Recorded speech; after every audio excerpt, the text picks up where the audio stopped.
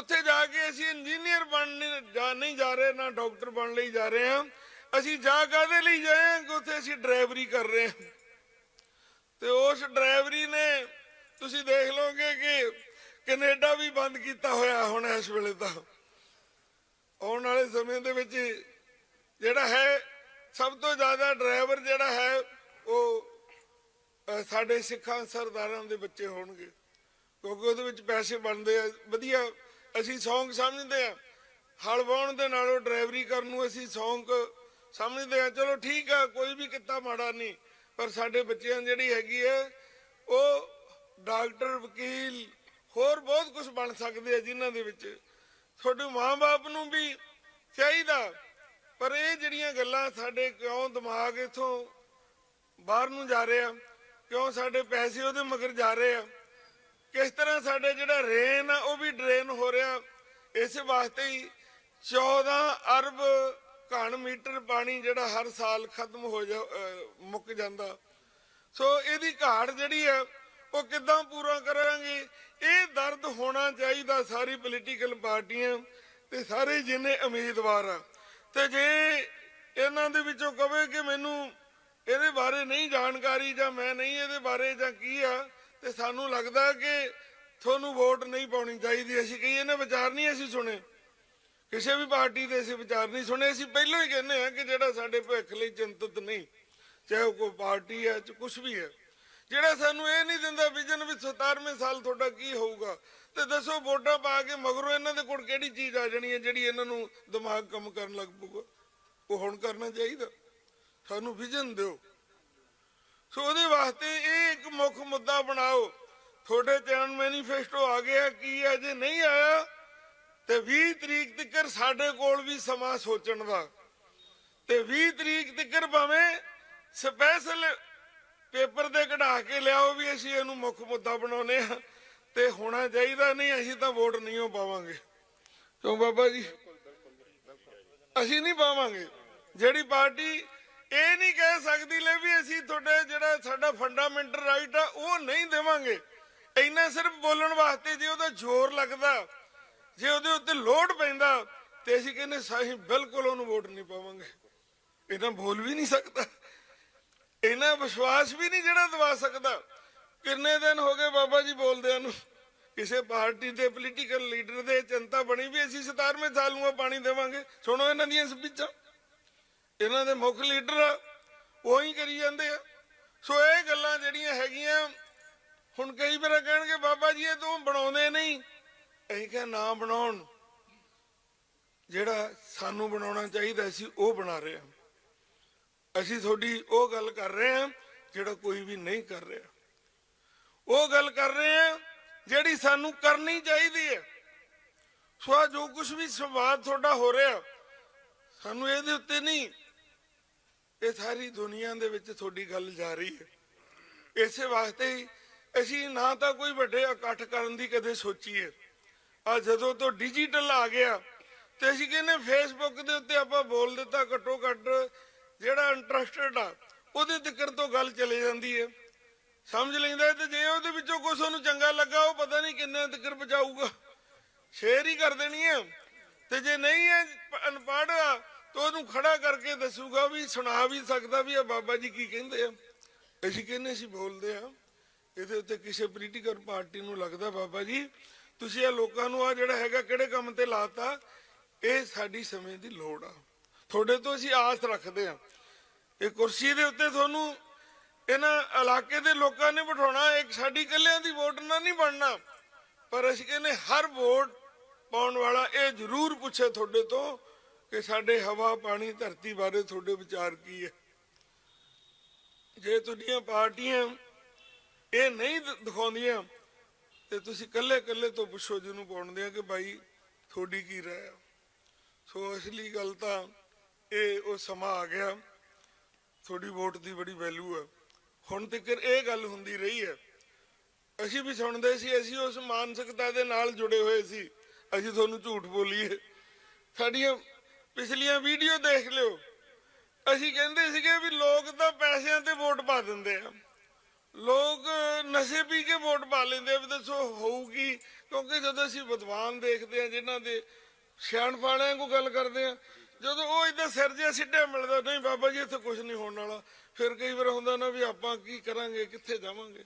ਪਰ ਸਾਡੀ ਸੋਚ ਆ, ਹਮੇਸ਼ਾ ਅਸੀਂ ਕੋਸ਼ਿਸ਼ ਕਰਦੇ ਹਾਂ ਕਿ ਹੋ ਸਕਦਾ ਕਿ ਸਾਡੀ ਸੋਚ ਜਿਹੜੀ ਹੈਗੀ ਹੈ, ਜੇ ਸੋਚਾਂਗੇ ਜਿਸ ਵਿਸ਼ੇ ਦੇ ਉੱਤੇ, ਉਹਦਾ ਹੱਲ ਵਾਹਿਗੁਰੂ ਦਿੰਦਾ। ਅਸੀਂ ਉਹ ਨਿਰਾਸ਼ਤਾ ਦੇ ਵਿੱਚ ਅਸੀਂ ਕਿਹਾ ਵੀ ਕੀ ਇਹਦਾ ਹੋ ਸਕਦਾ, ਉਹ ਤਾਂ ਅੱਗੇ ਹੀ ਪ੍ਰਚਾਰ ਕਰਦੇ ਆ ਵੀ ਅਸੀਂ ਵੋਟਾਂ ਪੈਸੇ ਲੈ ਕੇ ਨਾ ਪਾਓ, ਨਸ਼ਿਆਂ ਤੇ ਨਾ ਪਾਓ, ਕਿਸੇ ਦੇ ਪ੍ਰਭਾਵ ਥੱਲੇ ਨਾ ਆਓ, ਤੁਹਾਨੂੰ ਸੁਤੰਤਰ ਆ ਤੁਸੀਂ। ਸੋ ਫਿਰ ਜਿਹੜਾ ਸੀਗਾ ਸਾਡੇ ਮਨ ਦੇ ਵਿੱਚ ਆਇਆ ਕਿ 50% ਤੇ ਸਾਡੀਆਂ ਸਤਿਕਾਰਯੋਗ ਬੀਬੀਆਂ ਇਹ ਵੋਟ ਪਾਉਂਦੀਆਂ। ਸਾਨੂੰ ਨਹੀਂ ਲੱਗਦਾ, ਤੁਸੀਂ ਵੀ ਕਮੈਂਟ ਕਰਕੇ ਦੱਸ ਸਕਦੇ ਆ, ਬਾਬਾ ਜੀ ਸਾਡੇ ਪਿੰਡ 'ਚੋਂ ਇੰਨੀਆਂ ਬੀਬੀਆਂ ਸ਼ਰਾਬ ਪੀ ਕੇ ਵੋਟ ਪਾਉਂਦੀਆਂ, ਦੱਸੋ ਹੱਥ ਖੜੇ ਕਰਕੇ ਤੁਹਾਡੇ ਪਿੰਡੋਂ ਕੋਈ ਪਾਉਂਦੀ ਬੀਬੀ? ਕਰੋ ਹੱਥ ਖੜੇ। ਬੰਦਿਆਂ ਦੀ ਨਹੀਂ ਗੱਲ ਕੀਤੀ, ਪੀਂਦਾ ਤੁਹਾਡੇ ਪਿੰਡੋਂ ਕੋਈ? ਨਹੀਂ ਪੀਂਦਾ, ਕਿਉਂਕਿ ਅਸੀਂ 50% ਤੋਂ ਕੱਢ ਲਈਏ।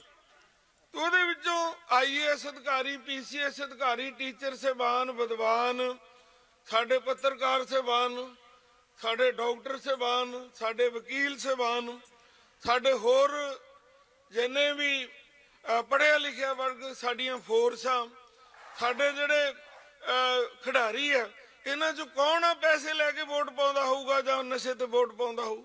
ਤੁਸੀਂ ਵਿਸ਼ਵਾਸ ਕਰ ਸਕਦੇ ਆ? ਚੀਮਾ ਸਾਹਿਬ, ਕੋਈ ਖਿਡਾਰੀ ਅਗਲਾ ਕਹੂਗਾ ਭਾਈ ਤੇਰੇ ਨਾਲ ਪਿਆਰ ਆ ਵੋਟ ਪਾ ਦੇ ਨਾ, ਜੇ ਨਸ਼ਿਆਂ ਦੀ ਗੱਲ ਕਰਦੇ ਫਿਰ ਸਾਡੀ ਨਸ਼ਾ ਵੱਡਾ ਹੋਇਆ, ਵੋਟ ਨਹੀਂ ਵੱਡੀ ਹੋਈ।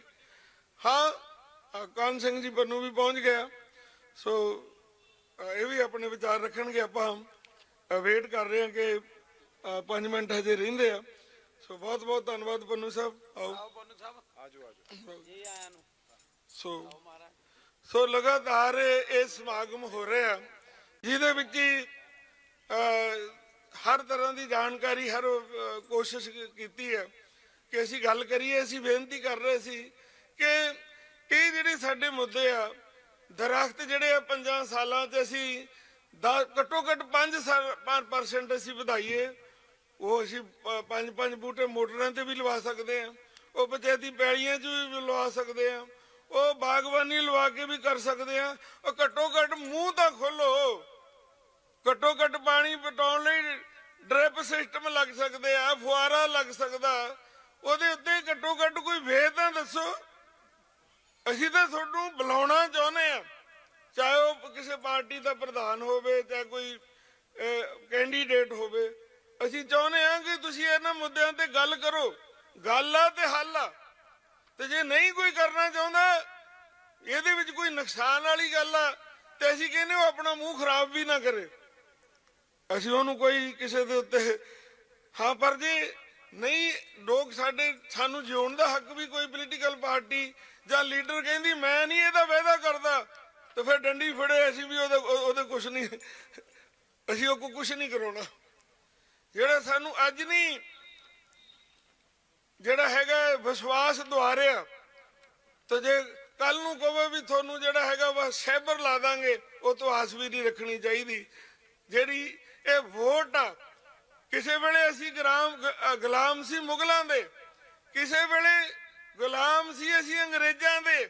ਉਹ ਅੰਗਰੇਜ਼ਾਂ ਤੋਂ, ਮੁਗਲਾਂ ਤੋਂ ਉਹ ਸੂਰਬੀਰ ਸਰਲੱਥਾਂ ਨੇ ਕੁਰਬਾਨੀਆਂ ਦਿੱਤੀਆਂ, ਫਾਂਸੀਆਂ ਚੁੰਮੀਆਂ, ਕਾਲੇ ਪਾਲੀਆਂ ਦੀਆਂ ਜੇਲ੍ਹਾਂ 'ਚ ਜਾ ਕੇ ਦੇਖੋ ਉਹਨਾਂ ਦੀ। ਹੁਣ ਤਾਂ ਗੂਗਲ ਤੋਂ ਸਾਨੂੰ ਮਿਲ ਜਾਂਦਾ, ਫੇਸਬੁੱਕ ਤੋਂ। ਉਹਨਾਂ ਨੇ ਕਾਹਦੇ ਵਾਸਤੇ? ਕਿ ਸਾਡੇ ਨੈਚੁਰਲ ਸੋਰਸਸ ਦਾ ਘਾਣ ਹੋ ਰਿਹਾ। ਇਹ ਸਾਡੀ ਜਿਹੜੇ ਲੋਕਾਂ ਨੂੰ ਇੱਥੋਂ ਲਿਜਾ ਕੇ ਇਹ ਪਸ਼ੂਆਂ ਦੀ ਤਰ੍ਹਾਂ ਸਾਡੇ ਨਾਲ ਬਿਹੇਵ ਕਰ ਰਹੇ ਆ। ਉਹਨਾਂ ਨੇ ਉਸ ਵੇਲੇ ਲੜਾਈਆਂ ਲੜੀਆਂ, ਸਿਰ ਸਿੱਟੇ ਵਾਲੇ ਉਦੋਂ ਵੀ ਪਤਾ ਨਹੀਂ ਕਿੰਨੇ ਕੁ ਤੁਰੇ ਫਿਰਦੇ ਹੋਣਗੇ। ਸੋ ਉਹਨਾਂ ਦੀਆਂ ਕੁਰਬਾਨੀਆਂ ਸਦਕਾ, ਤੇ ਉਹ ਕੁਰਬਾਨੀਆਂ ਨੂੰ ਫੜ ਲਾਉਣ ਵਾਲਾ ਧੰਨ ਧੰਨ ਸਾਹਿਬ ਸ੍ਰੀ ਗੁਰੂ ਨਾਨਕ ਦੇਵ ਮਹਾਰਾਜ, ਜਿਨ੍ਹਾਂ ਨੇ ਸਾਨੂੰ ਰੋਜ਼ਾਨਾ ਇਹ ਸਬਕ ਦਿੱਤਾ, ਪਵਨ ਗੁਰੂ ਪਾਣੀ ਪਿਤਾ, ਮਾਤਾ ਧਰਤ ਮਹਤ ਪਹਿਲਾ ਪਾਣੀ ਜੀਓ ਹੈ, ਜਿਤ ਹਰਿਆ ਸਭ ਕੋਏ, ਬਲਹਾਰੀ ਕੁਦਰਤ ਵਸਿਆ ਤੇਰਾ ਅੰਤ ਨ ਜਾਈ ਲਖਿਆ। ਸੋ ਉਹ ਜਿਹੜਾ ਸਾਨੂੰ ਬਖਸ਼ਿਸ਼ ਕੀਤੀ, ਅੱਜ ਅਸੀਂ ਕਿੱਥੇ ਪਹੁੰਚ ਗਏ ਹਾਂ।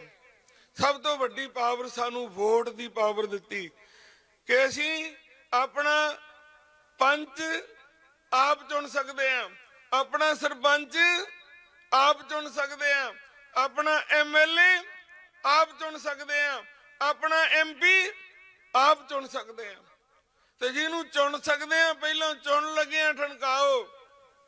ਜੇ ਪਹਿਲਾਂ ਉਸ ਤੋਂ ਇਹ ਗੱਲਾਂ ਕਰ ਲਓਗੇ ਫਿਰ ਉਹਦਾ ਧਿਆਨ ਹੋਊਗਾ ਕਿ ਇਹ ਵਾਅਦੇ ਮੈਂ ਕੀਤੇ ਹੋਏ ਆ, ਇਹ ਪਬਲਿਕ 'ਚ ਵਾਅਦੇ ਕੀਤੇ ਹੋਏ ਆ। ਸੋ ਇਸ ਵਾਸਤੇ ਜੇ ਇਹ ਗੱਲਾਂ ਤੁਸੀਂ ਅੱਜ ਨਹੀਂ ਕਰਦੇ, ਜਦੋਂ ਵੋਟ ਪੈ ਗਈ ਫਿਰ ਉਹਨਾਂ ਦੀ ਮਰਜ਼ੀ ਦੇ ਨਾਲ ਫੋਨ ਖੁੱਲਣੇ ਆ ਤੇ ਉਹਨਾਂ ਦੀ ਮਰਜ਼ੀ ਦੇ ਨਾਲ ਤੁਹਾਡੇ ਸਮਾਗਮ ਹੋਣੇ ਆ। ਸੋ ਇਸ ਵਾਸਤੇ ਸਾਡੀ ਬੇਨਤੀ ਹੈ ਕਿ ਸ਼ੁੱਧ ਹਵਾ, ਸ਼ੁੱਧ ਪਾਣੀ, ਸ਼ੁੱਧ ਖੁਰਾਕ ਸਾਡਾ ਮੌਲਿਕ ਅਧਿਕਾਰ ਆ। ਅਸੀਂ ਸਾਰੇ ਮੰਗ ਕਰਦੇ ਹਾਂ ਕਿਉਂਕਿ ਇਹਦੇ ਵਿੱਚ ਸਾਡੇ ਬੱਚਿਆਂ ਦਾ, ਜਲਚਰ ਜੀਵਾਂ ਦਾ, ਪਸ਼ੂ ਪੰਛੀਆਂ ਦਾ ਭਵਿੱਖ ਛੁਪਿਆ। ਕਈਆਂ ਦੇ ਮਨ ਵਿੱਚ ਹੋਵੇ ਵੀ ਜਿਹੜੇ ਖਰੇ ਬਾਬਾ ਜੀ ਗੱਲਾਂ ਕਰਦੇ ਆ ਇਹਦੇ ਉੱਤੇ ਕੋਈ ਰੁਪਈਏ ਲੱਗਣੇ ਆ, ਇਹ ਕੋਈ ਪੂਰੇ ਨਹੀਂ ਕਰ ਸਕਦਾ, ਇਹਦੇ ਉੱਤੇ ਕੁਝ ਵੀ ਨਹੀਂ ਲੱਗਣਾ। ਜੇ ਕੋਈ ਸਾਡੇ ਕੋਲ ਪੋਲੀਟੀਕਲ ਬੰਦਾ ਗੱਲ ਕਰੇ ਬਾਬਾ ਜੀ ਇਹਦੇ ਤੇ ਪੈਸੇ ਬਹੁਤ ਲੱਗਣੇ ਆ, ਪੰਜੀ ਨਹੀਂ ਇਹਦੇ ਉੱਤੇ ਲੱਗਣੀ। ਕਿਉਂਕਿ ਜੇ ਸਾਡਾ ਐਮਐਲਏ ਕੰਮ ਕਰੇ ਤੇ ਸਾਰਾ ਕੁਝ ਤਾਂ ਸਰਕਾਰ ਦੀ ਡਿਊਟੀ ਹੈ, ਲੋਕਾਂ ਤੋਂ ਤਾਂ ਪੰਜੀ ਇਕੱਠੀ ਕਰਨ ਦੀ ਲੋੜ ਹੀ ਨਹੀਂ। ਕਿਉਂਕਿ ਸਾਡਾ ਧਿਆਨ ਇਹਨਾਂ ਗੱਲਾਂ ਤੇ ਆਉਂਦਾ ਹੀ ਨਹੀਂਗਾ। ਅਸੀਂ ਤਾਂ ਗਲੀਆਂ ਨਾਲੀਆਂ ਤੱਕ ਰੱਖਿਆ, ਸਾਡੇ ਪਿੰਡ ਦੀ ਗਲੀ ਬਣ ਜਾ, ਸਾਡੇ ਪਿੰਡ ਦੀ ਨਾਲੀ ਬਣ ਜਾ। ਕਦੇ ਕਿਸੇ ਪਿੰਡ 'ਚ ਤੁਸੀਂ ਦੱਸੋ ਕੋਈ ਤੁਹਾਨੂੰ ਲਿਖ ਕੇ ਦਿੱਤਾ ਹੋਵੇ? ਕਿਤੇ ਮਾੜੀ ਮੋਟੀ ਕਹਿ ਦੇਣਗੇ ਜੀ ਅਸੀਂ ਡਿਸਪੈਂਸਰੀ 'ਚ ਸਾਡੇ ਸਕੂਲੇ ਟੀਚਰ ਆ ਜਾ, ਇਹ ਤੋਂ ਬਾਅਦ ਤਾਂ ਮੰਗੀ ਨਹੀਂ ਸਾਡੀ। ਸੋ এনवायरमेंट ਜਿਹੜਾ ਹੈ, ਅਸੀਂ ਕਹਿੰਦੇ ਆ ਕਿ ਅੱਗੇ ਕਿਸੇ ਵੀ ਪਾਰਟੀ ਨੇ ਮੁੱਦਾ ਬਣਾਇਆ ਹੀ ਨਹੀਂ, ਪਰ ਅਸੀਂ ਕਹਿੰਦੇ ਸਾਡਾ ਇਹ ਮੁੱਖ ਮੁੱਦਾ ਤੇ ਤੁਹਾਡਾ ਇਹ ਮੁੱਖ ਮੁੱਦਾ ਚਾਹੀਦਾ। ਇਸ ਵਾਸਤੇ ਅਸੀਂ ਇਕੱਠੇ ਹੋਏ ਆ ਤੇ ਇਹਦੇ ਉੱਤੇ ਮਹਾਂਪੁਰਸ਼ ਬਾਬਾ ਅਮਰੀਕ ਸਿੰਘ ਜੀ, ਮਹਾਂਪੁਰਸ਼ ਬਾਬਾ ਸੁਖਵਿੰਦਰ ਸਿੰਘ ਜੀ ਨਾਲਾ ਵਾਲੇ, ਲੋਹੀਆਂ ਤੋਂ ਬਾਬਾ ਪਾਲ ਸਿੰਘ ਜੀ, ਉਹਨਾਂ ਦੇ ਸਥਾਨ ਤੋਂ ਬਾਬਾ ਸਰਜੀਤ ਸਿੰਘ ਜੀ, ਸੋ ਖੰਡੇ ਵਾਲੇ ਮਹਾਂਪੁਰਸ਼ ਬਾਬਾ ਜਥੇਦਾਰ ਜੀ ਗਿਆਨੀ ਕੇਵਲ ਸਿੰਘ ਜੀ, ਕਾਨ ਸਿੰਘ ਜੀ ਪੰਨੂ, ਇਹ ਆਈਏਐਸ ਅਧਿਕਾਰੀ ਤੇ ਇਹ ਪੋਲੂਸ਼ਨ ਕੰਟਰੋਲ ਬੋਰਡ ਦੇ ਚੇਅਰਮੈਨ ਵੀ ਰਹੇ ਆ। ਤੇ ਉੱਥੇ ਵੀ ਤੁਹਾਨੂੰ ਦੱਸ ਸਕਦੇ ਆ ਵੀ ਬਾਬਾ ਜੀ ਦੀ ਕਾਰਗੁਜ਼ਾਰੀ ਕਿਹੋ ਜੀ ਸੀ, ਬੋਲ ਕੇ ਦੱਸ ਸਕਦੇ ਆ ਕਿ ਬਾਬਿਆਂ ਨੇ ਉੱਥੇ ਤੁਹਾਡੀ ਪੈਰਵਾਈ ਕੀਤੀ ਹੈ ਕਿ ਨਹੀਂ ਕੀਤੀ। ਕਿਉਂਕਿ ਉਹ ਕੇਸ ਜਿਹੜੇ ਜਦੋਂ ਅਸੀਂ ਪੋਲੂਸ਼ਨ ਕੰਟਰੋਲ ਬੋਰਡ ਦੇ ਮੈਂਬਰ ਬਣੇ ਤੇ ਉਹ ਇਹ ਕੀ ਹੁੰਦਾ ਸੀ, ਪੋਲੂਸ਼ਨ ਬੋਰਡ ਕਰਦਾ ਇੱਕ ਮਿਊਨਿਸਪਲ ਕਮੇਟੀ ਨੂੰ ਪੇਪਰ ਕੱਢਦਾ ਸੀ ਨੋਟਿਸ, ਉਹਦੇ ਉੱਤੇ ਕਿਉਂ ਲੱਗਾ ਹੋਵੇ ਤੁਹਾਡਾ ਗੰਦਾ ਪਾਣੀ ਪੈ ਰਿਹਾ, ਕਿਉਂ ਨਾ ਤੁਹਾਡੇ ਤੇ ਕਾਰਵਾਈ ਕੀਤੀ ਜਾਵੇ। ਤੇ ਉਹ 13 ਸਾਲ ਦੇ ਨੋਟਿਸ ਅਸੀਂ ਜਦੋਂ ਦੇਖੇ ਤੇ ਅਸੀਂ ਕਿਹਾ ਵੀ ਜੇ ਉਹ ਨਹੀਂ ਕੰਮ ਕਰਦੇ, ਤੁਸੀਂ ਉਹਦੀ ਹੀਅਰਿੰਗ ਕਰ ਲਈ ਹੈ ਤੇ ਇਹਨੂੰ ਜਿਹੜਾ ਹੈਗਾ ਕੋਰਟ 'ਚ ਭੇਜੋ। ਹੁਣ ਇੱਕ ਲੁਧਿਆਣੇ ਦੇ ਮੇਅਰ ਨੂੰ, ਜਲੰਧਰ ਦੇ ਮੇਅਰ ਨੂੰ ਜਾਂ ਉੱਥੇ ਦੇ ਅਧਿਕਾਰੀ ਨੂੰ ਕੋਰਟ ਭੇਜਣਾ ਕਿੱਡੀ ਵੱਡੀ ਗੱਲ ਆ। ਉੱਥੇ ਬਹਿਸ ਹੋਈ, ਅਸੀਂ ਕਹਿੰਦੇ ਤੁਹਾਡੇ ਕੋਲ ਨਹੀਂ ਹੈ, ਤੁਹਾਨੂੰ ਕੀ ਅਧਿਕਾਰ ਵੀ ਤੁਸੀਂ 15 ਸਾਲ ਉਹਦੀ ਵੇਟ ਕਰੀ ਜਾਓ, ਅਗਲੇ ਸਾਲ ਫੇਰ ਨੋਟਿਸ ਭੇਜੋ। ਸੋ ਇਹਨਾਂ ਨੇ ਉਹ ਮਤਾ ਪਾਸ ਕੀਤਾ, ਉਹਦੇ ਵਿੱਚ 30-32 ਮਿਊਨਿਸਪਲ ਕਮੇਟੀਆਂ ਦੇ ਉੱਤੇ ਕੇਸ ਦਰਜ ਹੋਏ। ਉਹ ਹੁਣ ਜਾ ਕੇ ਜਿੱਦਾਂ ਰਫਾ ਦਫਾ ਕਰਦੇ ਹੁੰਦੇ ਆ ਉਹ ਉੱਥੇ ਪਹੁੰਚੇ ਆ, ਪਰ ਹੁਣ ਆਉਣ ਵਾਲੇ ਸਮੇਂ ਦੇ ਵਿੱਚ ਜਿਹੜਾ ਹੈਗਾ ਜਿੱਦਣ ਤੁਸੀਂ ਅੱਜ ਗੱਲ ਕਰੋਗੇ ਕਿਸੇ ਸਾਡੇ ਅਧਿਕਾਰੀ ਦੇ ਉੱਤੇ ਪ੍ਰੈਸ਼ਰ ਨਾ ਹੋਵੇ। ਤੇ ਇਸੇ ਕਰਕੇ ਹੀ ਇਹਨਾਂ ਨੂੰ 6 ਮਹੀਨੇ ਦਾ ਹੀ ਸਮਾਂ ਦਿੱਤਾ ਤੇ ਫਿਰ ਇਹਨਾਂ ਨੂੰ ਵਾਪਸ ਬੁਲਾ ਲਿਆ, ਕਿਉਂਕਿ ਇਹ ਉਸ ਗੱਲ ਨੂੰ, ਪਰ ਉੱਥੇ ਜਿੱਥੇ ਚੇਅਰਮੈਨ ਆ ਉੱਥੇ ਵੀ ਇਹ ਤਾਂ ਹੀ ਉਹ ਮਤਾ ਪਾਸ ਹੁੰਦਾ ਜੇ ਉੱਥੇ ਮੋਰੇ ਜਿਹੜਾ ਵਿੱਚ ਬੈਠਾ ਵਾ ਉਹ ਗੱਲ ਕਰੇ। ਸੋ ਬਹੁਤ ਪੋਲੀਟੀਕਲ ਜਾਂ ਸਾਡੇ ਉਹ ਸਮੱਸਿਆ ਤਦੇ ਹੱਲ ਨਹੀਂ ਹੁੰਦੀਆਂ ਜਿਨ੍ਹਾਂ ਨੇ ਉੱਥੇ ਆਪਣਾ ਪੱਖ ਰੱਖਣਾ ਹੁੰਦਾ, ਲੋਕਾਂ ਦਾ ਪੱਖ ਰੱਖਣਾ ਹੁੰਦਾ। ਉਹ ਲੋਕਾਂ ਦਾ ਪੱਖ ਨਹੀਂ ਰੱਖਦਾ, ਉਹ ਕਹਿੰਦਾ ਮੇਰੇ ਪੱਖ 'ਚ ਕੀ ਹੁੰਦਾ। ਸੋ ਇਸ ਵਾਸਤੇ ਅਸੀਂ ਜਦੋਂ ਤੋਂ ਡਿਊਟੀ ਦਿੱਤੀ ਹੈ ਤੇ ਅਸੀਂ ਜਿਹੜਾ ਲੋਕਾਂ ਦਾ ਪੱਖ ਆ, ਲੋਕਾਂ ਦਾ ਕੀ ਹਾਲ ਆ, ਉਹ ਤੁਸੀਂ ਕਿਤੇ ਪੋਲੂਸ਼ਨ ਕੰਟਰੋਲ ਬੋਰਡ ਦਾ ਰਿਕਾਰਡ ਕਢਾ ਕੇ ਦੇਖੋਗੇ ਤੁਹਾਨੂੰ ਤਾਂ ਪਤਾ ਲੱਗੂ। ਸੋ ਕਹਿਣ ਦਾ ਭਾਵ ਕਿ ਸਾਨੂੰ ਆਪਣੀ ਡਿਊਟੀ ਜਿੰਨਾ ਚਿਰ ਮਿਲੀ ਹੈ ਉਹਨਾਂ ਚਿਰ ਇਮਾਨਦਾਰੀ ਨਾਲ ਕਰਨੀ ਚਾਹੀਦੀ ਹੈ। ਇਹਨਾਂ ਦਾ ਧੰਨਵਾਦ ਆ ਕਿ ਇਹਨਾਂ ਨੇ ਉਹ ਡਿਊਟੀ ਉਸ ਸਮੇਂ ਨਿਭਾਈ, ਤੇ ਜੇ ਨਾ ਨਿਭਾਈ ਹੁੰਦੀ ਅਸੀਂ ਹੋਰ ਕੁਝ ਬੋਲ ਦੇਣਾ ਸੀ। ਪਹਿਲੀ ਗੱਲ ਤਾਂ ਅਸੀਂ ਪੰਨੂ ਸਾਹਿਬ ਨੂੰ ਕਹਿਣਾ ਸੀ ਜੀ ਨਹੀਂ ਉਹਨਾਂ ਨੂੰ ਰਹਿਣ ਦਿਓ, ਕਿਉਂਕਿ ਦੱਸਣੀ ਬਣਦੀ ਹੈ ਕਿ ਇਹਨਾਂ ਨੇ ਉੱਥੇ ਕੰਮ ਕੀਤਾ, ਇਹਨਾਂ ਨੇ ਉਹ ਜ਼ਰੂਰਤ ਦਿਖਾਈ ਹੈ। ਭਾਵੇਂ 6 ਮਹੀਨੇ ਅਧਿਕਾਰੀ ਨੂੰ ਕੀ ਕਰ ਲੂਗਾ, ਬਦਲੀ ਕਰ ਦੂਗਾ ਕੁਛ ਨਹੀਂ। ਤੇ ਜਿਹੜੇ ਕਰਨ ਵਾਲਾ ਉਹਨੇ ਅਗਲੇ ਜਾ ਕੇ ਮਹਿਕਮੇ 'ਚ ਉੱਥੇ ਭੜਥੂ ਪਾ ਦੇਣਾ ਹੁੰਦਾ, ਕਿਉਂਕਿ ਉਹਨੇ ਕੰਮ ਕਰਨਾ ਹੁੰਦਾ, ਦੂਸਰਿਆਂ ਕੋ ਆਸ ਹੁੰਦੀ ਹੈ।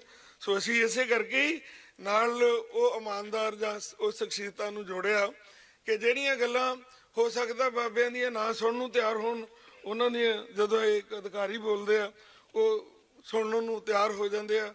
ਹੋ ਸਕਦਾ ਸਾਡੀਆਂ ਗੱਲਾਂ ਨਾ ਕਿਸੇ ਨੂੰ ਚੰਗੀਆਂ ਲੱਗਦੀਆਂ ਹੋਣ, ਜਦੋਂ ਜਥੇਦਾਰ ਸਾਹਿਬ ਬੋਲਦੇ ਆ ਤੇ ਉਦੋਂ ਗੱਲ ਹੋਰ ਆ। ਸੋ ਇਹ ਸਾਡਾ ਕਹਿਣ ਦਾ ਭਾਵ ਕਿ ਮੁੱਦਾ ਸਾਡਾ ਇੱਕ ਦਾ ਨਹੀਂ, ਸਾਡਾ ਸਾਰਿਆਂ ਦਾ। ਕਿਸੇ ਨਾ ਸਾਡੀ ਕੋਈ ਪਾਰਟੀ ਹੈ, ਨਾ ਕੋਈ ਸਾਡਾ ਧੜਾ, ਨਾ ਕਿਸੇ ਨੂੰ। ਅਸੀਂ ਤਾਂ ਸਮੁੱਚੀ ਗੱਲ এনवायरमेंट ਦੀ ਕਰਦੇ ਆਂ ਤੇ ਕਰਾਂਗੇ। ਤੇ ਜੇ ਇਹਦੇ ਉੱਤੇ ਕੋਈ ਕਵੇ ਬਾਬਾ ਜੀ ਇਉਂ ਕਰੋ, ਉਹ ਇਸ ਤਰ੍ਹਾਂ ਨਹੀਂ, ਉਹ ਜਿਸ ਤਰ੍ਹਾਂ ਹੈ ਉਹ ਉਸ ਤਰ੍ਹਾਂ ਹੀ ਰਹਿਣਾ। ਅਸੀਂ ਧੰਨਵਾਦ ਕਰਾਂਗੇ ਸਾਰੇ ਵੱਖ-ਵੱਖ ਇਸ ਇਲਾਕੇ ਤੋਂ, ਸਾਡੇ ਵੱਖ-ਵੱਖ ਪਿੰਡਾਂ ਤੋਂ ਪੰਚ ਸਰਪੰਚ, ਬੜੀਆਂ ਸਾਰੀਆਂ ਮਾਨਯੋਗ ਸਨਮਾਨਯੋਗ ਸ਼ਖਸੀਅਤਾਂ। ਗੁਰੂ ਪਿਆਰਿਓ, ਅਸੀਂ ਤੁਹਾਡਾ ਸਭ ਦਾ ਦਿਲੋਂ ਧੰਨਵਾਦ ਕਰਦੇ ਆ। ਸਾਡੇ ਕੋਲ ਬੱਚੇ ਬੈਠੇ ਆ ਜਿਹੜੇ ਸਾਡੇ ਦੇਸ਼ ਦਾ ਭਵਿੱਖ ਆ। ਇਹਨਾਂ ਨੂੰ ਜਦੋਂ ਭਵਿੱਖ ਵਾਲੀ ਗੱਲ ਅਸੀਂ ਦੇਖਦੇ ਆ ਤੇ ਬਹੁਤ ਜ਼ਿਆਦਾ ਚਿੰਤਾ ਜਿਹੜੀ ਹੈਗੀ ਹੈ ਸਾਰਿਆਂ ਨੂੰ ਭਵਿੱਖ ਦੀ ਹੈ। ਜਿਹੜੇ ਬੱਚਿਆਂ ਨੂੰ ਬਾਹਰ ਕੱਢ ਰਹੇ ਉਹ ਵੀ ਭਵਿੱਖ ਹੀ ਦੇਖਦੇ ਆ ਵੀ ਇੱਥੋਂ ਨਿਕਲ ਜਾਣ, ਕਿਤੇ ਨਸ਼ਿਆਂ ਤੇ ਨਾ ਲੱਗ ਜਾਣ, ਕਿਤੇ ਮਾੜੀ ਸੰਗਤ ਨਾ ਚਲੇ ਜਾਣ। ਤੇ ਜੇ ਉੱਥੇ ਬਾਹਰ ਚਲੇ ਵੀ ਜਾਣਗੇ ਤੇ ਘੱਟੋ ਘੱਟ ਪਿੰਡੋਂ ਤਾਂ ਦੂਰ ਆ ਨਾ। ਸੋ ਇਹ ਕੁਝ ਹਾਲਾਤ ਸਾਡੇ ਬਣ ਚੁੱਕੇ ਆ। ਸੋ ਗੁਰੂ ਪਾਤਸ਼ਾਹ ਕਿਰਪਾ ਕਰਨ। ਵੇਈਂ ਦੇ ਉੱਤੇ ਵੀ ਹਜੇ 20 ਸਾਲ ਤਾਂ ਸਾਨੂੰ ਲੱਗਿਆ ਨੂੰ ਹੋ ਗਿਆ, ਹਜੇ ਵੀ ਸੈਦੋ ਭਲਾਣੇ ਤੇ ਲੋਧੀ ਭਲਾਣਾ ਜਿੱਥੇ ਬਹੁਤ ਵੱਡੀ ਕਲੋਨੀ ਵਸ ਚੁੱਕੀ ਹੈ, ਉਹਦਾ ਵੀ ਗੰਦਾ ਪਾਣੀ ਹਜੇ ਤੱਕ ਪੈ ਰਿਹਾ। ਲੰਬੇ ਸਮੇਂ ਤੋਂ ਅਸੀਂ ਮੰਗ ਕਰ ਰਹੇ ਹਾਂ। ਸੋ ਹੋਰ ਵੀ ਬਹੁਤ ਕੁਝ ਹੈ। ਸੋ ਆਪਾਂ ਸਾਰਿਆਂ ਦੇ ਕੋਲ ਵਿਚਾਰ ਵੀ ਸੁਣਨੇ ਆ, ਕਿਉਂਕਿ ਤਕਰੀਬਨ ਜਿਹੜਾ ਹੈਗਾ 1:00 ਉੱਪਰ ਹੋ ਗਿਆ। ਸੋ ਅਸੀਂ ਦੂਸਰੇ ਵੀ ਉਮੀਦਵਾਰ ਜਿਹੜੇ ਹੈਗੇ ਆ, ਕਈ ਵਾਰੀ 2-4-10 ਮਿੰਟ 5 ਮਿੰਟ ਲੱਗ ਜਾਂਦੇ ਆ, ਉਹਨਾਂ ਨੂੰ ਵੀ ਬੇਨਤੀ ਕਰਾਂਗੇ ਉਹ ਵੀ ਪਹੁੰਚ ਜਾਣ ਮੌਕੇ ਤੇ। ਸਾਨੂੰ ਸਾਰਿਆਂ ਨੂੰ ਸੱਦਾ ਅਸੀਂ ਇੱਕੋ ਜਿਹਾ ਦਿੱਤਾ ਤੇ ਤੁਹਾਡਾ ਆਉਣਾ ਮੁਬਾਰਕ ਹੋਊਗਾ। ਤੁਸੀਂ ਜੇ ਕੋਈ ਇਹ ਵਾਤਾਵਰਣ ਦੇ ਮੁੱਦੇ ਦੇ ਉੱਤੇ ਤੁਸੀਂ ਆਉਣ ਵਾਲੀਆਂ ਭਵਿੱਖ ਵਾਸਤੇ ਕੋਈ ਚਿੰਤਤ ਹੋ ਜਾਂ ਉਹਨਾਂ ਨੂੰ ਬਚਾਉਣ ਵਾਸਤੇ ਤੁਹਾਡੇ ਕੋਲ ਹੈ ਕੁਛ, ਤੇ ਜਿਹੜੀਆਂ ਵੋਟਾਂ ਹੈ ਉਹ ਤਾਂ ਸਾਰਿਆਂ ਨੇ ਪਾਉਣੀਆਂ। ਤੇ ਇਹਨਾਂ ਵਿੱਚ ਨਾ ਕੋਈ ਨਸ਼ੇ ਲੈ ਕੇ ਪਾਉਣ ਵਾਲਾ, ਨਾ ਕੋਈ ਕਿਸੇ ਦੇ ਦਬਾਅ ਥੱਲੇ ਆਉਣ ਵਾਲਾ, ਤੇ ਨਾ ਹੀ ਕੋਈ ਰੁਪਈਆਂ ਤੇ ਵੋਟ ਵੇਚਣ ਵਾਲਾ। ਸੋ ਇਹੀ ਅਹਿਸਾਸ ਕਰਾਉਣ ਵਾਸਤੇ ਕਿ ਜੇ ਵੱਧ ਜਿਹੜੀ ਹੈਗੀ ਹੈ, ਕਈ ਵਾਰ ਉਹ ਲੋਕ ਸਾਡੇ ਭੈਣ ਭਰਾ ਜਿਹੜੇ ਉਸ ਸਤਹ ਤੋਂ ਉੱਪਰ ਨਹੀਂ ਉੱਠ ਸਕੇ, ਗਰੀਬੀ ਦੇ ਵਿੱਚ ਆ, ਲਾਚਾਰੀ ਦੇ ਵਿੱਚ ਆ, ਨਸ਼ਿਆਂ ਦੀ ਦਲਦਲ ਦੇ ਵਿੱਚ ਜੀ ਰਹੇ ਆ। ਜੇ ਅਸੀਂ ਉਹ ਗੱਲ ਕਰੀਏ ਵੱਧ ਤੋਂ ਵੱਧ 50-20%, ਵੈਸੇ ਤਾਂ ਅਸੀਂ 5% ਮੰਨਦੇ ਆ, ਕਈ ਵਾਰ ਹੋਰ ਆ, ਕਈ ਜਗ੍ਹਾ ਤੇ ਜ਼ਿਆਦਾ ਹੁੰਦਾ। ਉਹ 10% ਮੰਨ ਲਓ, 15 ਮੰਨ ਲਓ, 20 ਮੰਨ ਲਓ। ਅਸੀਂ ਕਹਿੰਦੇ 20% ਲੋਕ ਸਰਕਾਰ ਨਹੀਂ ਬਣਾਉਂਦੇ। 20% ਲੋਕ ਸਰਕਾਰ ਬੋਲਦੇ ਕਿਉਂ ਨਹੀਂ ਕਿ ਬਣਾ ਸਕਦੇ ਆ। ਤੇ ਜਿਹੜੇ 80% ਲੋਕ ਆ ਉਹਨਾਂ ਦੇ ਵਿੱਚ ਬਹੁਤ ਲੋਕ ਆ ਜਿਹੜੇ ਪੜ੍ਹੇ ਲਿਖੇ ਆ, ਜਿਨ੍ਹਾਂ ਦੀ ਡਿਊਟੀ ਆ, ਜਿਨ੍ਹਾਂ ਨੂੰ ਇਹ ਸਮਝਣਾ ਚਾਹੀਦਾ ਹੈ ਕਿ ਇਹ ਵੋਟ ਦਾ ਅਧਿਕਾਰ ਸਾਨੂੰ ਤਾਂ ਮਿਲਿਆ, ਸਾਡੇ ਉਹ ਸਿਰਲੱਥ ਯੋਧਿਆਂ ਨੇ ਫਾਂਸੀਆਂ ਦੇ ਰੱਸੇ ਚੁੰਮੇ। ਇਹ ਸਾਨੂੰ ਤਾਂ ਮਿਲਿਆ, ਸਾਡੇ ਵੱਡੇ ਵਡੇਰਿਆਂ ਨੇ ਕਾਲੇ ਪਾਣੀ ਦੀਆਂ ਜੇਲਾਂ ਕੱਟੀਆਂ, ਤਾਂ ਸਾਨੂੰ ਵੋਟ ਦਾ ਅਧਿਕਾਰ ਮਿਲਿਆ। ਤੇ ਜੇ ਸਾਨੂੰ ਰੁਪਈਏ ਮਿਲ ਗਏ ਆ, ਘੱਟੋ ਘੱਟ ਜੇ ਸਾਨੂੰ ਅਕਲ ਆ ਗਈ ਆ, ਸਾਨੂੰ ਵਿੱਦਿਆ ਮਿਲ ਗਈ ਆ, ਜੇ ਅਸੀਂ ਕਹੀਏ ਕਿ ਅਸੀਂ ਵੋਟ ਪਾਉਣ ਵਾਸਤੇ ਉਹਨਾਂ ਗਰੀਬ ਲੋਕਾਂ ਦੀ ਲਾਈਨ ਵਿੱਚ ਖੜੀਏ, ਜਾਂ ਅਸੀਂ ਇਹ ਸੋਚੀਏ ਕਿ ਉਹਨਾਂ ਮਜ਼ਦੂਰਾਂ ਦੇ ਵਿੱਚ ਜਿਹੜੇ ਸਾਡੇ ਨੌਕਰ ਲੱਗੇ ਆ ਉੱਥੇ ਜਾ ਕੇ ਅਸੀਂ ਵੋਟ ਪਾਈਏ। ਤੇ ਤੁਹਾਨੂੰ ਖੁਦ ਨੂੰ ਸ਼ਰਮ ਆਉਣੀ ਚਾਹੀਦੀ ਹੈ ਕਿ ਤੁਸੀਂ ਇਹ ਦੋ ਤਰ੍ਹਾਂ ਦੇ ਭਾਰਤ ਬਣਾਏ ਆ, ਇੱਕ ਚਿੱਟ ਕਪੜੀਏ ਤੇ ਦੂਸਰਿਆਂ ਨੂੰ ਜਿਹੜੀ ਹੈ ਉਹਨਾਂ ਨੂੰ ਕਦੇ ਆਪਣੀ ਮੈਲ ਧੋਣ ਦਾ ਜਿਹੜੀ ਹੈ ਉਹ ਸੋਝੀ ਨਹੀਂ ਹੋਈ। ਇਹਦੇ ਉੱਤੇ ਵੀ ਸਾਨੂੰ ਸ਼ਰਮ ਵੀ ਆਉਣੀ ਚਾਹੀਦੀ ਹੈ, ਕਿਉਂਕਿ ਇਹ ਵੋਟਾਂ ਅੱਜ ਨਹੀਂ ਸ਼ੁਰੂ ਹੋਈਆਂ। 26 ਜਨਵਰੀ 1950 ਨੂੰ ਜਦੋਂ ਭਾਰਤ ਦਾ ਸੰਵਿਧਾਨ ਲਾਗੂ ਹੋਇਆ ਉਦੋਂ ਤੋਂ ਇਹ ਵੋਟਾਂ ਪੈਣੀਆਂ ਸ਼ੁਰੂ ਹੋਈਆਂ। ਪਰ ਇਹਨਾਂ 70 ਸਾਲਾਂ ਦੇ ਵਿੱਚ ਅਸੀਂ ਕਿੱਥੇ ਕੁ ਪਹੁੰਚੇ ਆ, ਇਹਦੇ ਵਾਸਤੇ ਸਾਨੂੰ ਝਾਤੀ ਮਾਰਨੀ ਚਾਹੀਦੀ ਹੈ ਕਿ ਇਹ ਲੋਕ ਸਭਾ ਦੀਆਂ ਚੋਣਾਂ ਦੇ ਵਿੱਚ, ਵਿਧਾਨ ਸਭਾ ਦੀਆਂ ਚੋਣਾਂ ਦੇ ਵਿੱਚ ਮੁੱਦੇ ਕਿੱਥੇ ਕਦੋਂ ਤੋਂ ਗਾਇਬ ਹੋਏ ਆ, ਕੀ ਕਦੇ ਮੁੱਦੇ ਰਹੇ ਵੀ ਆ ਜਦੋਂ ਤੋਂ ਭਾਰਤ ਆਜ਼ਾਦ ਹੋਇਆ। ਇਹ ਸਾਡੇ ਪੱਤਰਕਾਰ, ਸਾਡੀ ਪ੍ਰੈਸ ਨੂੰ ਵੀ ਅਸੀਂ ਬੇਨਤੀ ਕੀਤੀ ਸੀ, ਕਿਉਂਕਿ ਅਸੀਂ ਚਾਹੁੰਦੇ ਤਾਂ ਪ੍ਰੈਸ ਕਲੱਬ ਦੇ ਵਿੱਚ ਉੱਥੇ ਕਰਨਾ ਚਾਹੁੰਦੇ ਸੀ, ਪਰ ਉੱਥੇ ਤੁਸੀਂ ਸਾਰੇ ਨਹੀਂ ਆ ਸਕਦੇ ਸੀ, ਸਾਰੇ ਤੁਸੀਂ ਬਹਿ ਨਹੀਂ ਸਕਦੇ ਸੀ। ਥੋੜਾ ਜਿਹਾ ਮੈਸੇਜ ਅਸੀਂ ਚਾਹੁੰਦੇ ਸੀ ਕਿ ਇਲਾਕਾ ਨਿਵਾਸੀਆਂ ਵਿੱਚ ਵੀ ਜਾਵੇ ਕਿ ਜਿਹੜੇ ਤੁਹਾਡੇ ਦਰਾਂ ਦੇ ਉੱਤੇ, ਤੁਹਾਡੇ ਘਰਾਂ ਦੇ ਵਿੱਚ ਜਿਹੜੇ ਡੋਰ ਟੂ ਡੋਰ ਆ ਰਹੇ ਆ, ਜਿਹੜੇ ਤੁਹਾਨੂੰ ਇਹ ਬੇਨਤੀਆਂ ਕਰ ਰਹੇ ਆ ਕਿ ਅਸੀਂ ਤੁਹਾਡੇ ਦਰਵਾਜ਼ੇ ਤੇ ਸਦਾ ਬੈਠੇ ਰਵਾਂਗੇ, ਸੋ ਉਹਨਾਂ ਨੂੰ ਆਪਾਂ ਇਕੱਠੇ ਬਿਠਾ ਕੇ ਪੁੱਛ ਲਈਏ ਵੀ ਸਾਡੇ ਪਾਣੀਆਂ ਬਾਰੇ ਕੀ ਵਿਚਾਰ ਆ। ਤੇ ਅਸੀਂ ਬੇਨਤੀ ਕਰਾਂਗੇ ਭਾਈ ਜਿਹੜੇ ਨਹੀਂ ਆਏ ਉਹ ਵੀ ਆ ਜਾਣ, ਤੇ ਕੱਲ ਨੂੰ ਕਹਿਣ ਭਾਈ ਸਾਡੇ ਕੋਲ ਤਾਂ ਬਹੁਤ ਵਧੀਆ ਮਾਡਲ ਹੈਗਾ, ਤੇ ਭਾਈ ਸਾਨੂੰ ਵੀ ਦਿਖਾ ਦਿਓ, ਅਸੀਂ ਉਹਨੂੰ ਅਪਣਾ ਲਾਂਗੇ ਜਿਹੜਾ ਤੁਹਾਡੇ ਕੋਲ ਹੈਗਾ। ਸੋ ਇਸ ਵਾਸਤੇ ਤੁਸੀਂ ਜ਼ਰੂਰ ਜਿਹੜਾ ਹੈ ਇਸ ਮੁੱਦੇ ਦੇ ਉੱਤੇ ਕਾਇਮ ਰਹਿਣਾ। ਤੇ ਸਾਨੂੰ ਨਹੀਂ ਲੱਗਦਾ ਕਿ ਇਹ ਕੋਈ ਵੀ ਪੋਲੀਟੀਕਲ ਪਾਰਟੀ ਇਹ ਕਹੂਗੀ ਵੀ ਕਿ ਅਸੀਂ ਤੁਹਾਨੂੰ ਸ਼ੁੱਧ ਹਵਾ, ਸ਼ੁੱਧ ਪਾਣੀ, ਸ਼ੁੱਧ ਖੁਰਾਕ ਨਹੀਂ ਦੇਵਾਂਗੇ। ਇਹ ਸਾਡਾ ਮੌਲਿਕ ਅਧਿਕਾਰ ਆ, ਇਹ ਅਸੀਂ ਲੈ ਵੀ ਲਵਾਂਗੇ, ਇਹ ਸਾਡੀ ਕੋਈ ਰੋਕ ਵੀ ਨਹੀਂ ਸਕਦਾ। ਜੇ ਕਿਸੇ ਨੂੰ ਮਨ ਵਿੱਚ ਹੋਵੇ ਵੀ ਇਹ ਨਹੀਂ, ਇਹ ਹੁਣ ਬਹੁਤ ਦੂਰ ਤੱਕ ਗੱਲ ਹੋ ਗਈ ਹੈ। ਕੋਰਟ ਨੇ ਕਹਿ ਦਿੱਤਾ ਕਿਸੇ ਵੀ ਮਿਊਨਿਸਪਲ ਕਮੇਟੀ ਨੂੰ ਕੋਈ ਅਧਿਕਾਰ ਨਹੀਂ ਕਿ ਉਹ ਆਪਣੇ ਗੰਦਗੀ ਜਿਹੜੀ ਹੈ ਕਿਸੇ ਨੈਚੁਰਲ ਸੋਰਸ 'ਚ ਪਾਵੇ। 5 ਲੱਖ ਇੱਕ ਐਂਟਰੀ ਦੇ ਉੱਤੇ এনवायरमेंट ਕੰਪਨਸੇਸ਼ਨ ਪੈ ਰਿਹਾ, ਉਹਦੇ ਪ੍ਰਤੀ ਵੀ ਅਸੀਂ ਜਾਗਰੂਕ ਕਰਾਂਗੇ। ਬਹੁਤ ਕੁਝ ਇਹ ਪੋਲੂਸ਼ਨ ਨੂੰ ਨੱਥ ਪਊਗੀ, ਦਰਿਆਏ ਵਗਣਗੇ। ਅਸੀਂ ਬੁੱਢੇ ਨਾਲੇ ਤੇ ਅਰਦਾਸ ਕਰਕੇ ਆਏ, ਉਹ ਦਿਨ ਪੰਨੂ ਸਾਹਿਬ ਵੀ ਨਾਲ ਸੀ, ਜਥੇਦਾਰ ਸਾਹਿਬ ਵੀ ਨਾਲ ਸੀ ਕਿ ਪਾਤਸ਼ਾਹ ਕਿਰਪਾ ਕਰੋ, ਜਿੱਥੇ ਤੁਸੀਂ ਚਰਨ ਪਾਏ ਆ, ਜਿਸ ਤਰ੍ਹਾਂ ਪਵਿੱਤਰ ਵੇਈ ਤੇ ਗੁਰਸੰਗਤਾਂ ਅੰਮ੍ਰਿਤ ਜਲ ਛਕ ਕੇ ਜਾਂਦੀਆਂ, ਇਹ ਬੁੱਢੇ ਦਰਿਆ ਤੋਂ ਵੀ ਅੰਮ੍ਰਿਤ ਜਲ ਛਕ ਕੇ ਜਾਣ। ਸੋ ਵਿਅਰਥੀ ਕਦੇ ਨਾ ਹੋਵੇ, ਜਨ ਕੀ ਅਰਦਾਸ ਦਿਲੋਂ ਕਰਕੇ ਆਏ, ਉੱਪਰੋਂ ਕੀਤੀ ਨਹੀਂ। ਸੋ ਮਹਾਰਾਜ ਦੇ ਹੈ ਕਿ ਬਾਕੀ ਸਾਰਾ ਕੁਝ ਸਾਡੇ ਵੱਸ ਨਹੀਂ। ਸੋ ਅਸੀਂ ਨਾ ਵੀ ਆਪਣੇ ਮਹਾਂਪੁਰਸ਼ ਸੰਤ ਸੁਖਜੀਤ ਸਿੰਘ ਜੀ ਤੁਹਾਨੂੰ ਬੋਲ ਦਿੰਦੇ ਆ, ਤੋਂ ਉਦੋਂ ਮਗਰੋਂ ਪਹਿਲਾਂ ਆਪਾਂ ਸਾਰੇ ਮਹਾਂਪੁਰਸ਼ਾਂ ਨੂੰ ਸਮਾਂ ਦੇਵਾਂਗੇ। ਤੁਸੀਂ ਪਹਿਲਾਂ ਬੋਲਣਾ ਸਭ ਤੋਂ ਪਹਿਲਾਂ, ਫਿਰ ਜਥੇਦਾਰ ਬੋਲਣਗੇ, ਤੋਂ ਉਦੋਂ ਮਗਰੋਂ ਅਸੀਂ ਜਿਹੜੇ ਪੋਲੀਟੀਕਲ ਪਾਰਟੀਆਂ ਨੂੰ ਵੀ ਇਹਨਾਂ ਦੀ ਵੀ ਹਾਜ਼ਰੀ ਲਵਾਵਾਂਗੇ। ਸੋ ਅਸੀਂ ਧੰਨਵਾਦ ਕਰਦੇ ਹਾਂ, ਤੁਸੀਂ ਚੱਲ ਕੇ ਆਏ, ਬਹੁਤ ਬਹੁਤ ਤੁਹਾਡਾ ਧੰਨਵਾਦ।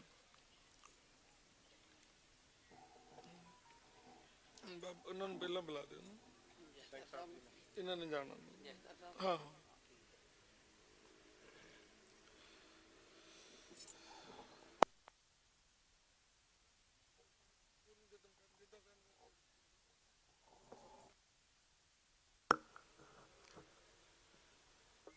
ਧੰਨ ਧੰਨ ਸ਼੍ਰੀ ਗੁਰੂ ਨਾਨਕ ਦੇਵ ਜੀ ਮਹਾਰਾਜ ਦੇ ਪਾਵਨ ਪਵਿੱਤਰ ਪੂਜਨੀਕ ਧਰਤੀ ਦੇ ਉੱਤੇ ਅੱਜ 2022 ਦੇ ਵਿੱਚ ਬਣ ਰਹੀ ਵਿਧਾਨ ਸਭਾ ਔਰ ਉਸ ਦੇ ਵਿੱਚ ਪੰਜਾਬ ਦੀ ਭਲਾਈ ਤੇ ਖਾਸ ਕਰਕੇ ਪੰਜਾਬ ਦੇ ਵਾਤਾਵਰਣ ਨੂੰ ਮੁੱਖ ਰੱਖ ਕੇ ਅੱਜ ਜਿੱਥੇ ਇਲਾਕੇ ਦੀਆਂ ਪ੍ਰਮੁੱਖ ਸ਼ਖਸੀਅਤਾਂ ਇੱਥੇ ਹਾਜ਼ਰ ਹੋਈਆਂ, ਉੱਥੇ ਵੱਖ-ਵੱਖ ਪਾਰਟੀਆਂ ਵੱਲੋਂ ਇਸ ਚੋਣ ਮੈਦਾਨ ਦੇ ਵਿੱਚ ਐਲਾਨੇ ਗਏ ਉਮੀਦਵਾਰ ਵੀ ਹਾਜ਼ਰ ਹੋਏ ਹੈ।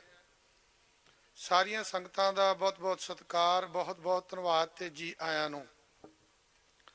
ਸੋ ਜਿੱਥੇ ਬਹੁਤ ਵੱਡੀ ਲਿਸਟ ਹੈ ਜਿਹੜੇ ਸਾਡੇ ਵੀਰ ਇਸ ਸਭਾ ਦੇ ਵਿੱਚ ਪਹੁੰਚੇ ਨੇ, ਸੋ ਉਹਨਾਂ ਦਾ ਨਾਮ ਮੈਂ ਅਖੀਰ ਤੇ ਬੋਲੂੰਗਾ।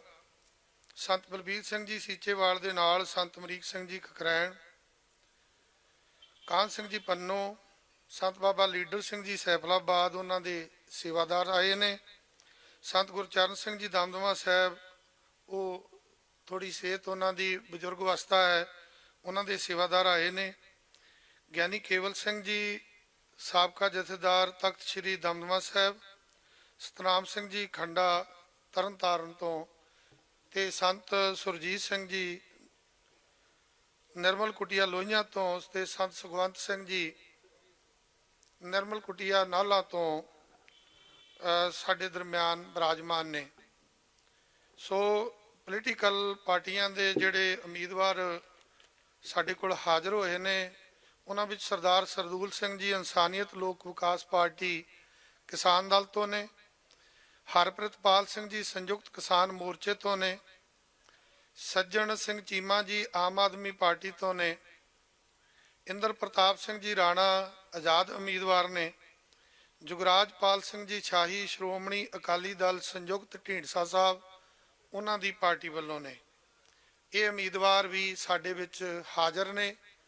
ਜਿਹੜੇ ਵੀ ਸੱਜਣ ਨਾਲ ਆਏ ਨੇ, ਕੁਰਸੀਆਂ ਦਾ ਪ੍ਰਬੰਧ ਕਾਫੀ ਹੈ, ਸੋ ਸਾਰੇ ਸੱਜਣ ਦੀ ਕਿਰਪਾਲਤਾ ਕਰੋ। ਮੈਂ ਨਿਮਰਤਾ ਸਹਿਤ ਬੇਨਤੀ ਕਰਾਂਗਾ ਤਖਤ ਸ੍ਰੀ ਦਮਦਮਾ ਸਾਹਿਬ ਜੀ ਦੇ ਸਾਬਕਾ ਜਥੇਦਾਰ ਸਿੰਘ ਸਾਹਿਬ ਗਿਆਨੀ ਕੇਵਲ ਸਿੰਘ ਜੀ ਨੂੰ ਕਿ ਉਹ ਚੰਦ ਮਿੰਟ ਆਪ ਜੀ ਦੇ ਨਾਲ ਆਪਣੇ ਵਿਚਾਰਾਂ ਦੀ ਸਾਂਝ ਪਾਉਣ ਦੀ ਕਿਰਪਾਲਤਾ ਕਰਨਗੇ।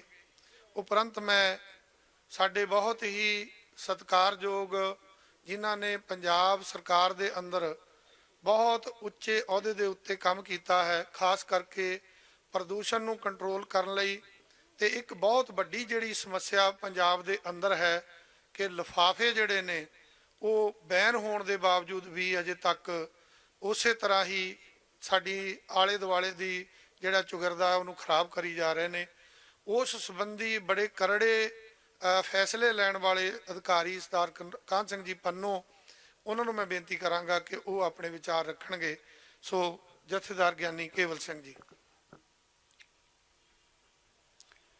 ਸਤਿਗੁਰੂ ਧੰਨ ਧੰਨ ਗੁਰੂ ਨਾਨਕ ਪਾਤਸ਼ਾਹ ਜੀ ਦੀ ਮੁਬਾਰਕ ਚਰਨ ਛੋਹ ਦੀ ਪ੍ਰਾਪਤ ਧਰਤੀ ਸੁਲਤਾਨਪੁਰ ਲੋਧੀ ਦੇ ਇਸ ਪਵਿੱਤਰ ਬਾਈ ਨਦੀ ਦੇ ਕੰਢੇ ਤੇ ਆਦਰਯੋਗ ਬਾਬਾ ਬਲਬੀਰ ਸਿੰਘ ਜੀ ਸੀਚੇਵਾਲ ਉਹਨਾਂ ਵੱਲੋਂ ਰੱਖੇ ਗਏ ਅੱਜ ਪੰਜਾਬ ਵਾਤਾਵਰਣ ਚੇਤਨਾ ਲਹਿਰ ਦੇ ਵਿਸ਼ੇਸ਼ ਸਮਾਗਮ ਵਿੱਚ ਭਾਈਵਾਲ ਬਣਨ ਵਾਸਤੇ ਆਏ ਇਲਾਕਾ ਨਿਵਾਸੀਓ, ਸਾਰੇ ਗੁਰੂ ਫਤਿਹ ਬੁਲਾਓ। ਵਾਹਿਗੁਰੂ ਜੀ ਕਾ ਖਾਲਸਾ, ਵਾਹਿਗੁਰੂ ਜੀ ਕੀ ਫਤਿਹ। ਪੰਜਾਬ ਗੁਰੂਆਂ ਦਾ ਪੰਜਾਬ, ਜਿਹਦੇ ਆਪਾਂ ਸਾਰੇ ਵਾਰਸਕ ਹੋਣ ਵਾਲੇ ਬੈਠੇ ਹਾਂ। ਅੱਜ ਇਸ ਪੰਜਾਬ ਦੀ ਧਰਤੀ ਦੇ ਜੋ ਸਾਡੇ ਹਾਲਾਤ ਹਨ, ਇਹਨਾਂ ਤੋਂ ਆਪਾਂ ਸਾਰੇ ਬਾਖੂਬੀ ਬੜੀ ਚੰਗੀ ਤਰ੍ਹਾਂ ਜਾਣਦੇ ਹਾਂ। ਪੰਜਾਬ ਸੰਸਾਰ ਦੀ ਸਾਰਿਆਂ ਤੋਂ ਅਮੀਰ ਧਰਤੀ ਹੈ। ਇੱਥੋਂ ਦਾ ਵਾਤਾਵਰਣ, ਇੱਥੋਂ ਦਾ ਪੌਣ ਪਾਣੀ, ਇੱਥੋਂ ਦੀ ਦਰਖੇਜ਼ ਧਰਤੀ, ਇਸ ਤਰ੍ਹਾਂ ਦੀ ਧਰਤੀ ਸੰਸਾਰ ਦੀ ਧਰਤੀ ਦੇ ਕਿਸੇ ਕੋਨੇ ਤੇ ਇਸ ਤਰ੍ਹਾਂ ਦੀ ਧਰਤੀ ਨਹੀਂ ਹੈ। ਪਰ ਅੱਜ ਇਸ ਧਰਤੀ ਦੇ ਵਾਰਸਾਂ ਨੇ ਇਸ ਧਰਤੀ ਨੂੰ ਜਿਵੇਂ ਸੰਭਾਲਣਾ ਸੀ, ਵਾਤਾਵਰਣ ਦੀ ਜਿਵੇਂ ਰਾਖੀ ਕਰਨੀ ਸੀ, ਅਸੀਂ ਉਸ ਮਕਸਦ ਦੇ ਲਈ ਇਸ ਪੰਜਾਬ ਦੀ ਧਰਤੀ ਨੂੰ ਬਚਾਉਣ ਵਿੱਚ ਪੂਰੀ ਤਰ੍ਹਾਂ ਫੇਲ ਹੋ ਚੁੱਕੇ ਹਾਂ। ਕਿਉਂਕਿ ਜਿਹੜੇ ਰਾਜ ਪ੍ਰਬੰਧ ਨੇ ਇਹ ਭਾਗਾਂ ਵਾਲੇ ਉਹ ਲੋਕਤੰਤਰ ਦੇ ਮੱਦੇਮੰਦ ਰਾਹੀਂ 1947 ਤੋਂ ਬਾਅਦ ਸਾਡੇ ਦੇਸ਼ ਵਿੱਚ ਸਰਕਾਰਾਂ ਚੁਣਨ ਦਾ ਨਿਜ਼ਾਮ ਚੱਲ ਰਿਹਾ ਹੈ। ਸੂਬੇ ਦੀਆਂ ਸਰਕਾਰਾਂ ਵੀ ਆਪਾਂ ਚੁਣਦੇ ਹਾਂ, ਆਪਾਂ ਕੇਂਦਰ ਦੀ ਹਕੂਮਤ ਵੀ ਚੁਣਦੇ ਹਾਂ, ਪਰ ਅਸੀਂ ਦੇਖਦੇ ਹਾਂ ਸੂਬਿਆਂ ਵਾਲੇ ਕੰਮ ਜਿਨ੍ਹਾਂ ਨੇ ਕਰਨਾ ਹੈ ਉਹ ਸਾਡੀਆਂ ਸੂਬਾ ਹਕੂਮਤਾਂ ਹੁੰਦੀਆਂ ਨੇ ਜਿਨ੍ਹਾਂ ਨੇ ਕੰਮ ਕਰਨਾ ਹੈ। ਸਮਾਂ ਲੰਮਾ ਨਹੀਂ ਆਪਣੇ ਕੋਲ। ਆਪਾਂ ਅੱਜ ਜਿਹੜੇ ਫਿਕਰ ਦੀ ਗੱਲ ਬਾਬਾ ਬਲਬੀਰ ਸਿੰਘ ਜੀ ਨੇ ਬੜਾ ਲੰਮਾ ਸਮਾਂ ਲਾ ਕੇ ਆਪਾਂ ਸਾਰਿਆਂ ਦੇ ਦਿਲ ਦਿਮਾਗ ਵਿੱਚ ਪਾਉਣ ਦੀ ਗੱਲ ਕੀਤੀ ਹੈ। ਉਹਨਾਂ ਨੇ 2003 ਤੋਂ ਲੈ ਕੇ ਕਿਵੇਂ ਉਹ ਸਮਾਜ ਦੀ ਸੇਵਾ ਵਿੱਚ, ਪਿੰਡ ਦੀ ਸੇਵਾ ਵਿੱਚ ਆ ਕੇ ਉਹਨਾਂ ਨੇ ਭੂਮਿਕਾ ਨੂੰ ਪਛਾਣਿਆ, ਨਿਭਾਇਆ। ਉਹਦਾ ਸਾਡੇ ਕੋਲ ਕੋਈ ਪ੍ਰਮਾਣ ਦੇਣ ਦੀ ਲੋੜ ਨਹੀਂ। ਉਹਨਾਂ ਵੱਲੋਂ ਕੀਤੇ ਗਏ ਕੰਮ ਸਾਡੇ ਸਾਰਿਆਂ ਦੇ ਸਾਹਮਣੇ, ਉਹਨਾਂ ਦੀ ਮਿਹਨਤ, ਉਹਨਾਂ ਦੀ ਲਗਨ ਸਾਡੇ ਸਾਹਮਣੇ ਸਾਫ ਪ੍ਰਤੱਖ ਹੈ। ਆਪਾਂ ਜਿੱਥੇ ਬੈਠੇ ਹਾਂ, ਇਹ ਪਾਵਨ ਵੇ ਦੀ ਸਫਾਈ ਦਾ ਵੱਡਾ ਕਾਰਜ, ਇਹ ਵਾਤਾਵਰਨ ਦਾ ਵੱਡਾ ਮਹੱਤਵਪੂਰਨ ਪੱਖ ਉਹਨਾਂ ਨੇ ਗੁਰਦੇਵ ਦੀ ਕਿਰਪਾ ਨਾਲ ਝੋਲੀ 'ਚ ਪਵਾ ਕੇ ਨਿਭਾਇਆ। ਔਰ ਅੱਜ ਅਸੀਂ ਦੇਖਦੇ ਹਾਂ, ਅੱਜ ਉਹਨਾਂ ਨੂੰ ਇਸ ਦਾ ਮਾਣ ਸਤਿਕਾਰ ਪੂਰੇ ਸੰਸਾਰ ਦੇ ਅੰਦਰ, ਪੂਰਾ ਸੰਸਾਰ ਉਹਨਾਂ ਦੀ ਝੋਲੀ 'ਚ ਪਾ ਰਿਹਾ। ਅੱਜ ਸਾਡੇ ਸਾਹਮਣੇ ਹਲਕਾ ਸੁਲਤਾਨਪੁਰ ਲੋਧੀ ਦੇ ਉਮੀਦਵਾਰ, ਜਿਨ੍ਹਾਂ ਨੇ ਆਪਣੇ ਆਪ ਨੂੰ ਲੋਕਾਂ ਦੀ ਕਚਹਿਰੀ 'ਚ ਪੇਸ਼ ਕੀਤਾ ਹੈ ਕਿ ਸਾਨੂੰ ਵੋਟਾਂ ਦਿਓ, ਅਸੀਂ ਜਿੱਤ ਕੇ ਤੁਹਾਡੇ ਇਲਾਕੇ ਲਈ ਆਹ ਕਰਾਂਗੇ, ਆਹ ਕਰਾਂਗੇ, ਆਹ ਕਰਾਂਗੇ, ਆਹ ਕਰਾਂਗੇ। ਉਹ ਇਹ ਵਾਅਦੇ ਸਾਡੇ ਨਾਲ ਪਹਿਲੀ ਵਾਰ ਨਹੀਂ ਹਨ। ਇਹ ਵਾਅਦੇ ਲਗਾਤਾਰ ਕਈ ਦਹਾਕਿਆਂ ਤੋਂ ਇਹ ਪੰਜਾਬ ਦੀ ਧਰਤੀ ਦੇ ਲੋਕਾਂ ਦੇ ਨਾਲ ਹੁੰਦੇ ਤੁਰੇ ਆਏ ਹਨ। ਅੱਜ ਪੰਜਾਬ ਦੀ ਧਰਤੀ ਦਾ ਜਿਹੜੇ ਪੱਖ ਦੀ ਗੱਲ ਪੰਜਾਬ ਵਾਤਾਵਰਣ ਚੇਤਨਾ ਲਹਿਰ ਕਰਨ ਦਾ ਯਤਨ ਕਰ ਰਹੀ ਹੈ, ਉਹ ਹੈ ਭਾਗਾਂ ਵਾਲਿਓ ਵਾਤਾਵਰਣ ਦਾ ਮੁੱਦਾ। ਅਸੀਂ ਵੱਖ-ਵੱਖ ਸਮੇਂ ਦੇ ਉੱਤੇ ਸਾਰੇ ਇਕੱਠੇ ਹੋ ਕੇ ਇਹ ਆਵਾਜ਼ ਲਗਾਤਾਰ ਬੁਲੰਦ ਕਰਦੇ ਆ ਰਹੇ ਹਾਂ। 2012 ਦੇ ਵਿੱਚ ਵੀ ਅਸੀਂ ਵਾਤਾਵਰਣ ਤੇ ਸਮਾਜ ਬਚਾਓ ਮੋਰਚਾ ਬਣਾ ਕੇ, ਅਸੀਂ ਯਾਦ ਹੈ ਕਿ ਬਾਬਾ ਜੀ ਨਾਲ ਲੈ ਕੇ ਚਿੱਟੀ ਵਹੀਂ ਦੇ ਕੰਢੇ ਉੱਤੇ ਉਮੀਦਵਾਰ ਇਕੱਠੇ ਕਰਕੇ ਅਸੀਂ 12 ਦੇ ਵਿੱਚ ਵੀ ਪ੍ਰਣ ਪੱਤਰ ਭਰਵਾਇਆ ਸੀ। ਅੱਜ 22 ਆ ਗਿਆ ਹੈ। ਇਹਨਾਂ 10 ਸਾਲਾਂ ਦੇ ਅੰਦਰ ਪੰਜਾਬ ਦਾ ਵਾਤਾਵਰਣ ਸੁਧਰਿਆ ਨਹੀਂ, ਪੰਜਾਬ ਦਾ ਵਾਤਾਵਰਣ ਵਿਗੜਿਆ ਹੈ। ਧਰਤੀ ਦੀ ਸਿਹਤ ਵੀ ਵਿਗੜੀ ਹੈ, ਹਵਾ ਦੇ ਅੰਦਰ ਵੀ ਜ਼ਹਿਰੀਲੇ ਤੱਤ ਵਧੇ ਨੇ, ਪਾਣੀ ਸਾਡਾ ਕਿੱਥੇ ਚਲਾ ਗਿਆ, ਇਹ ਗੱਲ ਤੇ ਤੁਹਾਡੇ ਨਾਲ ਸਰਦਾਰ ਕਾਹਨ ਸਿੰਘ ਪੰਨੂ ਜੀ ਕਰਨਗੇ। ਅੱਜ ਕਿਵੇਂ ਜਿਹੜੀ ਸਾਡੇ ਕੋਲ ਜਾਣਕਾਰੀ ਹੈ ਉਹ ਬੜੀ ਭਿਅੰਕਰ ਹੈ। ਬੜੇ ਖਤਰਨਾਕ ਮੋੜ ਤੇ ਆਪਾਂ ਖੜੇ ਹਾਂ ਕਿ ਸਾਡੇ ਕੋਲ ਪਾਣੀ ਨਾ ਆਪਣੇ ਵਾਸਤੇ ਹੈ, ਨਾ ਇਹਨਾਂ ਅਗਲੀ ਪੀੜ੍ਹੀ ਵਾਸਤੇ ਹੈ। ਅਸੀਂ ਜਿਸ ਦਹਾਨੇ ਤੇ ਪੰਜਾਬ ਨੂੰ ਖੜਾ ਕਰ ਦਿੱਤਾ, ਇਸ ਲਈ ਅੱਜ ਜੀਵਨ ਦੇ ਅਧਿਕਾਰ ਦੀ ਗੱਲ ਕਰਦਿਆਂ ਲਈ ਇਹ ਪੰਜਾਬ ਵਾਤਾਵਰਣ ਚੇਤਨਾ ਲਹਿਰ ਆਪਣੀ ਜ਼ਿੰਮੇਵਾਰੀ ਪਹਿਚਾਣ ਰਹੀ। ਸਾਹਮਣੇ ਬੈਠੇ ਉਮੀਦਵਾਰ ਸੱਜਣ ਜਿਹੜੇ ਸਾਡੇ ਸਾਹਮਣੇ ਬੈਠੇ ਨੇ, ਇਹ ਆਪਣੀ ਆਪਣੀ ਸਿਆਸੀ ਧਿਰ ਦੀ ਨੁਮਾਇੰਦਗੀ ਇਸ ਇਲਾਕੇ ਵਿੱਚ ਕਰ ਰਹੇ ਨੇ। ਕਦੇ ਇਹ ਵੀ ਆਪਣੇ ਮਨ ਤੇ ਦਿਲ ਤੇ ਹੱਥ ਰੱਖ ਕੇ ਦੇਖਣ ਕਿ ਸਾਡੇ ਪੰਜਾਬ ਦੀਆਂ ਸਿਆਸੀ ਜਥੇਬੰਦੀਆਂ ਨੇ ਅੱਜ ਤੱਕ ਵਾਤਾਵਰਣ ਦੀ ਗੱਲ ਕਿਉਂ ਨਹੀਂ ਕੀਤੀ। ਜੇ ਅੱਜ ਤੱਕ ਨਹੀਂ ਕੀਤੀ, ਕਿ ਇਹ ਜਿਹੜੀ ਆਵਾਜ਼ ਉਠਾਈ ਜਾ ਰਹੀ ਹੈ 20 ਦਸੰਬਰ ਤੋਂ, ਜਿਹੜੀ ਗੱਲ ਵੱਡੇ ਪੱਧਰ ਤੇ ਸ਼ੁਰੂ ਕੀਤੀ ਗਈ ਹੈ ਕਿ ਆਉਣ ਵਾਲੇ ਕੱਲ ਸਰਕਾਰ ਕਿਸੇ ਦੀ ਵੀ ਬਣੇ, ਕੋਈ ਵੀ ਜਿੱਤ ਕੇ ਆਏ, ਕਿ ਪੰਜਾਬ ਦੀ ਧਰਤੀ ਤੇ ਵਾਤਾਵਰਣ ਦੀ ਗੱਲ ਨੂੰ ਬਲ ਮਿਲੇਗਾ ਜਾਂ ਫੋਕਾ ਵਾਧਾ ਮਿਲੇਗਾ। ਆਓ ਭਾਗਾਂ ਵਾਲਿਓ, ਸਾਡੀ ਤੁਹਾਡੇ ਅੱਗੇ ਗੁਜ਼ਾਰਿਸ਼ ਹੈ ਕਿ ਆਪਾਂ ਇਹ ਗਲੀ ਮਹੱਲੇ 'ਚ ਸਾਰੇ ਜਾਂਦੇ ਨੇ, ਆਪਣੇ ਅੰਦਰ ਹਿੰਮਤ ਕਰੀਏ। ਆ ਬਾਬਾ ਜੀ ਨੇ ਬਹੁਤ ਵਧੀਆ ਸਵਾਲ ਬਣਾ ਕੇ ਇਸ ਇਲਾਕੇ ਵਿੱਚ ਵੰਡੇ ਵੀ ਹੋਣਗੇ, ਸਾਨੂੰ ਦਿੱਤੇ ਵੀ ਨੇ, ਸੋਸ਼ਲ ਮੀਡੀਆ ਤੇ ਵੀ ਇਹਨਾਂ ਨੇ ਬਹੁਤ ਵਾਰੀ ਸਾਡੇ ਸਾਹਮਣੇ ਪੇਸ਼ ਕੀਤੇ ਹਨ। ਇਹਨਾਂ ਸਵਾਲਾਂ ਨੂੰ ਕੱਲਾ ਕੱਲਾ ਬੰਦਾ ਆਪਣੇ ਕੋਲ ਗਲੀ ਘਰਾਂ ਦੇ ਦਰਵਾਜ਼ੇ ਦੇ ਸਾਹਮਣੇ ਖਲੋ ਕੇ ਕੋਈ ਵੋਟਾਂ ਮੰਗਣ ਲਈ ਆਵੇ, ਇਹ ਸਵਾਲ ਆਪਾਂ ਖੜੇ ਕਰੀਏ। ਸਾਡੇ ਵੱਲੋਂ ਪੰਜਾਬ ਵਾਤਾਵਰਣ ਚੇਤਨਾ ਲਹਿਰ ਵੱਲੋਂ ਇੱਕ ਗ੍ਰੀਨ ਮੈਨੀਫੈਸਟੋ ਜਿਹੜਾ ਹੈ ਉਹ ਤਿਆਰ ਕੀਤਾ ਗਿਆ ਹੈ, ਜਿਹੜੀਆਂ ਪੰਜਾਬ ਦੀਆਂ ਸਾਰੀਆਂ ਸਿਆਸੀ ਧਿਰਾਂ ਦੇ ਕੋਲ ਪਹੁੰਚਾ ਦਿੱਤਾ ਗਿਆ ਹੋਇਆ ਹੈ।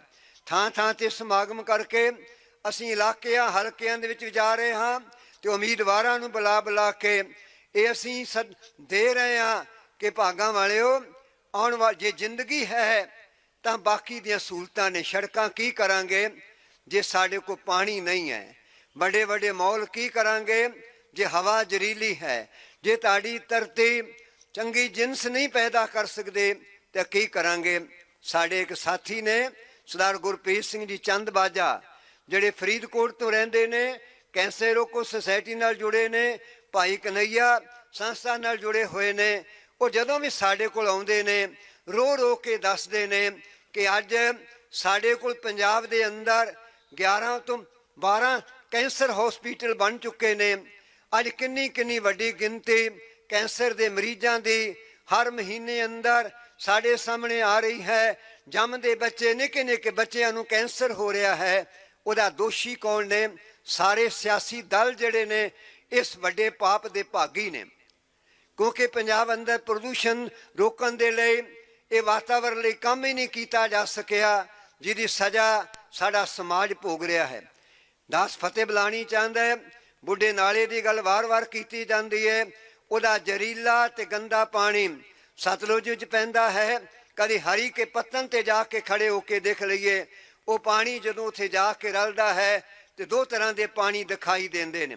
ਇੱਕ ਕਾਲਾ ਪਾਣੀ, ਜ਼ਹਿਰ ਵਾਲਾ ਪਾਣੀ, ਜਿਹੜਾ ਅੱਗੇ ਜਾ ਕੇ ਨਹਿਰਾਂ 'ਚ ਪੈਂਦਾ ਹੈ। ਨਹਿਰਾਂ ਦਾ ਪਾਣੀ ਪੰਜਾਬ ਦੇ ਲੋਕੀ ਪੀਂਦੇ ਨੇ, ਅੱਗੇ ਜਾ ਕੇ ਰਾਜਸਥਾਨ ਦੇ ਲੋਕੀ ਪੀਂਦੇ ਨੇ। ਭਾਗਾਂ ਵਾਲਿਓ, ਇਹ ਬਿਮਾਰੀਆਂ ਉਸ ਪਾਣੀ ਦੁਆਰਾ ਲੱਗ ਰਹੀਆਂ ਨੇ। ਧਰਤੀ ਦੇ ਥੱਲੇ ਪਾਣੀ ਜ਼ਹਿਰੀਲਾ ਫੈਕਟਰੀਆਂ ਦੇ ਜ਼ਹਿਰ ਨਾਲ ਥੱਲੇ ਜਾ ਰਿਹਾ ਹੈ। ਸਾਡੇ ਕੋਲ ਜ਼ਿਲ੍ਹਾ ਅੰਮ੍ਰਿਤਸਰ ਦੇ ਅੰਦਰ ਬੁੱਟਰ ਪਿੰਡ ਪੈਂਦਾ ਹੈ।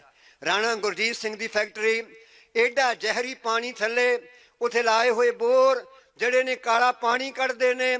ਉੱਥੋਂ ਦਾ ਸੱਜਣ ਇਹਨਾਂ ਫੜ ਕੇ ਜੇਲ੍ਹ 'ਚ ਬੰਦ ਕੀਤਾ ਸਰਕਾਰ ਨੇ। ਸਾਡਾ ਕਿੰਨੇ ਮਹੀਨੇ ਰਹਿ ਕੇ ਜੇਲ੍ਹ 'ਚ ਛੁੱਟ ਕੇ ਆਇਆ। ਧਰਦੇਓ ਦੇ ਰਹਿਣ ਵਾਲੇ ਗ੍ਰਾਮ ਸਭਾ ਕਰਕੇ ਮਤੇ ਪਵਾ ਕੇ ਦਿੱਤੇ।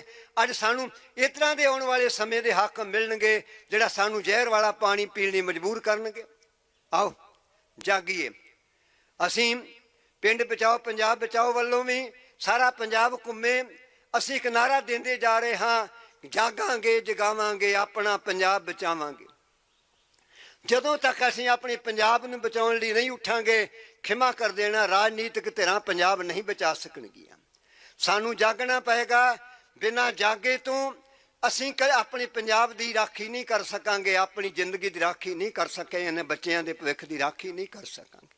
ਸੋ ਆਓ ਦਾਸ ਫਤਿਹ ਬੁਲਾਉਣ ਤੋਂ ਪਹਿਲਾਂ ਇਹ ਤੁਹਾਡੇ ਸਾਰਿਆਂ ਕੋ ਨਾਅਰਾ ਲਵਾਉਣਾ ਚਾਹੁੰਦਾ ਹੈ ਕਿ ਆਓ ਆਪਾਂ ਪੰਜਾਬ ਨੂੰ ਬਚਾਉਣ ਦੇ ਲਈ, ਆਪਣੇ ਪਿੰਡਾਂ ਨੂੰ ਬਚਾਉਣ ਦੇ ਲਈ ਆਪ ਜਾਗੀਏ। ਗੁਰੂ ਨਾਨਕ ਜੀ ਦੇ ਪਾਵਨ ਬਚਨ ਨੇ, ਆਪਣੇ ਹੱਥੀਂ ਆਪਣਾ, ਆਪਣੇ ਹੱਥੀਂ ਆਪਣਾ ਆਪੇ ਹੀ ਕਾਲ ਸਵਾਰੀਏ। ਤੇ ਬਾਬਾ ਕਬੀਰ ਜੀ ਕਹਿੰਦੇ ਬੰਦਾ ਜਾਗਦਾ ਨਹੀਂ ਹੈ, ਬੜਾ ਗੂੜੀ ਨੀਂਦ ਸੁੱਤਾ ਪਿਆ। ਕਦੋਂ ਜਾਗਦਾ ਹੈ? ਜਦੋਂ ਮੌਤ ਦਾ ਡੰਡਾ ਸਿਰ ਤੇ ਵੱਜਦਾ ਹੈ। ਕਹੋ ਕਬੀਰ ਸੂਤਾ ਨਰ ਜਾਗੇ, ਜਮ ਕਾ ਡੰਡ ਮੂੰਡ ਪਰ ਲੱਗ ਗਏ। ਹੁਣ ਡੰਡਾ ਵੱਜ ਚੁੱਕਾ ਜੇ। 17 ਸਾਲਾਂ ਤੋਂ ਬਾਅਦ ਪਾਣੀ ਨਹੀਂ ਹੈ, ਆਪਾਂ ਸਾਰੇ ਹੀ ਮਰ ਜਾਣਾ ਜੇ। ਇਹ ਗੱਲ ਦਾ ਚੇਤਾ ਰੱਖਿਓ। ਜ਼ਿੰਦਗੀ ਕਿੰਨਾ ਨੇ ਮਾਰਨੀ ਹੈ। ਸਾਡੀਆਂ ਸਰਕਾਰਾਂ ਵਾਤਾਵਰਣ ਲਈ ਕੰਮ ਨਹੀਂ ਕਰਦੀਆਂ। ਜੇ ਆਉਣ ਵਾਲੀ ਸਰਕਾਰ ਨੇ ਵੀ ਵਾਤਾਵਰਣ ਲਈ ਕੰਮ ਨਾ ਕੀਤਾ ਤੇ ਆਉਣ ਵਾਲਾ ਖਤਰਾ ਇਹ ਸਾਡੀ ਵਜ੍ਹਾ ਕਰਕੇ ਵੱਡਾ ਹੋਏਗਾ। ਗੁਨਾਹਗਾਰ ਆਪਾਂ ਵੀ ਸਾਰੇ ਹੋਵਾਂਗੇ। ਦੱਦਾ ਦੋਸ਼ ਨਾ ਦੀਜੇ ਕਾਹੂ, ਦੋਸ਼ ਕਰਮਾ ਆਪਣਿਆਂ, ਜੋ ਮੈਂ ਕੀਆ ਸੋ ਮੈਂ ਪਾਇਆ, ਦੋਸ਼ ਨਾ ਦੀਜੇ ਅਵਰ ਜਨਾ। ਇਸ ਲਈ ਆਓ ਇੱਕ ਨਾਅਰਾ ਲਾ ਲਈਏ, ਜਾਗਾਂਗੇ ਜਗਾਵਾਂਗੇ ਆਪਣਾ ਪੰਜਾਬ ਬਚਾਵਾਂਗੇ। ਜਾਗਾਂਗੇ ਜਗਾਵਾਂਗੇ, ਉੱਚੀ ਸਾਰੀ ਜੀ, ਜਾਗਾਂਗੇ ਜਗਾਵਾਂਗੇ, ਜਾਗਾਂਗੇ ਜਗਾਵਾਂਗੇ। ਸੋ ਸਾਰਿਆਂ ਦਾ ਧੰਨਵਾਦ। ਮੈਂ ਬਾਬਾ ਜੀ ਦਾ ਵਿਸ਼ੇਸ਼ ਤੌਰ ਤੇ ਧੰਨਵਾਦ ਕਰਦਾ ਹਾਂ। ਉਹਨਾਂ ਆਵਾਜ਼ ਮਾਰੀ ਕਿ ਆਓ ਅੱਜ ਇਸ ਪਾਵਨ ਧਰਤੀ ਉੱਤੇ ਇੱਥੋਂ ਦੇ ਹਲਕੇ ਦੇ ਉਮੀਦਵਾਰ ਆ ਰਹੇ ਨੇ, ਆ ਕੇ ਆਪਣੀ ਗੱਲ ਜੋ ਆਪਾਂ ਰੱਖਦੇ ਆ ਰਹੇ ਹਾਂ ਸਾਂਝੀ ਕਰੀਏ। ਸੋ ਦਾਸ ਇੰਨੇ ਸ਼ਬਦ ਕਹਿੰਦਾ ਹੋਇਆ ਖਿਮਾ ਦਾ ਜਾਚਕ ਹੈ। ਦਾਸ ਨਾਲ ਭਾਈ ਸਾਹਿਬ ਸਤਨਾਮ ਸਿੰਘ ਜੀ ਖੰਡਾ ਜੀ ਅਕਾਲ ਤਖਤ ਸਾਹਿਬ ਦੇ ਪੰਜਾਂ ਪਿਆਰਿਆਂ ਦੇ ਸਾਡੇ ਸਤਿਕਾਰਯੋਗ ਸਾਥੀ ਨਾਲ ਆਏ ਨੇ। ਇਹ ਵੀ ਬਹੁਤ ਤਨਦੇਹੀ ਦੇ ਨਾਲ ਸਮਾਜ ਦੇ ਲਈ, ਕੌਮ ਦੇ ਲਈ, ਪੰਥ ਦੇ ਲਈ ਬਹੁਤ ਦਰਦ ਰੱਖ ਕੇ ਸੇਵਾ ਕਰ ਰਹੇ ਨੇ। ਅਸੀਂ ਇਹਨਾਂ ਦੇ ਕਰਜ਼ਈ ਹਾਂ, ਜੋ ਇਹਨਾਂ ਦੇ ਮੋਢਿਆਂ ਤੇ ਜ਼ਿੰਮੇਵਾਰੀ ਹੈ। ਵਾਹਿਗੁਰੂ ਇਹਨਾਂ ਨੂੰ ਵੀ ਤਾਕਤ ਦੇਣ। ਸਾਰਿਆਂ ਦਾ ਬਹੁਤ ਬਹੁਤ ਧੰਨਵਾਦ ਜੀ। ਦਾਸ ਨੇ ਆਗਿਆ ਲੈਣੀ ਹੈ, ਆਗਿਆ ਦੇਣੀ ਜਾਣ ਦੀ, ਤਾਂ ਕਿ ਦਾਸ ਕਿਸੇ ਹੋਰ ਜ਼ਿੰਮੇਵਾਰੀ ਤੇ ਜਾਣਾ ਹੈ ਉੱਥੇ ਪਹੁੰਚਿਆ ਜਾ ਸਕੇ। ਸਾਰੇ ਫਤਿਹ ਬੁਲਾਓ। ਵਾਹਿਗੁਰੂ ਜੀ ਕਾ ਖਾਲਸਾ, ਵਾਹਿਗੁਰੂ ਜੀ ਕੀ ਫਤਿਹ।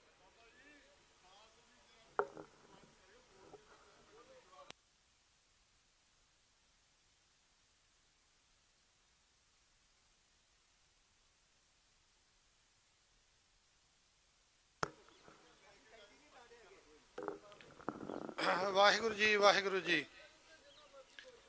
ਆਪਣੇ ਗਿਆਨੀ ਕੇਵਲ ਸਿੰਘ ਜੀ ਉਹ ਆਪਣੇ ਵਿਚਾਰ ਰੱਖ ਕੇ ਗਏ ਆ, ਬੈਠ ਕੇ ਬੋਲ ਸਕਦੇ। ਸੋ ਮੈਂ ਬੇਨਤੀ ਕਰਾਂਗਾ ਕਿ ਕਾਹਨ ਸਿੰਘ ਜੀ ਪੰਨੂ ਸਾਹਿਬ ਉਹ ਆਪਣੇ ਵਿਚਾਰ ਰੱਖਣਗੇ। ਉਸ ਤੋਂ ਬਾਅਦ ਉਮੀਦਵਾਰਾਂ ਦੇ ਵੀ ਵਿਚਾਰ ਲਏ ਜਾਣਗੇ ਤੇ ਫਿਰ ਮਹਾਂਪੁਰਖ ਜਿਹੜੇ ਨੇ ਉਹ ਆਪਣੇ ਵਿਚਾਰ ਦੇ ਕੇ ਅੱਜ ਦੀ ਜਿਹੜਾ ਕਾਰਜ ਹੈ ਉਸ ਨੂੰ ਸੰਪੂਰਨ ਕਰਨਗੇ। ਸੋ ਸਰਦਾਰ ਕਾਹਨ ਸਿੰਘ ਜੀ ਪੰਨੂ।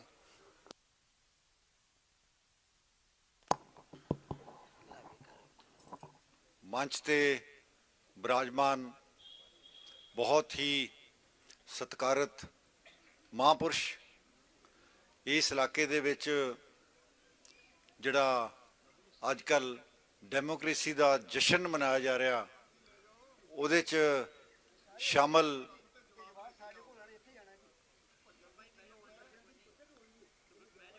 ਕੋਈ ਸੋ ਇਸ ਡੈਮੋਕ੍ਰੇਸੀ ਦੇ ਜਸ਼ਨ ਦੇ ਵਿੱਚ ਸ਼ਾਮਲ ਉਮੀਦਵਾਰ ਸਾਹਿਬਾਨ ਤੇ ਆਈ ਸਾਰੀ ਸੰਗਤ ਜੀ, ਫਤਿਹ ਦੀ ਸਾਂਝ ਪਾਈਏ। ਵਾਹਿਗੁਰੂ ਜੀ ਕਾ ਖਾਲਸਾ, ਸ਼੍ਰੀ ਵਾਹਿਗੁਰੂ ਜੀ ਕੀ ਫਤਿਹ। ਦੁਨੀਆ ਦੇ ਦਾਨਿਸ਼ਮੰਦ ਫਿਲਾਸਫਰ ਇਹ ਮੰਨਦੇ ਨੇ ਕਿ ਕੁਦਰਤ ਵੱਲੋਂ ਜੋ ਜੀਵ ਜੰਤੂ ਪਸ਼ੂ ਪੰਛੀ ਜਿੰਨੀ ਵੀ ਕੁਦਰਤ ਨੇ ਪੈਦਾਇਸ਼ ਕੀਤੀ ਹੈ, ਉਸ ਦੇ ਵਿੱਚੋਂ ਸਭ ਤੋਂ ਉੱਤਮ ਜੀਵ ਜਿਹੜਾ ਹੈ ਉਹ ਇਨਸਾਨ ਹੈ। ਪਰ ਨਾਲ ਦੀ ਨਾਲ ਇਹ ਦਾਨਿਸ਼ਮੰਦ ਇਸ ਗੱਲ ਦੇ ਬਾਰੇ ਵੀ ਸਹਿਮਤ ਨੇ ਕਿ ਇਸ ਸਭ ਤੋਂ ਉੱਤਮ ਚੀਜ਼ ਇਨਸਾਨ ਦੇ ਵਿੱਚੋਂ ਜੇ ਕਾਨੂੰਨ ਵਿਵਸਥਾ ਇਨਸਾਫ ਕੱਢ ਦਿੱਤਾ ਜਾਵੇ ਤਾਂ ਇਹ ਕੁਦਰਤ ਦੀ ਸਭ ਤੋਂ ਭੈੜੀ ਪੈਦਾਇਸ਼ ਬਣ ਕੇ ਰਹਿ ਜਾਂਦੀ ਹੈ। ਸੋ ਅੱਜ ਜਦੋਂ ਆਪਾਂ ਇੱਥੇ ਇਕੱਠੇ ਹੋਏ ਹਾਂ, ਮੈਂ ਪਹਿਲਾਂ ਤਾਂ ਮਾਫੀ ਚਾਹਾਂਗਾ ਸਾਰੇ ਉਮੀਦਵਾਰ ਸਾਹਿਬਾਨ, ਬੜਾ ਕੀਮਤੀ ਸਮਾਂ ਉਹਨਾਂ ਦਾ ਆਉਣ ਵਾਲੇ 3-4 ਦਿਨ ਹੀ ਰਹਿ ਗਏ ਆ। ਸੋ ਇਹ ਬਹੁਤ ਵੱਡਾ ਇੱਕ ਮੰਥਨ ਹੁੰਦਾ, ਇੱਕ ਬਹੁਤ ਵੱਡਾ ਕੰਮ ਹੁੰਦਾ ਹੈ ਕਿ ਇਹਨਾਂ ਦਿਨਾਂ ਦੇ ਵਿੱਚ ਦਿਨ ਰਾਤ ਮਿਹਨਤ ਕਰਨੀ, ਬਹੁਤ ਮਿਹਨਤ ਕਰ ਰਹੇ ਸਾਰੇ। ਸੋ ਕਿਉਂਕਿ ਸੁਣਨ ਦਾ ਸਮਾਂ ਜਿਹੜਾ ਹੁੰਦਾ ਉਹ ਇਹਨਾਂ ਦਿਨਾਂ 'ਚ ਹੀ ਹੁੰਦਾ, ਇਸ ਕਰਕੇ ਬਾਬਾ ਜੀ ਨੇ ਅੱਜ ਤੁਹਾਡੇ ਨਾਲ ਇਹ ਸਹਿਮਤ ਰੱਖਿਆ ਜੀ। ਸੋ ਪੰਜਾਬ ਦੇ ਵਿੱਚ ਜੇ ਆਪਾਂ ਵਾਤਾਵਰਣ ਦੀ ਗੱਲ ਕਰਦੇ ਹਾਂ ਤਾਂ ਉਹਦੇ 5-6 ਮੁੱਦੇ ਨੇ, ਤੇ ਜਿਹੜੀ ਪਵਿੱਤਰ ਬੇਈਂ ਦੇ ਉੱਤੇ ਆਪਾਂ ਬੈਠੇ ਹਾਂ, ਇਸ ਬੇਈਂ ਦਾ ਉੱਤੇ ਜੇ ਆਪਾਂ ਮਾੜਾ ਜਿਹਾ ਨਜ਼ਰ ਮਾਰ ਕੇ ਦੇਖੀਏ ਤਾਂ ਵਾਕਈ ਇਹ ਕਾਲੀ ਬੇਈਂ ਬਣੀ ਹੋਈ ਹੈ। ਨਾਮ ਵੀ ਕਾਲੀ ਬੇਈਂ ਹੈ, ਪਰ ਕਾਲੀ ਬੇਈਂ ਦਾ ਨਾਮ ਜਦੋਂ ਦਿੱਤਾ ਸੀ ਇਹ ਕਾਲਸ਼ ਕਰਕੇ ਨਹੀਂ ਸੀ ਦਿੱਤਾ। ਉਹ ਤਾਂ 2 ਵੇਈਆਂ ਉੱਥੋਂ ਬਿਆਸ ਚੋਂ ਨਿਕਲਦੀਆਂ ਸੀ, ਇੱਕ ਨੂੰ ਚਿੱਟੀ ਬੇਈਂ ਕਹਿ ਦਿੱਤਾ ਗਿਆ, ਇੱਕ ਨੂੰ ਕਾਲੀ ਬੇਈਂ ਕਹਿ ਦਿੱਤਾ ਗਿਆ। ਪਰ ਸਮੇਂ ਦੇ ਵਿੱਚ ਜਦੋਂ ਸਮਾਂ ਲੰਘਦਾ ਗਿਆ ਤਾਂ ਉਹ ਸਾਡੀ ਪਵਿੱਤਰ ਬੇਈਂ, ਜਿੱਥੇ ਗੁਰੂ ਨਾਨਕ ਪਾਤਸ਼ਾਹ ਟੁੱਬੀ ਲਾ ਕੇ ਨਾਨਕ ਤੋਂ ਬਾਬਾ ਨਾਨਕ ਬਣੇ ਸੀ, ਉਸ ਦਾ ਕੀ ਹਾਲਤ ਹੋ ਗਿਆ ਉਹ ਸਾਡੇ ਸਾਹਮਣੇ ਹੈ। ਉਹੀ ਸਾਡਾ ਫਿਕਰ ਹੈ ਜਿਹੜਾ ਅਸੀਂ ਤੁਹਾਡੇ ਨਾਲ ਸਾਂਝਾ ਕਰ ਰਹੇ ਹਾਂ, ਕਿਉਂਕਿ ਜਦੋਂ ਸਰਕਾਰ ਚੱਲਣੀ ਹੈ ਇਹ ਵੱਡੇ ਵੱਡੇ ਜਿਹੜੇ ਮਸਲੇ ਨੇ ਇਹ ਸਰਕਾਰਾਂ ਦੇ ਪੱਧਰ ਤੇ ਹੀ ਠੀਕ ਹੋ ਸਕਦੇ ਨੇ। ਸੋ ਇਹਨਾਂ ਦੇ ਵਿੱਚ ਜਿਹੜਾ ਪੰਜਾਬ ਹੈ ਉਹ ਕੁਦਰਤ ਦੀ ਬਹੁਤ ਵੱਡੀ ਨਿਆਮਤ, ਕੁਦਰਤ ਨੇ ਆਪਣੀਆਂ ਨਿਆਮਤਾਂ ਨਾਲ ਨਿਸ਼ਾਵਰ ਕਰਕੇ ਪੰਜਾਬ ਬਣਾਇਆ ਹੋਇਆ। ਸਾਡੇ ਵਿੱਚ ਤੇ ਰੇਗਿਸਤਾਨ ਦੇ ਵਿੱਚ ਜਾਂ ਹੋਰਾਂ ਦੇ ਵਿੱਚ ਫਰਕ ਇਹ ਹੈ ਕਿ ਸਾਨੂੰ ਕੁਦਰਤ ਨੇ ਪਾਣੀ, ਪੌਣ, ਹੋਰ ਸਾਰਾ ਕੁਝ ਇੰਨਾ ਵਧੀਆ ਦਿੱਤਾ ਹੈ, ਤੇ ਇਸ ਕਰਕੇ ਆਪਾਂ ਬਹੁਤ ਪ੍ਰਫੁੱਲਤ ਸਿਵਲਾਈਜੇਸ਼ਨ ਦੇ ਵਿੱਚ ਆਉਂਦੇ ਹਾਂ।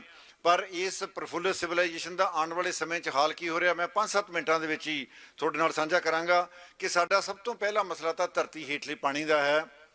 ਕਈ ਵਾਰੀ ਇਹ ਜਾਪਦਾ ਹੈ ਕਿ ਕੁਦਰਤ ਨੇ ਸਾਨੂੰ ਦਰਿਆ ਦਿੱਤੇ, ਕੁਦਰਤ ਨੇ ਸਾਨੂੰ ਡਰੇਨਾਂ ਦਿੱਤੀਆਂ, ਕੁਦਰਤ ਨੇ ਸਾਨੂੰ ਨਹਿਰਾਂ ਦਿੱਤੀਆਂ, ਬੜਾ ਕੁਝ ਦਿੱਤਾ, ਪਰ ਫਿਰ ਵੀ ਇੰਨਾ ਕੁਝ ਦੇਣ ਤੋਂ ਬਾਅਦ ਵੀ ਸਾਡੀ ਵਾਸਤੇ ਕੁਦਰਤ ਨੇ ਧਰਤੀ ਦੇ ਹੇਠਾਂ ਇੱਕ ਬੈਂਕ ਪਾਣੀ ਦੀ FD ਕਰਾ ਦਿੱਤੀ ਸੀ ਕਿ ਜੇ ਤੁਹਾਨੂੰ ਲੋੜ ਪਈ ਭਾਈ ਇਸ ਪਾਣੀ ਨੂੰ ਕੱਢ ਲਿਓ, ਵਰਤ ਲਿਓ ਅਜੇ। ਪਰ ਅਸੀਂ ਉਸ ਪਾਣੀ ਨੂੰ ਪਿਛਲੇ 50 ਸਾਲ ਤੋਂ, ਅਸੀਂ ਜਿਹੜਾ ਹਜ਼ਾਰਾਂ ਸਾਲ ਤੋਂ ਪਾਣੀ ਧਰਤੀ ਦੇ ਥੱਲੇ ਜਮ੍ਹਾਂ ਹੋਇਆ ਸੀ, ਉਹ ਆਪਾਂ 50 ਸਾਲ 'ਚ ਕੱਢ ਕੇ ਉਹਦਾ ਬੁਰਾ ਹਾਲ ਕਰ ਲਿਆ।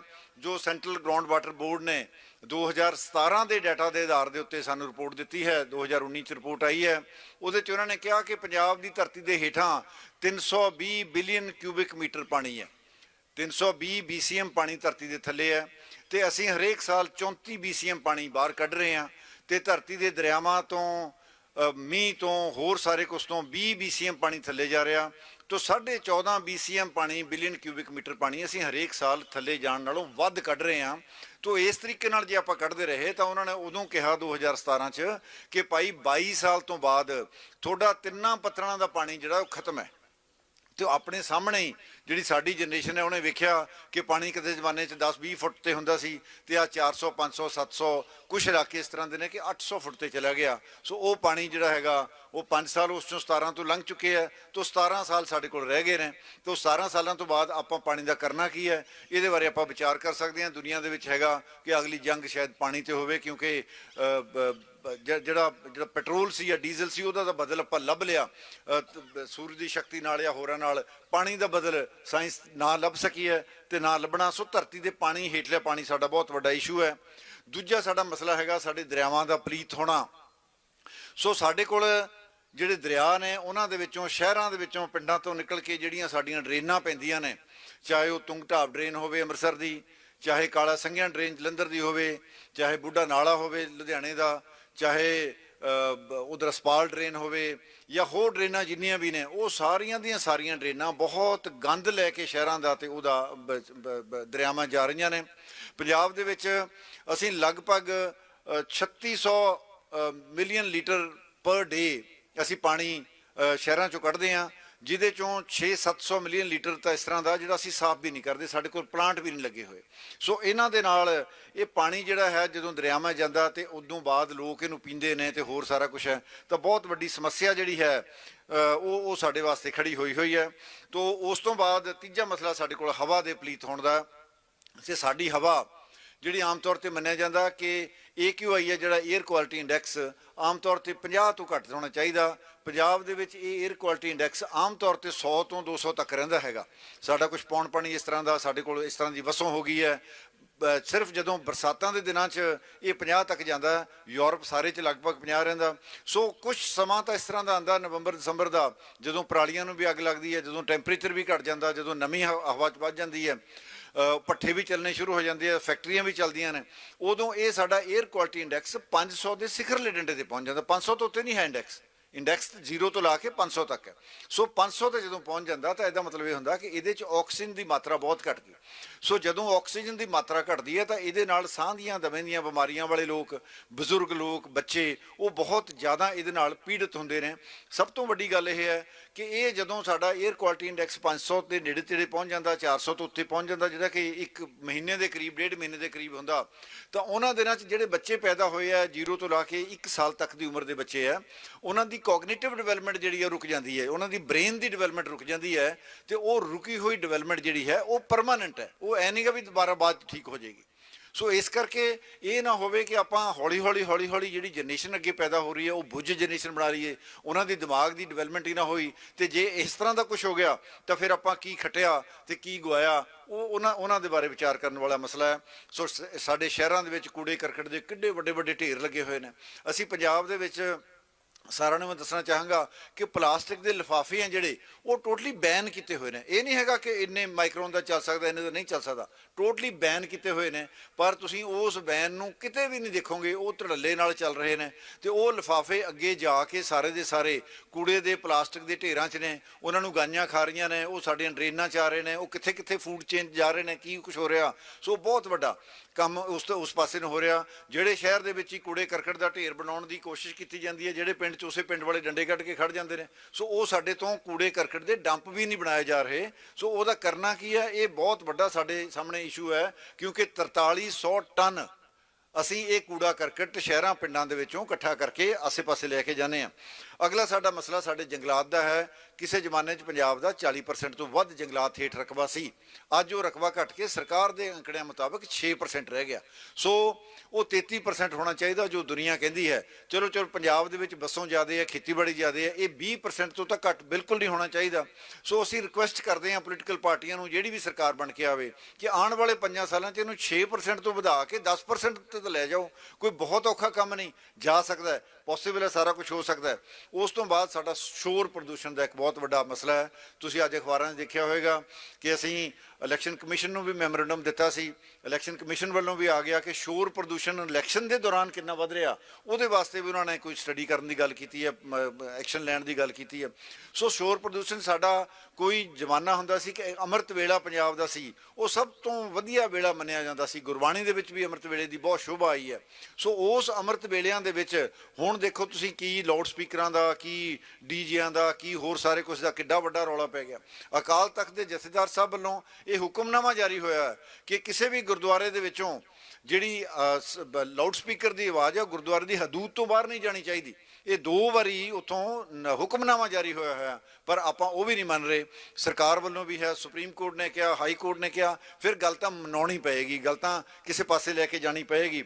ਸੋ ਇਹ ਸਾਡਾ ਪ੍ਰਦੂਸ਼ਣ ਜਿਹੜਾ ਹੈ ਉਹ ਬੜਾ ਵੱਡੇ ਮਸਲੇ ਨੇ। ਸੋ ਅਸੀਂ ਵਾਤਾਵਰਣ ਚੇਤਨਾ ਲਹਿਰ ਤੋਂ ਜੋ ਮੰਗ ਕਰਦੇ ਹਾਂ ਪੋਲੀਟੀਕਲ ਪਾਰਟੀਆਂ ਤੋਂ, ਉਹ ਸਿਰਫ ਸਾਡੀਆਂ 6-7 ਮੰਗਾਂ ਨੇ, ਤੁਹਾਨੂੰ ਕਾਪੀਆਂ ਦੇ ਦਿੱਤੀਆਂ ਗਈਆਂ ਨੇ। ਪਹਿਲਾ ਇਹ ਹੈ ਕਿ ਧਰਤੀ ਹੇਠਲਾ ਪਾਣੀ ਜੋ ਕਿ 14 ਅਰਬ ਘਣ ਮੀਟਰ ਪ੍ਰਤੀ ਸਾਲ ਦੀ ਦਰ ਨਾਲ ਹੇਠਾਂ ਜਾ ਰਿਹਾ, ਇਸ ਵਰਤਾਰੇ ਨੂੰ ਅਗਲੇ 5 ਸਾਲਾਂ ਵਿੱਚ ਪੂਰੀ ਤਰ੍ਹਾਂ ਰੋਕ ਕੇ ਇਸ ਪਾਣੀ ਨੂੰ ਅਗਲੀ ਪੀੜ੍ਹੀਆਂ ਵਾਸਤੇ ਸੁਰੱਖਿਅਤ ਕੀਤਾ ਜਾਵੇ। ਦੂਜਾ ਕਿ ਦਰਿਆਵਾਂ ਅਤੇ ਜਲ ਸਰੋਤਾਂ ਦੇ ਹੋ ਰਹੇ ਪ੍ਰਦੂਸ਼ਣ ਤੇ ਪੂਰੀ ਰੋਕ ਲਗਾਈ ਜਾਵੇ। ਤੀਜਾ, ਹਵਾ ਦੇ ਪ੍ਰਦੂਸ਼ਣ ਨੂੰ ਪੂਰੀ ਤਰ੍ਹਾਂ ਰੋਕ ਲਗਾ ਕੇ ਲੋਕਾਂ ਨੂੰ ਸਾਫ਼ ਸੁਥਰਾ ਚੌਗਿਰਦਾ ਮੁਹੱਈਆ ਕਰਾਇਆ ਜਾਵੇ। ਸ਼ਹਿਰਾਂ ਵਿੱਚ ਕੂੜੇ ਕਰਕਟ ਦੀ ਸਮੱਸਿਆ ਜਿਹੜੀ ਹੈ ਉਹਦਾ ਪੂਰਨ ਹੱਲ ਕੀਤਾ ਜਾਵੇ। ਪਲਾਸਟਿਕ ਦੀ ਸਮੱਸਿਆ ਦਾ ਪੂਰਨ ਹੱਲ ਕੀਤਾ ਜਾਵੇ। ਪੰਜਾਬ ਦੇ ਵਿੱਚ ਜੰਗਲਾਤ ਹੇਠ ਰਕਬਾ ਵਧਾ ਕੇ 5 ਸਾਲਾਂ ਦੇ ਵਿੱਚ 10% ਕੀਤਾ ਜਾਵੇ। ਸ਼ੋਰ ਪ੍ਰਦੂਸ਼ਣ ਨੂੰ ਨਿਯੰਤਰਣ ਵਿੱਚ ਲਿਆ ਜਾਵੇ। ਜਿਹੜੀ ਵੀ ਕੋਈ ਉਦਯੋਗਿਕ ਇਕਾਈ ਲੱਗਦੀ ਹੈ, ਸੰਸਥਾਗਤ ਢਾਂਚਾ ਪੈਦਾ ਹੁੰਦਾ, ਜਿਹੜੀ ਵੀ ਡਿਵੈਲਪਮੈਂਟ ਸਰਕਾਰ ਨੇ ਕਰਨੀ ਹੈ, ਉਹ ਕਰਨ ਸਮੇਂ ਵਾਤਾਵਰਣ ਨੂੰ, ਜਿਵੇਂ ਦੁਨੀਆ ਦੇ ਸਾਰੇ ਮੁਲਕਾਂ 'ਚ ਰੱਖਿਆ ਜਾਂਦਾ, ਵਾਤਾਵਰਣ ਨੂੰ ਫੋਕਸ ਦੇ ਵਿੱਚ ਰੱਖ ਕੇ ਅਗਲੀ ਡਿਵੈਲਪਮੈਂਟ ਬਾਰੇ ਸੋਚਿਆ ਜਾਵੇ। ਤੇ ਪੰਜਾਬ ਪ੍ਰਦੂਸ਼ਣ ਕੰਟਰੋਲ ਬੋਰਡ ਨੂੰ ਇੱਕ ਲੋਕ ਜਵਾਬਦੇਹੀ ਦਾ ਇੱਕ ਅਦਾਰਾ ਬਣਾਇਆ ਜਾਵੇ ਤਾਂ ਕਿ ਉਹ ਕਿਸੇ ਪੋਲੀਟੀਕਲ ਜਾਂ ਕਿਸੇ ਸਰਕਾਰੀ ਅਫਸਰਸ਼ਾਹੀ ਦੇ ਜਾਂ ਉਸ ਦੇ ਥੱਲੇ ਨਾ ਹੋਣ। ਉਹ ਡਾਇਰੈਕਟਲੀ ਜਿਹੜੇ ਹੈਗੇ ਨੇ ਉਹ ਪੰਜਾਬ ਦੀ ਅਸੈਂਬਲੀ ਨੂੰ, ਪੰਜਾਬ ਦੇ ਲੋਕਾਂ ਨੂੰ ਜਵਾਬਦੇਹ ਹੋਣ। ਸੋ ਇਹ ਮੰਗਾਂ ਰੱਖੀਆਂ ਨੇ। ਸੋ ਮੈਂ ਆਸ ਕਰਾਂਗਾ ਕਿ ਜਿਹੜੇ ਵੀ ਪੋਲੀਟੀਕਲ ਪਾਰਟੀ ਅਗਲੀ ਵਾਰੀ ਸਰਕਾਰ ਬਣਾਏਗੀ ਉਹ ਇਹਨਾਂ ਮੰਗਾਂ ਦੇ ਉੱਤੇ ਆਉਂਦੀ ਹੋਈ ਇਹ ਇਨਸ਼ੋਰ ਕਰੇਗੀ ਕਿ ਪੰਜਾਬ ਦੇ ਲੋਕਾਂ ਨੂੰ ਆਪਾਂ ਸਾਫ਼ ਸੁਥਰਾ ਮਾਹੌਲ ਦੇ ਕੇ ਉਹਨਾਂ ਦਾ ਰਾਈਟ ਟੂ ਲਿਵ ਜਿਹੜਾ ਹੈਗਾ, ਜੀਣ ਦਾ ਅਧਿਕਾਰ, ਉਹ ਆਪਾਂ ਉਹਨਾਂ ਨੂੰ ਦੇ ਸਕੀਏ। ਇਹਨਾਂ ਸ਼ਬਦਾਂ ਨਾਲ ਬਹੁਤ ਬਹੁਤ ਧੰਨਵਾਦ। ਵਾਹਿਗੁਰੂ ਜੀ ਕਾ ਖਾਲਸਾ, ਸ਼੍ਰੀ ਵਾਹਿਗੁਰੂ ਜੀ ਕੀ ਫਤਿਹ। ਬਹੁਤ ਧੰਨਵਾਦ ਸਤਿਕਾਰਯੋਗ ਕਾਨ ਸਿੰਘ ਜੀ ਪੰਨੂ, ਜਿਨ੍ਹਾਂ ਨੇ IAS ਅਧਿਕਾਰੀ। ਇਹ ਖੇਤੀਬਾੜੀ ਦੇ ਵਿੱਚ ਇਹਨਾਂ ਨੇ ਬਹੁਤ ਯਤਨ ਕੀਤੇ ਆ। ਜਿਹੜੀ ਪਰਾਲੀ ਖੇਤਾਂ ਦੇ ਵਿੱਚ ਰਲਾ ਰਹੇ ਆ ਨਾ, ਇਹ ਬਹੁਤ ਇਹਨਾਂ ਨੇ ਯਤਨ ਕੀਤੇ, ਜਿਹਦੇ ਕਰਕੇ ਹੁਣ ਕਾਫੀ ਜਿਹੜੀ ਹੈ ਜਿਹੜੇ ਖਾਸ ਕਰਕੇ ਜਿੱਥੇ ਆਲੂ ਲੱਗਦੇ ਆ, ਪੰਨੂ ਸਾਹਿਬ ਇੱਥੇ ਕੋਈ ਅੱਗ ਲਾਉਂਦਾ ਨਹੀਂ ਕਿਉਂਕਿ ਉਹਨਾਂ ਨੂੰ ਵੈਲਿਊ ਦਾ ਪਤਾ ਲੱਗ ਗਿਆ। ਸੋ ਕੰਮ ਕਰਨ ਦੀ ਲੋੜ ਆ, ਹਰ ਸਮੱਸਿਆ ਦਾ ਹੱਲ ਆ। ਤੇ ਅਸੀਂ ਜਿੱਥੇ ਮਹਾਂਪੁਰਸ਼ਾਂ ਦਾ ਧੰਨਵਾਦ ਕਰਦੇ ਹਾਂ, ਉੱਥੇ ਸਾਰੇ ਕੈਂਡੀਡੇਟਾਂ ਨੂੰ ਜੀ ਆਇਆਂ ਕਹਿੰਦੇ ਆ, ਕਿਉਂਕਿ ਤੁਹਾਡੇ ਵਿੱਚੋਂ ਕੋਈ ਨਾ ਕੋਈ ਇੱਕ MLA ਬਣਨਾ, ਜਿਹਨੂੰ ਵਾਹਿਗੁਰੂ ਬਣਾਵੇ ਤੇ ਜਿਹਨੂੰ ਸਾਰੀ ਜਿਹੜੇ ਵੋਟਰ ਆ, ਸਿੱਖ ਸੰਗਤ ਆ, ਜਿੰਨੇ ਵੀ ਜਿਨ੍ਹਾਂ ਦੀ ਵੋਟ ਬਣੀ ਆ, ਉਹ ਵੋਟ ਪਾਉਣਗੇ। ਸੋ ਉਹ ਤੁਹਾਡੀ ਕਿਸਮਤ ਆ, ਕਿਹਨੂੰ ਪਰਮੇਸ਼ਰ ਨੇ ਅੱਗੇ ਲੈ ਕੇ ਆਉਣਾ। ਪਰ ਅੱਜ ਜਿਹੜੀ ਸਾਡਾ ਤੁਹਾਨੂੰ ਇੱਥੇ ਇਕੱਠੇ ਕਰਨ ਦਾ ਮਕਸਦ ਵੀ ਜਦੋਂ ਗੁਰੂ ਪਾਤਸ਼ਾਹ ਨੇ ਸਾਨੂੰ ਜੋ ਡਿਬੇਟ ਦੱਸੀ ਹੈ ਵੀ ਬੈਠ ਕੇ ਗੱਲ ਕਰਨੀ, ਜੇ ਕੋਈ ਗੱਲ ਕਹਿ ਦਿੰਦਾ ਉਹਦਾ ਤੁਸੀਂ ਜਵਾਬ ਦੇ ਸਕਦੇ ਆ ਬਹੁਤ ਸਮਾਂ। ਕਿਉਂਕਿ ਇੱਕ ਗੱਲ ਦਾ ਇਹ ਨਹੀਂ ਕਿ ਆਪਾਂ ਉਹਨੂੰ ਇੱਥੇ ਫਾਈਨਲ ਕਰਨਾ। ਜੇ ਹੁਣ ਇੱਥੇ ਕਹੀਏ ਵੀ ਤੁਹਾਨੂੰ ਇੰਨਾ ਕੁਛ, ਉਹ ਤੁਹਾਨੂੰ ਸਾਰਿਆਂ ਨੂੰ ਅਸੀਂ ਜਣਾਈ ਜਾਂਦੇ ਆ। ਤੁਸੀਂ ਫੇਸਬੁੱਕਾਂ ਤੇ ਵੀ ਦੇਖਦੇ ਆ, ਤੁਸੀਂ ਰੋਜ਼ ਪ੍ਰਿੰਟ ਮੀਡੀਆ ਵੀ ਦੇਖ ਸਕਦੇ ਆ, ਜਿੱਥੇ ਤੁਹਾਡੀਆਂ ਹੋਰ ਸਾਰੀਆਂ ਵੱਖ-ਵੱਖਰ ਖਬਰਾਂ ਲੱਗਦੀਆਂ, ਉਹਦੇ ਵਿੱਚ এনवायरमेंट ਦੀ ਖਬਰ ਰੋਜ਼ ਹੁੰਦੀ ਹੈ ਫੇਸਬੁੱਕ ਤੇ, ਦੂਸਰੇ ਤੇ। ਸੋ ਸਾਡਾ ਜਿਹੜਾ ਮੁੱਦਾ ਵਾ ਉਹ ਤੁਹਾਡੇ ਤੋਂ ਬਾਹਰ ਨਹੀਂ, ਤੁਹਾਡੇ ਬੱਚਿਆਂ ਨੇ ਵੀ ਪਾਣੀ ਪੀਣਾ। ਉਹਦੇ ਵਿੱਚੋਂ ਕੋਈ ਵੀ ਇਹੋ ਜਿਹੀ ਗੱਲ ਅਸੀਂ ਇਹਦੇ ਵਿੱਚ ਨਹੀਂ ਰੱਖੀ ਕਿ ਜਿਹੜੀ ਉਹ ਕਿਸੇ ਵਿਸ਼ੇਸ਼ ਵਾਸਤੇ ਹੋਵੇ। ਸਾਡਾ ਫੰਡਾਮੈਂਟਲ ਰਾਈਟ ਆ ਜਿਉਣ ਦਾ ਹੱਕ, ਸਾਨੂੰ ਸੰਵਿਧਾਨ ਦਿੰਦਾ। ਅਸੀਂ ਕਹਿੰਦੇ ਹੁਣ ਤੱਕ ਜੋ ਨਹੀਂ ਹੋਇਆ ਉਹਦੇ ਉੱਤੇ ਡਿਸਕਸ ਹੋਣੀ ਚਾਹੀਦੀ ਹੈ।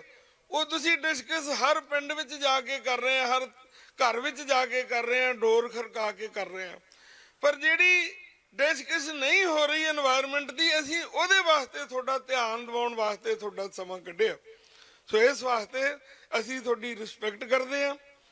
ਤੇ ਇਹ ਜੋ ਕੁਝ ਵੀ ਜਿਹੜਾ ਹੈਗਾ, ਸਭ ਤੋਂ ਜੇ ਉੱਥੇ ਅਸੈਂਬਲੀ 'ਚ ਵੀ, ਜੇ ਸਮਾਜ ਵਿੱਚ ਵਿਚਰਦੇ ਆ, ਤੇ ਸਾਨੂੰ ਜਿਹੜੀ ਆਪਣੀ ਗੱਲ ਦਾ ਕਰਨ ਦਾ ਪੂਰਾ ਹੱਕ ਆ।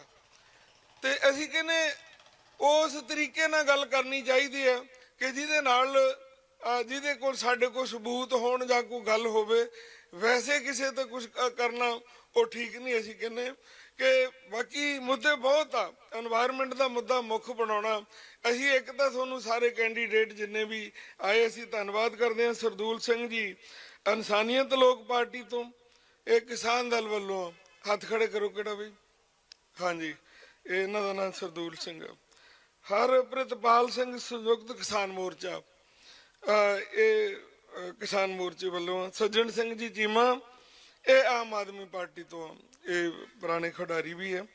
ਸੋ ਇੰਦਰ ਪ੍ਰਤਾਪ ਸਿੰਘ ਰਾਣਾ ਆਜ਼ਾਦ ਉਮੀਦਵਾਰ ਆ, ਸੋ ਇਹ ਵੀ ਇੱਥੇ ਪਹੁੰਚੇ, ਇਹਨਾਂ ਦਾ ਵੀ ਧੰਨਵਾਦ ਆ। ਜੁਗਰਾਜਪਾਲ ਸਿੰਘ ਸਾਹੀ, ਇਹ ਪਹੁੰਚੇ ਆ, ਇਹ ਸ਼੍ਰੋਮਣੀ ਅਕਾਲੀ ਦਲ ਸੰਯੁਕਤ ਵੱਲੋਂ, ਕਿਉਂਕਿ ਜਿਹੜਾ ਸਾਡਾ ਜੋ ਵੀ ਅਸੀਂ ਜੀਵਨ ਦੇ ਵਿੱਚ ਹੁਣ ਤੱਕ ਤੁਹਾਡੇ ਨਾਲ ਵਿਚਰਦੇ ਆ, ਬੜਾ ਪਾਰਦਰਸ਼ਤਾ ਦੇ ਨਾਲ ਕਿ ਸਾਰੀਆਂ ਪੋਲੀਟੀਕਲ ਪਾਰਟੀਆਂ ਨੂੰ ਇੱਥੇ ਅੱਜ ਬੁਲਾਇਆ, ਸਾਰਿਆਂ ਨੂੰ ਦੱਸਿਆ, ਤੁਸੀਂ ਜਿੰਨੇ ਪਹੁੰਚੇ ਆ ਤੁਹਾਡਾ ਧੰਨਵਾਦ ਆ, ਤੇ ਜਿਹੜੇ ਨਹੀਂ ਆ ਉਹ ਵੀ ਇਹਨੂੰ ਸੁਣ ਸਕਦੇ ਆ। ਪਰ ਅਸੀਂ ਕਹਿੰਦੇ ਕਿ ਜਿਹੜਾ ਇੱਥੇ ਆ ਕੇ ਸਾਡੀ ਗੱਲ ਸੁਣਨ ਵਾਸਤੇ ਵੀ ਤਿਆਰ ਨਹੀਂ, এনवायरमेंट ਦਾ ਮੁੱਖ ਮੁੱਦਾ ਬਣਾਉਣਾ, ਉਹਨੂੰ ਕਿੱਦਾਂ ਲਾਗੂ ਕਰਨਾ, ਉਹ ਤਾਂ ਦੂਰ ਦੀ ਗੱਲ ਆ। ਤੇ ਸਾਨੂੰ ਘੱਟੋ ਘੱਟ ਜਿਹੜੀ ਜੇ ਕੋਈ ਸਾਂਝੇ ਤੌਰ ਤੇ ਜਿਹੜੀ ਸਾਡੀ ਸਾਰਿਆਂ ਦੀ ਲੋੜ ਆ, ਉਹਦੇ ਵਾਸਤੇ ਜੇ ਤੁਹਾਨੂੰ ਇੱਥੇ ਬੁਲਾਇਆ ਤੇ ਇਹਦੇ ਨਾਲ ਬਹੁਤ ਕੁਝ ਜੁੜਿਆ ਹੋਇਆ, ਬਹੁਤ ਕੁਝ ਜਿਹੜਾ ਤੁਸੀਂ ਘਰ ਘਰ ਜਾ ਕੇ ਨਹੀਂ ਦੱਸ ਸਕਦੇ, ਤੁਸੀਂ ਇੱਥੋਂ ਦੱਸ ਸਕਦੇ ਆ, ਕਹਿ ਸਕਦੇ ਆ। ਕਿਉਂਕਿ ਇਸ ਵਾਸਤੇ ਅਸੀਂ ਤੁਹਾਡਾ ਬਹੁਤ ਧੰਨਵਾਦ ਕਰਦੇ ਹਾਂ, ਕਿਉਂਕਿ ਅਸੀਂ ਇੱਥੇ ਬੈਠੇ ਆ ਇਹਨੇ ਕਿ ਰੱਖਿਓ ਕਿ ਹੁਣ ਤੁਹਾਨੂੰ ਤੁਸੀਂ ਕਹਿਣਾ ਸਾਡੇ ਕੋਲ ਸਮਾਂ ਹੈ ਨਹੀਂ ਅਸੀਂ ਪ੍ਰਚਾਰ ਕਰਨਾ, ਪਰ ਜੇ ਅਸੀਂ ਸੀਮਤ ਰੱਖਾਂਗੇ ਤਾਂ ਉਹਦੇ ਨਾਲ ਤੁਹਾਡੀ ਸਾਰਿਆਂ ਦੀ ਗੱਲ ਸੁਣੀ ਜਾਊਗੀ। ਇਸ ਵੇਲੇ ਜਿਹੜੇ ਹੈਗੇ ਆ, ਜਿਹੜੀ ਗੱਲ ਕਾਹਨ ਸਿੰਘ ਪੰਨੂ ਸਾਹਿਬ ਨੇ ਵੀ ਕਰ ਦਿੱਤੀ ਹੈ, ਤੇ ਮੁੱਦਾ ਤੁਹਾਡਾ এনवायरमेंट ਹੋਣਾ ਚਾਹੀਦਾ, ਜਿਹੜੀ এনवायरमेंट ਦੇ ਨਾਲ 17 ਸਾਲ ਨੂੰ ਸਾਡੇ ਬੱਚਿਆਂ ਨੇ ਪਾਣੀ ਕਿੱਥੋਂ ਪੀਣਾ, ਉਹਦੇ ਵਾਸਤੇ ਸਾਡੀ ਜਿਹੜੀ ਖੇਤੀ ਕਿੱਦਾਂ ਹੋਊਗੀ, ਸਾਡੀ ਜਿਹੜੀ ਸੁਲਤਾਨਪੁਰ ਲੋਧੀ ਦੇ ਵਿੱਚ ਅਸੀਂ ਕਹਿੰਦੇ ਬੜੀ ਸ਼ਰਮ ਦੀ ਗੱਲ ਆ ਕਿ ਬਾਹਰ ਤੋਂ ਲੋਕ ਆਉਂਦੇ ਆ ਇੱਥੇ ਮੱਥਾ ਟੇਕਣ ਵਾਸਤੇ, ਉਹਨਾਂ ਦੀਆਂ ਜੇਬਾਂ ਕੱਟੀਆਂ ਜਾਂਦੀਆਂ, ਘਰਾਂ ਤੋਂ ਜਿਹੜੇ ਹੈਗੇ ਆ ਕੋਈ ਚੀਜ਼ ਸੁਰੱਖਿਅਤ ਨਹੀਂ। ਲਾ ਐਂਡ ਆਰਡਰ ਜਿਹਨੂੰ ਅਸੀਂ ਵੋਟ ਪਾਉਂਦੇ ਆ, ਉਹ ਕੋ ਘੱਟੋ ਘੱਟ ਲਾ ਐਂਡ ਆਰਡਰ ਜਿਹੜਾ ਹੈਗਾ ਉਹ ਤਾਂ ਹੋਣਾ ਚਾਹੀਦਾ। ਇਹੋ ਜੀ ਜਿਹੜੀ ਸਾਡੀ ਸਮੱਸਿਆ ਬੜੀ, ਕਿਉਂਕਿ ਇਹ ਗੱਲ ਨਹੀਂ ਕਰਦੇ, ਹੋ ਸਕਦਾ ਕਿ ਕਿਸੇ ਵਾਸਤੇ ਆਮ ਗੱਲ ਹੋਵੇ ਕਿ ਜੀ ਪੈਸੇ ਖੀਸਾ ਕੱਟਿਆ ਜਾਣਾ ਤਾਂ ਆਮ ਗੱਲ ਆ, ਆਮ ਗੱਲ ਨਹੀਂ, ਖਾਸ ਗੱਲ ਆ ਗੁਰੂ ਘਰ ਦੇ ਵਿੱਚੋਂ ਏਡੇ ਪਵਿੱਤਰ ਸਥਾਨ ਦੇ ਉੱਤੋਂ ਜਦੋਂ ਇਹ ਕੁਝ ਹੁੰਦਾ। ਸੋ ਬਹੁਤ ਕੁਝ ਹੋਰ ਮੁੱਦੇ ਜਿਹੜੇ ਹੈਗੇ ਆ ਸਾਡੇ ਹਰ ਇੱਕ ਇਲਾਕੇ ਦੇ ਹੋਣਗੇ, ਪਰ ਹਜੇ ਤੱਕ ਅਸੀਂ ਤੁਹਾਨੂੰ ਦੱਸਣਾ ਚਾਹੁੰਦੇ ਹਾਂ ਕਿ ਭਾਵੇਂ ਇਹਦਾ ਪਾਣੀ ਅਸੀਂ ਪੀਂਦੇ ਹਾਂ, ਹੁਣ ਵੀ ਪੀਵਾਂਗੇ, ਕਿਉਂਕਿ ਸਾਡੇ ਵਾਸਤੇ ਤੇ ਪਵਿੱਤਰ ਵੇਈ ਜਿਹੜੀ ਹੈਗੇ ਗੁਰੂ ਨਾਨਕ ਪਾਤਸ਼ਾਹ ਦੇ ਚਰਨਾਮਤ ਆ, ਕਿਉਂਕਿ ਉਹਨਾਂ ਦੇ ਚਰਨ ਪਏ ਆ, ਤੇ ਉਹਨਾਂ ਤੋਂ ਵੱਡੇ ਚਰਨ ਹੋਰ ਕਿਸੇ ਦੇ ਹੋ ਨਹੀਂ ਸਕਦੇ। ਤੇ ਜੇ ਉਹਨਾਂ ਦੇ ਚਰਨਾਂ ਦੇ ਨਾਲ ਇਹ ਚਰਨਾਮਤ ਨਹੀਂ ਬਣੀ ਤੇ ਹੋਰ ਕੋਈ ਉਦੋਂ ਬਣਾਉਣ ਵਾਲਾ ਵੀ ਹੈ ਨਹੀਂ। ਸੋ ਇਸ ਵਾਸਤੇ ਸਾਡੇ ਵਾਸਤੇ ਤੇ ਚਰਨਾਮਤ ਆ। ਜਦੋਂ ਅਸੀਂ ਸੇਵਾ ਸ਼ੁਰੂ ਕੀਤੀ ਸੀ ਉਦੋਂ ਵੀ ਇਹਦੇ ਚੋਂ ਜਲ ਸਕਦੇ ਸੀ, ਤੇ ਅੱਜ ਵੀ ਅਸੀਂ ਇਹਦੇ ਵਿੱਚੋਂ ਜਲ ਸਕਦੇ ਹਾਂ, ਕਿਉਂਕਿ ਸਾਡੇ ਗੁਰੂ ਪਾਤਸ਼ਾਹ ਦੇ ਚਰਨ ਪਏ। ਪਰ ਬਹੁਤ ਦੁੱਖ ਦੀ ਗੱਲ ਆ ਕਿ 21, 20, 22 ਸਾਲ ਹੋ ਗਏ, ਹਜੇ ਵੀ ਭਲਾਣੇ ਦੀਆਂ ਕਲੋਨੀਆਂ ਦਾ ਪਾਣੀ ਪੈ ਰਿਹਾ। ਸੋ ਪਿਛਲੇ ਸਮਿਆਂ ਦੇ ਵਿੱਚ ਅਸੀਂ 2 ਕਰੋੜ ਰੁਪਈਆ ਉਸ ਵੇਲੇ ਮੁੱਖ ਮੰਤਰੀ ਤੋਂ ਅਸੀਂ ਕਰਵਾਇਆ ਸੀ, ਪਰ ਇਹ 50 ਸਾਲਾਂ ਦੇ ਵਿੱਚ ਉਹ ਟ੍ਰੀਟਮੈਂਟ ਪਲਾਂਟ ਨਹੀਂ ਲੱਗਾ। ਸੁਲਤਾਨਪੁਰ ਲੋਧੀ ਦੇ ਵਿੱਚ ਵੇਈ ਦੇ ਵਿੱਚ ਉਹ ਜਿਹੜੀ ਜਗ੍ਹਾ ਪਈ ਹੈ, ਉੱਥੇ 7 ਕਰੋੜ ਰੁਪਈਆ ਇੱਥੇ ਬੈਠੇ ਹੋਣੇ ਆ, 81 ਲੱਖ ਦੇ ਹਿਸਾਬ ਦੇ ਨਾਲ ਅਸੀਂ ਜਮ੍ਹਾਂ ਕਰਵਾਇਆ ਸੀ ਕਿ ਇਹਨਾਂ ਦੇ ਕੋਲ ਉਹ ਜ਼ਮੀਨ ਲੈ ਕੇ ਇੱਥੇ ਪਾਰਕ ਬਣ ਜਾਏ, ਇੱਥੇ ਵਧੀਆ ਹੋ ਜਾਏ। ਉਹ ਉੱਥੇ ਵੀ ਕੁਝ ਨਹੀਂ ਹੋਇਆ। ਸੋ ਬਹੁਤ ਕੁਝ ਜਿਹੜਾ ਹੈਗਾ ਜਿਹੜਾ ਹੋ ਸਕਦਾ ਸੀ, ਜਿਹੜਾ ਨਹੀਂ ਕੀਤਾ ਗਿਆ, ਇਹ ਸਾਨੂੰ ਸੋਚਣ ਦੀ ਲੋੜ ਆ। ਜਿਹਨੂੰ ਅਸੀਂ ਵੋਟ ਪਾਉਂਦੇ ਆ, ਜਿਹਨੂੰ ਅਸੀਂ MLA ਚੁਣਦੇ ਆ, ਉਹਨੇ ਸਾਡੇ ਵਾਸਤੇ ਪਾਰਲੀਮੈਂਟ ਵਿੱਚ ਬੋਲਣਾ ਹੁੰਦਾ, ਉਹਨੇ ਵਿਧਾਨ ਸਭਾ 'ਚ ਬੋਲਣਾ ਹੁੰਦਾ, ਜੇ MB ਚੁਣਦੇ ਉਹਨੇ ਪਾਰਲੀਮੈਂਟ 'ਚ ਬੋਲਣਾ ਹੁੰਦਾ। ਸਾਡੀਆਂ ਜਿਹੜੀਆਂ ਸਮੱਸਿਆ ਉੱਥੇ ਜਾ ਕੇ ਰੱਖਣੀਆਂ ਹੁੰਦੀਆਂ। ਇੱਥੋਂ MLA ਅਸੀਂ ਇਸ ਵਾਸਤੇ ਨਹੀਂ ਬਣਾਉਂਦੇ ਕਿ ਤੁਹਾਡੇ ਜਿਹੜੇ ਹੈਗੇ ਹਾਰ ਪੈ ਗਏ ਤੇ ਉਦੋਂ ਮਗਰੋਂ ਬਸ ਤੁਹਾਡੀ ਇਹ MLA ਜਿਹੜੀ ਹੈ ਤੁਹਾਡੀ ਆਪਣੀ ਘਰ ਦੀ ਮਲਕੀਅਤ ਆ। ਬਹੁਤ ਜਿਹੜਾ ਹੈ ਗੱਲਾਂ ਹੈਗੀਆਂ, ਇਸ਼ੂ ਹੈ ਜਿਨ੍ਹਾਂ ਦੇ ਉੱਤੇ ਤੁਹਾਨੂੰ ਵਿਚਾਰਨ ਦੀ ਲੋੜ ਆ, ਜਿਹੜੀਆਂ ਇਸ ਵੇਲੇ ਜਿਹੜੀਆਂ ਸਮੱਸਿਆ, ਤੇ ਜੇ ਅਸੀਂ ਇਹਦੀ ਅੱਜ ਨਹੀਂ ਗੱਲ ਕਰਦੇ ਤੇ ਫਿਰ ਕੱਲ ਨੂੰ ਕਿਸੇ ਨੇ ਨਹੀਂ ਸੁਣਨੀ। ਸੋ ਅਸੀਂ ਸਾਰਿਆਂ ਨੂੰ ਬੇਨਤੀ ਕਰਾਂਗੇ ਕਿ ਹੋਰ ਵੀ ਜਿਹੜੇ ਹੈਗੇ ਮਸਲੇ ਉਹ ਵੀ ਆਪਾਂ ਜਿਹੜੇ ਹੈਗੇ ਉਹਦੇ ਵਿੱਚ ਰੱਖਾਂਗੇ, ਪਰ ਜਿਹੜੇ ਇਹ ਮਸਲੇ ਆ এনवायरमेंट ਦਾ, ਇਹ ਸਮੁੱਚਾ ਗੁਰੂ ਮਹਾਰਾਜ ਦੇ ਉਪਦੇਸ਼ ਪਵਨ ਗੁਰੂ ਪਾਣੀ ਪਿਤਾ ਮਾਤਾ ਧਰਤ ਮਹੱਤ ਨੂੰ, ਇਹ ਸਾਰੇ ਅੱਜ ਸਾਰਿਆਂ ਨੇ ਤੁਸੀਂ ਦਿਲੋਂ ਵਾਅਦਾ ਕਰਕੇ ਜਾਣਾ ਕਿ ਜੇ ਤੁਹਾਨੂੰ ਵਾਹਿਗੁਰੂ ਮੌਕਾ ਬਣਦਾ ਤੇ ਇਹਦੇ ਵਿੱਚ ਜੋ ਪ੍ਰਦੂਸ਼ਣ ਹੋ ਰਿਹਾ, ਜੋ ਰਹਿੰਦੇ ਕਾਰਜ ਆ, ਅਸੀਂ ਉਹ ਪਹਿਲ ਦੇ ਆਧਾਰ ਦੇ ਉੱਤੇ ਕਰਨੀ ਹੈ। ਇਹ ਗੁਰੂ ਨਾਨਕ ਪਾਤਸ਼ਾਹ ਨੂੰ ਹਾਜ਼ਰ ਨਾਜ਼ਰ ਸਮਝ ਕੇ ਅਰਦਾਸ ਕਰਿਓ, ਉਹੀ ਕੁਛ ਉਹਨੂੰ ਕਿਹੋ ਜਿਹੜੇ ਤੁਸੀਂ ਕਰ ਪਾਉਨੇ ਆ। ਪਰ ਜੇ ਅਸੀਂ ਉਹੀ ਕੁਝ ਤੁਹਾਨੂੰ ਕਹਿ ਰਹੇ ਹਾਂ ਜਿਹੜਾ ਤੁਹਾਡੀ ਕਰਨ ਦੀ ਡਿਊਟੀ ਆ, ਜਿਹੜੇ ਤੁਹਾਡੇ ਫਰਜ਼ ਆ। ਅਸੀਂ ਇਹੋ ਜਿਹਾ ਸ਼ਬਦ ਜਾਂ ਇਹੋ ਜਿਹਾ ਪੰਨੂ ਸਾਹਿਬ ਬੈਠੇ ਕਿ ਇਹੋ ਜਿਹਾ ਕੋਈ ਵੀ ਚੀਜ਼ ਇਹਦੇ ਵਿੱਚ ਹੋਵੇ ਵੀ ਜਿਹੜਾ ਕਦੇ ਇਹ ਲਾਗੂ ਨਹੀਂ ਹੋ ਸਕਦੀ ਤੇ ਲਾਗੂ ਹੋ ਸਕਦੀ ਆ, ਉਹਨੂੰ ਵੇ ਜਿਹੜੇ ਹੈਗੇ ਆ ਤੁਹਾਨੂੰ ਲੱਭਣੇ ਚਾਹੀਦੇ ਆ। ਜੇ ਨਾ ਵੀ ਲੱਭਦੇ ਹੋਵੇ, ਅਸੀਂ ਮਗਰੋਂ ਵੀ ਤੁਹਾਡੇ ਨਾਲ ਬੈਠੇ ਆ। ਤੁਹਾਡੇ ਚੋਂ MLA ਇੱਕ ਬਣਨਾ ਤੇ ਜਿਹੜੇ ਬਾਕੀ ਦੇ ਰਹਿੰਦੇ ਆ ਉਹਨਾਂ ਨੂੰ ਬੇਨਤੀ ਆ ਕਿ ਆਪਾਂ ਇਕੱਠੇ ਹੋ ਕੇ ਇਹ ਗੱਲ ਚੇਤਾ ਕਰਾਉਣੀ ਆ, ਵਾਅਦਾ ਆਪਾਂ ਸਾਰਿਆਂ ਨੇ ਇਕੱਠਿਆਂ ਨੇ ਕੀਤਾ। ਕਿਉਂਕਿ ਵੋਟਾਂ ਤਾਂ ਸਾਰਿਆਂ ਨੂੰ ਇੱਕੋ ਜਿਹੀਆਂ ਨਹੀਂ ਪੈਣੀਆਂ, ਕਿਸੇ ਨੂੰ ਵੱਧ ਪੈਣਗੀਆਂ, ਕਿਸੇ ਨੂੰ ਘੱਟ ਪੈਣਗੀਆਂ। ਪਰ ਜਿਹਨੂੰ ਘੱਟ ਪਈਆਂ ਉਹ ਵੀ ਵੋਟਾਂ, ਉਹ ਵੀ ਉਹਨਾਂ ਦੀਆਂ। ਜਿਹਨੂੰ ਜ਼ਿਆਦੀਆਂ ਪੈ ਗਈਆਂ ਉਹ ਵੀ ਵੋਟਾਂ।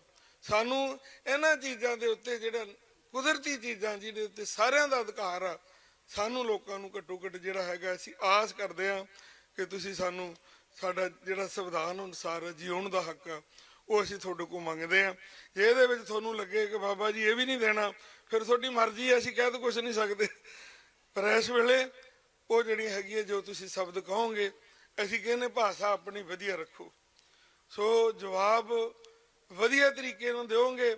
ਇੱਥੇ ਸਾਰੇ ਸੀਰੀਅਸ ਮਹਾਂਪੁਰਸ਼ ਬੈਠੇ ਆ।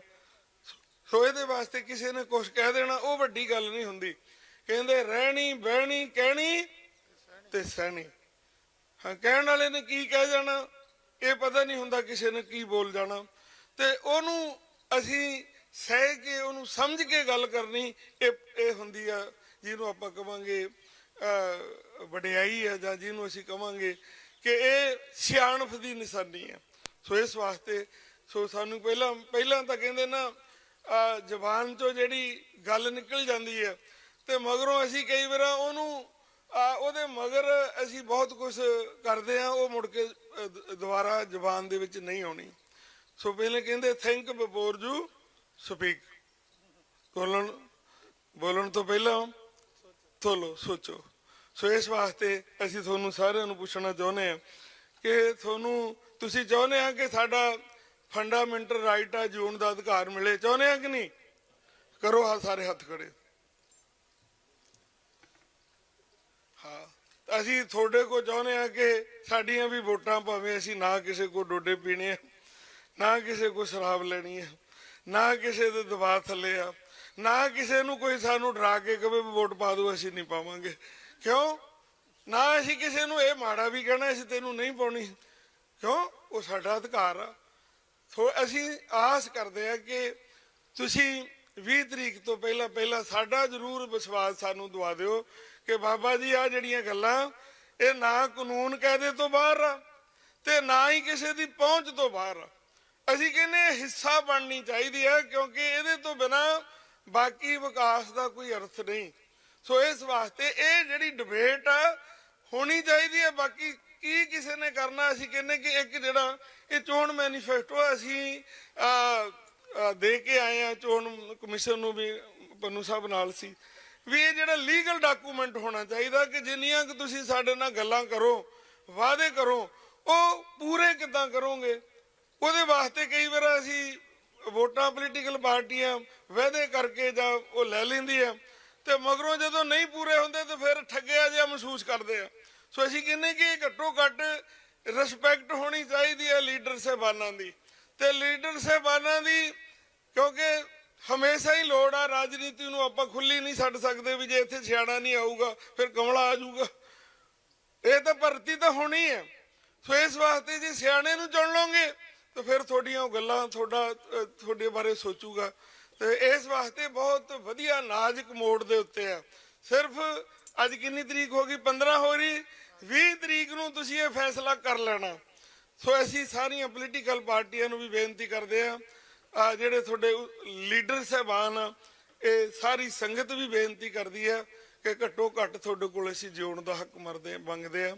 शुद्ध हवा, शुद्ध पानी, शुद्ध खुराक, नदियां दरिया, 1974 का एक्ट, 1981 का एक्ट, 1986 का एक्ट, ये सारे एक्ट लागू होण ते ਜਿਹੜੇ ਪ੍ਰਦੂਸ਼ਣ ਨੂੰ ਕੰਟਰੋਲ ਕਰਨ ਵਾਲੇ ਅਦਾਰੇ ਆ ਜਾਂ ਪੋਲੂਸ਼ਨ ਕੰਟਰੋਲ ਬੋਰਡ ਆ ਦੂਸਰੇ ਆ, ਇਹ ਜਿੱਦਾਂ ਬਾਹਰਲੇ ਮੁਲਕਾਂ ਦੇ ਵਿੱਚ ਜਿਹੜੀ ਹੈ ਮੈਰਿਟ ਦੇ ਆਧਾਰ ਦੇ ਉੱਤੇ ਕੰਮ ਕਰਨ। ਜੋ ਵੀ ਮੈਰਿਟ ਪੂਰੀ ਕਰਦਾ, ਅਸੀਂ ਨਹੀਂ ਕਹਿੰਦੇ ਇੰਡਸਟਰੀ ਲੱਗਣੀ ਚਾਹੀਦੀ ਹੈ, ਇੰਡਸਟਰੀ ਦਾ ਵਿਕਾਸ ਹੋਣਾ ਚਾਹੀਦਾ, ਇੰਡਸਟਰੀ ਵਧਣੀ ਚਾਹੀਦੀ ਹੈ, ਕਿਉਂਕਿ ਇੰਡਸਟਰੀ ਦੇ ਨਾਲ ਬਹੁਤ ਕੁਝ ਆਉਂਦਾ, ਬਹੁਤ ਕੁਝ ਇੰਡਸਟਰੀ ਦੇ ਨਾਲ ਹੀ ਜਿਹੜੇ ਸਾਡੇ ਜ਼ਿਮੀਂਦਾਰ ਇਹਨਾਂ ਦੀਆਂ ਸਮੱਸਿਆ ਹੋ ਸਕਦੀਆਂ। ਹੁਣ ਤੱਕ ਸਾਡਾ ਜ਼ਿਮੀਂਦਾਰ ਕੁਆਂਟੀਟੀ ਪੈਦਾ ਕਰ ਰਿਹਾ, ਕੁਆਲਿਟੀ ਨਹੀਂ ਪੈਦਾ ਕਰ ਰਿਹਾ। ਸੋ ਕਾਨ ਸਿੰਘ ਪੰਨੂ ਜੀ ਬੈਠੇ ਆ, ਜੋ ਅਸੀਂ ਕੱਲ ਇੱਕ ਦੋ ਰਿਸਰਚਾਂ ਵੇਖੀਆਂ ਸੀ, ਉਹਦੇ ਵਾਸਤੇ ਕਿ 1 ਕਿਲੋ ਚੌਲ ਪੈਦਾ ਕਰਨ ਵਾਸਤੇ ਸ਼ਾਇਦ 2 ਉੱਥੇ ਰਿਸਰਚਾਂ ਸੀ, ਇੱਕ ਦੇ ਵਿੱਚ ਤਾਂ ਵੀ 2900 ਲੀਟਰ ਪਾਣੀ ਲੱਗਦਾ, ਦੂਸਰੀ ਦੇ ਵਿੱਚ 1000 ਤੋਂ ਵੱਧ। ਤੁਸੀਂ ਪੰਨੂ ਸਾਹਿਬ ਜੇ ਇੰਨੀ ਕੁ ਗੱਲ ਸਮਝ ਪਾ ਜਾਵੇ ਸਾਡੇ ਆਰਥਿਕ ਮਾਹਰਾਂ ਦੇ ਕਿ ਅਸੀਂ ਇੱਕ ਜਿਹੜਾ ਹੈਗਾ ਕਿਲੋ ਚੌਲ ਪੈਦਾ ਕਰਨ ਵਾਸਤੇ ਅਸੀਂ 12000 ਦਾ ਪਾਣੀ ਲਾਉਨੇ ਆ, ਤੇ ਉਹ ਜਿਹੜਾ ਪ੍ਰੋਡਕਟ ਤਿਆਰ ਕਰਦੇ ਉਹ ਕਿੰਨਿਆਂ ਦਾ ਆਉਂਦਾ? 20 ਰੁਪਈਆਂ ਦਾ। ਉਹ ਜੇਕਰ ਅਸੀਂ ਉਹ 1000 ਲੀਟਰ ਚੋਂ ਅਸੀਂ 500 ਲੀਟਰ, ਕਿਉਂਕਿ 22 ਰੁਪਏ 25 ਰੁਪਏ ਪਾਣੀ ਵਿਕਦਾ, ਅਸੀਂ ਪਾਣੀ ਵੇਚ ਲਈਏ ਤੇ ਜ਼ਿਮੀਂਦਾਰਾਂ ਨੂੰ 500 ਲੀਟਰ ਦੇ ਘਰੇ ਪੈਸੇ ਘੱਲ ਦਈਏ ਤੇ ਨਾਲੇ ਝੋਨਾ ਬਚੇ, ਪਾਣੀ ਬਚੇ, ਨਾਲੇ ਉਹ ਫਸਲਾਂ ਹੋਰ ਬੀਜ ਲੈਣ। ਸੋ ਅਸੀਂ ਇਹ ਤਾਂ 1 ਲੀਟਰ ਦੀ ਗੱਲ ਕੀਤੀ, ਇੱਕ ਝੋਨੇ ਦੀ 1 ਕਿਲੋ ਦੀ, ਤੇ ਆਪਾਂ ਕਿੰਨੇ ਕਿਲੋ ਕੱਢਦੇ ਆ ਤੇ ਉਹਦੇ ਨਾਲ ਅੰਦਾਜ਼ਾ ਲਾ ਲਿਓ ਵੀ ਕਿੰਨੇ ਲੱਖ ਦਾ ਪਾਣੀ ਲਾ ਕੇ ਅਸੀਂ ਇੰਨੇ ਮਣ 50 ਕੁਇੰਟਲ 40 ਕੁਇੰਟਲ ਕਿੰਨੇ ਲੱਖਾਂ ਦਾ ਪਾਣੀ ਲਾ ਰਹੇ ਆ। ਜੇ ਸਾਡੇ ਅਰਥਚਾਰੇ ਨੂੰ ਸਮਝਣ ਵਾਲੇ ਸਾਡੇ ਦਿਮਾਗੀ ਲੋਕ, ਉਹ ਜੇ ਪਾਣੀ ਅਸੀਂ ਸਾਂਭ ਲਈਏ, ਕਿਉਂਕਿ 1 ਲੀਟਰ ਪਾਣੀ 1 ਪਾਉਂਡ ਦਾ, 1 ਲੀਟਰ ਪਾਣੀ $1 ਤੋਂ ਵੱਧ ਪੈਸਿਆਂ ਦਾ ਜਿਹੜਾ ਹੈਗਾ ਉਹਦੀ ਕੀਮਤ ਆ। ਸੋ ਜਿਹੜੇ ਸਾਡੇ ਗੰਦੇ ਹੋ ਰਹੇ ਸੋਰਸ ਨੂੰ ਬਚਾ ਲਈਏ। ਸਭ ਕੁਝ ਅਸੀਂ ਕਰ ਸਕਦੇ ਆ, ਪਰ ਸਾਡੀ ਸੋਚ ਜਿਹੜੀ ਹੈ ਇਹਨਾਂ ਪ੍ਰਤੀ ਹੋਣੀ ਚਾਹੀਦੀ ਹੈ। ਇਸੇ ਵਾਸਤੇ ਬਾਬੇ ਨਾਨਕ ਦੇ ਘਰ ਤੇ ਉਹਦੇ ਆਪਣੇ ਆਪ ਨੂੰ ਕੂਕਰ ਸਮਝਦੇ ਹੋਏ ਕਿ ਪਾਸਾ ਜਿੰਨੀ ਕੁ ਸੋਚ ਸਾਨੂੰ ਪਈ ਹੈ ਅਸੀਂ ਇਹਦਾ ਹੋਕਾ ਦੇ ਸਕੀਏ, ਲਗਾਤਾਰ ਇਹ ਹੋਕਾ ਦੇ ਰਹੇ ਹਾਂ। ਤੇ ਅੱਜ ਇਸ ਲੋਕ ਸਭਾ ਦੇ ਲੋਕਤੰਤਰ ਦੇ ਵਿੱਚ ਜਿਹੜਾ ਅਖਾੜਾ ਵੋਟਾਂ ਦਾ ਮੰਗਿਆ ਹੋਇਆ, ਉਹਦੇ ਵਿੱਚ ਅਸੀਂ ਕਿਹਾ ਆਪਣਾ ਹੋਕਾ ਦਈਏ। ਤੁਸੀਂ ਆਏ ਆ ਸਾਰੇ ਜਿੰਨੇ ਵੱਖ-ਵੱਖ ਪੰਚ ਸਰਪੰਚ, ਉਹਨਾਂ ਦਾ ਵੀ ਧੰਨਵਾਦ ਆ। ਸੋ ਅਸੀਂ 2 ਜਿਹੜੀਆਂ ਪੋਲੀਟੀਕਲ ਪਾਰਟੀਆਂ ਰਾਜ ਕਰਦੀਆਂ ਨਹੀਂ ਹੈ, ਉਹ ਨਹੀਂ ਆਏ ਜੀ। ਅੱਛਾ, ਉਹ ਨਹੀਂ ਆਏ। ਰਾਜ ਕਰਨ ਵਾਲੇ ਨਹੀਂ ਆਏ। ਦੂਸਰਾ ਅੱਛਾ, ਉਹ ਦੋਨੋਂ ਨਹੀਂ ਆਏ ਹੈ। ਹਾਂ, ਜਿਹੜੇ ਨਹੀਂ ਆਏ ਚਲੋ ਉਹ ਤਾਂ ਹੁਣ ਉਹਨਾਂ ਦਾ ਕੰਮ ਜਾਣੇ। ਤੇ ਭਾਈ ਜਿਹੜੇ ਆਏ ਆ, ਅਸੀਂ ਤੁਹਾਨੂੰ ਬੇਨਤੀ ਕਰਾਂ, ਉਹਨਾਂ ਨੂੰ ਵੀ ਬੇਨਤੀ ਕਰਾਂਗੇ ਭਾਈ ਜਿਹੜੀ ਅਸੀਂ ਗੱਲ ਕਰ ਰਹੇ ਹਾਂ ਪਾਣੀ ਸਾਰਿਆਂ ਨੇ ਪੀਣਾ। ਹਾਂ, ਗ੍ਰੀਨ ਮੈਨੀਫੈਸਟੋ ਅਸੀਂ ਸਾਰਿਆਂ ਨੂੰ ਦਿੰਨੇ ਆ ਜਾਓ। ਇਹ ਸਾਡੀ ਫਿਰ ਇੱਕ ਰਿਸਪੈਕਟ ਆ ਤੁਹਾਡੇ ਸਾਰਿਆਂ ਦੇ ਸਾਹਮਣੇ ਕਿ ਆਹ ਜਿਹੜਾ ਹੈਗਾ ਇਹਦੇ ਉੱਤੇ ਤੁਸੀਂ ਸੋਚਣਾ ਵੀ ਹੈ। ਇੱਥੇ ਆ ਜਾਓ।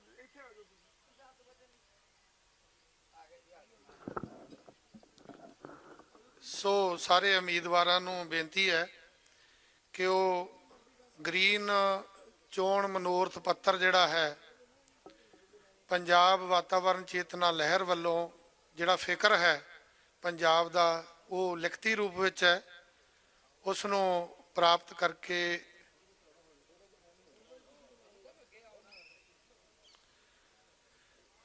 ਬੋਲੇ ਸੋ ਨਿਹਾਲ।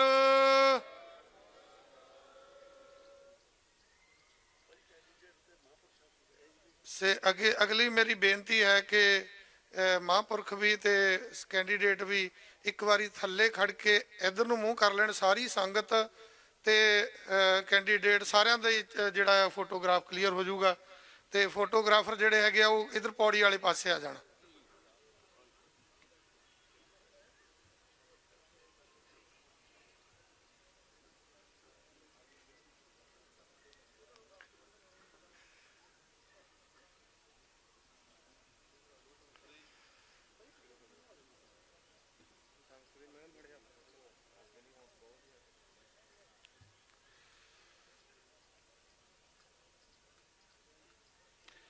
ਸੋ ਕੈਂਡੀਡੇਟਾਂ ਨੂੰ ਬੇਨਤੀ ਹੈ ਕਿ ਮੈਂ ਇਕੱਲੇ ਦਾ ਨਾਮ ਅਨਾਉਂਸ ਕਰੂੰਗਾ, ਉਹ ਆਪਣੇ ਵਿਚਾਰ ਰੱਖਣਗੇ। ਉਸ ਦੇ ਨਾਲ ਸੰਬੰਧਿਤ ਜਿਹੜੇ ਵੀ ਕਿਸੇ ਸਵਾਲ ਦੀ ਗੱਲਬਾਤ ਹੈ ਉਹ ਮਹਾਂਪੁਰਖ ਸੰਤ ਬਾਬਾ ਬਲਬੀਰ ਸਿੰਘ ਜੀ ਨੂੰ ਲਿਖ ਕੇ ਪਹੁੰਚਾ ਦਿੱਤੀ ਜਾਵੇ, ਉਹ ਸਵਾਲ ਉਹਨਾਂ ਨੂੰ ਪੁੱਛ ਲਿਆ ਜਾਊਗਾ। ਦੂਸਰੀ ਮੇਰੀ ਬੇਨਤੀ ਹੈ ਕਿ ਜਿਹੜਾ ਸਾਡਾ ਪਾਸਟ ਹੈ, ਜੋ ਲੰਘ ਗਿਆ ਸਮਾਂ ਹੈ, ਉਸ ਨੂੰ ਜ਼ਿਆਦਾ ਖੰਗਾਲਣ ਦੀ ਲੋੜ ਨਹੀਂ ਹੈ, ਕਿਉਂਕਿ ਅਸੀਂ ਅੱਗੇ ਕੀ ਕਰਨਾ ਹੈ ਉਹ ਵਿਧੀ ਦੱਸਣ ਦੀ ਲੋੜ ਹੈ। ਉਹਦੇ ਨਾਲ ਆਪਾਂ ਸ਼ਾਰਟਕਟ ਸਮੇਂ ਦੇ ਵਿੱਚ ਵਧੀਆ ਗੱਲਾਂ ਬਾਤਾਂ ਕਰ ਪਾਵਾਂਗੇ। ਹੁਣ ਉਹ ਰਾਜਧਰ ਆਪਣੇ 'ਚ ਆਈ ਕੋਈ ਨਹੀਂ ਗੀ, ਉਹਨਾਂ ਨੂੰ ਆਪਾਂ ਸੁਣਾਉਣਾ ਸੀ ਤੇ ਉਹ ਤਾਂ ਪਤਾ ਨਹੀਂ ਕੀ ਕਾਰਨ ਹੈ ਵੀ ਉਹ ਪਹੁੰਚੇ ਨਹੀਂ। ਸੋ ਮੈਂ ਪਹਿਲਾਂ ਬੇਨਤੀ ਕਰਦਾ, ਇਹਨਾਂ ਦਾ ਨਾਮ ਹੈ ਸਾਡੇ ਕੋਲ ਸਰਦੂਲ ਸਿੰਘ ਜੀ ਉਹਨਾਂ ਦਾ, ਇਨਸਾਨੀਅਤ ਲੋਕ ਪਾਰਟੀ ਦਾ, ਉਹਨਾਂ ਨੂੰ ਮਾਈਕ ਦੇ ਦਿੱਤਾ ਜਾਵੇ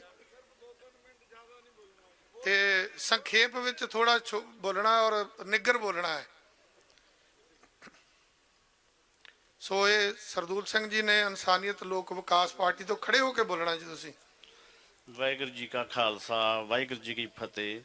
ਸਭ ਤੋਂ ਪਹਿਲਾਂ ਧੰਨ ਧੰਨ ਸ੍ਰੀ ਗੁਰੂ ਨਾਨਕ ਦੇਵ ਜੀ ਦਾ ਮੈਂ ਬਹੁਤ ਹੀ ਤਹਿ ਦਿਲੋਂ ਧੰਨਵਾਦ ਕਰਦਾ ਹਾਂ, ਜੋ ਕਿ ਅੱਜ ਮੈਨੂੰ ਇੱਥੇ ਇਸ ਮਹਾਂਪੁਰਖਾਂ ਦੀ ਕਚਹਿਰੀ ਵਿੱਚ ਬੋਲਣ ਦਾ ਮੌਕਾ ਮਿਲਿਆ ਵਾ।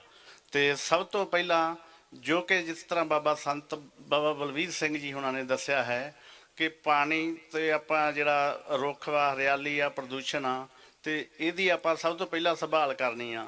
ਅਗਰ ਜੇ ਅਸੀਂ ਅੱਜ ਨਾ ਕੀਤੀ ਤੇ ਜਿਹੜੇ ਆਉਣ ਵਾਲੇ 17 ਸਾਲ ਵਾ, ਇਹਦੇ ਵਾਸਤੇ ਸਾਡੇ ਬੱਚਿਆਂ ਵਾਸਤੇ ਬਹੁਤ ਔਖਾ ਹੋ ਜਾਊਗਾ। ਲੇਕਿਨ ਅੱਜ ਸਾਨੂੰ ਮੌਕਾ ਵਾ ਇਸ ਜਾਗਰਤ ਹੋਣ ਦਾ, ਸਮਝਣ ਦਾ, ਤੇ ਨਾਲ ਸੀ ਜਾਂ ਜਿਹੜੀਆਂ ਸਾਡੇ ਬੱਚੇ ਆ, ਪਰਿਵਾਰ ਆ, ਭਾਈ ਆ, ਇਹਨਾਂ ਨੂੰ ਸੂਚਿਤ ਕੀਤਾ ਜਾਂਦਾ ਵਾ ਕਿ ਜੋ ਅੱਜ ਬਾਬਾ ਜੀ ਨੇ ਕਿਹਾ ਵਾ, ਇਹਨਾਂ ਹਦਾਇਤਾਂ ਦੇ ਅਸੀਂ ਪਹਿਰਾ ਦੇਣੇ ਆ। ਠੀਕ ਆ, ਸਾਨੂੰ ਪਾਰਟੀ ਨੇ ਮਾਣ ਬਖਸ਼ਿਆ ਵਾ ਜੋ ਅਸੀਂ ਇਲੈਕਸ਼ਨ ਲੜ ਰਹੇ ਹਾਂ, ਲੇਕਿਨ ਸਾਡੀ ਇੰਨੀ ਹਾਸੀਅਤ ਨਹੀਂ ਸੀ। ਅਸੀਂ ਇੱਕ ਜੈ ਜਵਾਨ ਜੈ ਕਿਸਾਨ ਦਾ ਨਾਰਾ ਲੈ ਕੇ ਉੱਠੇ ਹਾਂ। ਅਸੀਂ ਇੱਕ ਆਪਦੀ ਜਾਗਦੀ ਜ਼ਮੀਰ ਕਰਕੇ ਮੈਂ ਵਾਅਦਾ ਕਰਦਾ ਹਾਂ, ਜੋ ਕਿ ਮਹਾਰਾਜ ਮੈਨੂੰ ਮੌਕਾ ਦੇਵੇ ਗੁਰੂ ਨਾਨਕ ਦੇਵ ਪਾਤਸ਼ਾਹ, ਮੈਂ ਆਪ ਹੀ ਮੋਢੇ ਤੇ ਕਈ ਰੱਖ ਕੇ ਤੇ ਇਹ ਜਿਹੜਾ ਪਾਣੀ ਆ ਵੇਂਦਾ ਦਾ ਸੁਧਾਰ ਕਰਾਂਗਾ। ਤੇ ਨਾਲ ਹੀ ਪਹਿਲੋਂ ਸਰਕਾਰ ਤੋਂ ਉਮੀਦ ਰੱਖਾਂਗੇ। ਤੇ ਸਭ ਤੋਂ ਪਹਿਲੋਂ ਸਾਡਾ ਜਿਹੜਾ ਵੇਂਦਾ ਪਾਣੀ, ਗੰਦਾ ਪਾਣੀ ਵਿੱਚ ਪੈ ਰਿਹਾ ਵਾ, ਇਸ ਨੂੰ ਬਚਾਉਣਾ ਇੱਕ ਬਹੁਤ ਜ਼ਿਆਦਾ ਹੀ ਜ਼ਰੂਰੀ ਆ। ਅਗਰ ਜੇ ਅਸੀਂ ਅੱਜ ਇਹਦੀ ਨਾ ਸੰਭਾਲ ਕੀਤੀ, ਆਉਣ ਵਾਲੇ ਸਮਿਆਂ ਦੇ ਵਿੱਚ ਜੋ ਸਾਡੇ ਬੱਚੇ ਆ, ਜਿਸ ਤਰ੍ਹਾਂ ਕੋਈ ਕਹਿੰਦਾ ਵਾ ਵੀ ਮੇਰਾ ਪਿਓ ਦਾਦਾ ਜਾਇਦਾਦ ਵੇਚ ਗਿਆ, ਮੇਰੇ ਵਾਸਤੇ ਉਸੇ ਕੁਝ ਨਹੀਂ ਛੱਡਿਆ। ਕੱਲ ਨੂੰ ਸਾਡੇ ਬੱਚੇ ਜਿਹੜੇ ਬਾਹਰ ਆ, ਛੋਟੇ ਬੱਚੇ ਮੇਰੇ ਵੀਰਾ, ਇਹ ਕਹਿਣਗੇ ਕਿ ਸਾਡੇ ਵੱਡੇ ਸਾਡੇ ਵਾਸਤੇ ਪਾਣੀ ਨਹੀਂ ਛੱਡ ਕੇ ਗਏ। ਦੱਸੋ ਅਸੀਂ ਪਾਣੀ ਕਿੱਥੋਂ ਪੀਏ? ਸਾਡੀ ਜਿਹੜੀ ਜ਼ਿੰਦਗੀ ਆ ਇਹ ਕਿੱਦਾਂ ਚੱਲੂਗੀ ਅੱਗੇ? ਅਸੀਂ ਬਾਬਾ ਜੀ ਬੇਨਤੀ ਕਰਦੇ ਹਾਂ ਤੇ ਅਸੀਂ ਕਿਸਾਨ ਵੀਰਾਂ ਨੂੰ ਕਹਾਂਗੇ ਵੀ ਜਿਹੜਾ ਫਸਲਾਂ ਦਾ ਸੁਧਾਰ ਆ, ਤੇ ਅਸੀਂ ਜੈਸਾਈ ਅਸੀਂ ਪਹਿਲ ਦੇ ਆਧਾਰ ਤੇ ਤਨ ਮਨ ਨਾਲ ਕਹਿ ਰਹੇ ਹਾਂ ਜੀ, ਪਾਣੀ ਦਾ ਸੁਧਾਰ ਕਰਾਂਗੇ। ਵਾਹਿਗੁਰੂ ਜੀ ਕਾ ਖਾਲਸਾ, ਵਾਹਿਗੁਰੂ ਜੀ ਕੀ ਫਤਿਹ।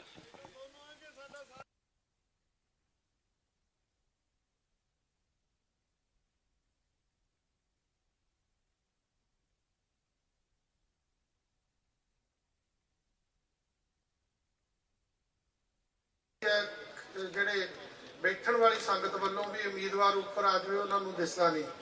ਸੋ ਕਿਰਪਾ ਕਰਕੇ ਤੁਸੀਂ ਇੱਥੇ ਆਣ ਕੇ ਵੀ ਬੋਲ ਸਕਦੇ ਹੋ। ਹਰਪ੍ਰਤਪਾਲ ਸਿੰਘ ਜੀ ਵਿਰਕ, ਸੰਯੁਕਤ ਕਿਸਾਨ ਮੋਰਚਾ। ਵਾਹਿਗੁਰੂ ਜੀ ਕਾ ਖਾਲਸਾ, ਵਾਹਿਗੁਰੂ ਜੀ ਕੀ ਫਤਿਹ। ਪਵਿੱਤਰ ਕਾਲੀ ਵਈ ਕੰਢੇ ਬੈਠੀ ਸਾਧ ਸੰਗਤ ਜੀ, ਸੰਤ ਬਾਬਾ ਸੀਚੇਵਾਲ ਜੀ, ਅਨੂ ਸਾਹਿਬ, ਹੋਰ ਮਹਾਂਪੁਰਖੋ, ਗੱਲ ਇਸ ਤਰ੍ਹਾਂ ਕਿ ਬਾਬੇ ਨਾਨਕ ਵੇਲੇ ਦਾ ਨਾਮ ਕਾਲੀ ਵਈ ਰੱਖਿਆ ਗਿਆ, ਪਰ ਸਮੇਂ ਦੇ ਹੁਕਮਰਾਨਾਂ ਦੀ ਇਤਰਾਜ਼ ਦੀ ਰਹੀ, ਉਹਨਾਂ ਦਾ ਇੰਟਰਸਟ ਨਹੀਂ ਸੀ। ਇਹ ਮੌਕੇ ਦੇ ਨਾਲ ਉਹਨਾਂ ਨੇ ਕਾਲੀ ਕਰਕੇ ਛੱਡੀ। ਔਰ ਇਹ ਕਾਲੀ ਹੋਈ ਕਿਉਂ? ਇਹ ਸਾਡੀਆਂ ਬੇਰੁਖੀਆਂ ਦਾ ਕਾਰਨ ਕਰਕੇ। ਅਸੀਂ ਵਾਤਾਵਰਨ ਪ੍ਰਤੀ ਸੁਚੇਤ ਨਹੀਂ ਹੋਏ। ਜਿਹੜਾ ਪਾਣੀ ਅਸੀਂ ਜ਼ਮੀਨ ਦੇ ਵਿੱਚੋਂ, ਜ਼ਰਖੇਜ਼ ਵਿੱਚੋਂ ਅਸੀਂ ਕੱਢ ਰਹੇ ਹਾਂ, ਸੰਤ ਮਹਾਂਪੁਰਖਾਂ ਨੇ ਦੱਸਿਆ ਕਿ 20 ਸਾਲਾਂ ਤੱਕ ਖਤਮ ਹੋ ਜਾਵੇਗਾ। ਉਸ ਤੋਂ ਇਲਾਵਾ ਜਿਹੜੀ ਸਾਡੇ ਪੰਜਾਬ ਦੇ ਵਿੱਚ ਪੀਣ ਵਾਲੇ ਪਾਣੀਆਂ ਦੀ ਸਮੱਸਿਆ, ਪਿੱਛੇ ਡਾਕਟਰ ਗਾਂਧੀ ਹੁਣਾਂ ਦੀ ਰਿਪੋਰਟ ਆਈ ਹੈ, ਉਹਨਾਂ ਨੇ ਆਖਿਆ ਕਿ ਜਿਹੜੇ ਪੰਜਾਬ ਦੇ ਪਾਣੀ ਆ, ਇਹਨਾਂ ਵਿੱਚ ਲੈਡ ਔਰ ਆਰਸੈਨਿਕ ਹੈ, ਔਰ ਇਸ ਲੈਡ ਔਰ ਆਰਸੈਨਿਕ ਦੀ ਮਾਤਰਾ ਜਿਹੜੀ ਆ ਉਹ 150 ਤੋਂ ਲੈ ਕੇ 500 ਪਾਰਟ ਪਰ ਬਿਲੀਅਨ ਤੱਕ ਹੈ, ਜਿਹੜੀ ਹੋਣੀ 10 ppb ਤੋਂ ਥੱਲੇ ਹੋਣੀ ਚਾਹੀਦੀ ਆ।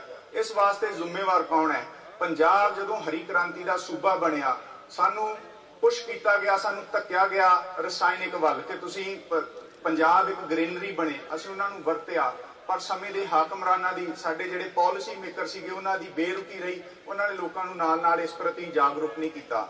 ਸਾਡਾ ਸੰਯੁਕਤ ਸਮਾਜ ਮੋਰਚੇ ਦਾ ਚੋਣ ਮੈਨੀਫੈਸਟੋ ਦੇ ਵਿੱਚ ਇੱਕ ਪਹਿਲਾ ਮੁੱਦਾ ਹੈ ਕਿ ਕਰਤਾਰਪੁਰ ਖੇਤੀ ਮਾਡਲ ਲਾਗੂ ਕਰਨਾ ਹੈ। ਲੋਕਾਂ ਨੂੰ ਰਵਾਇਤੀ ਪਾਰਟੀ ਤੋਂ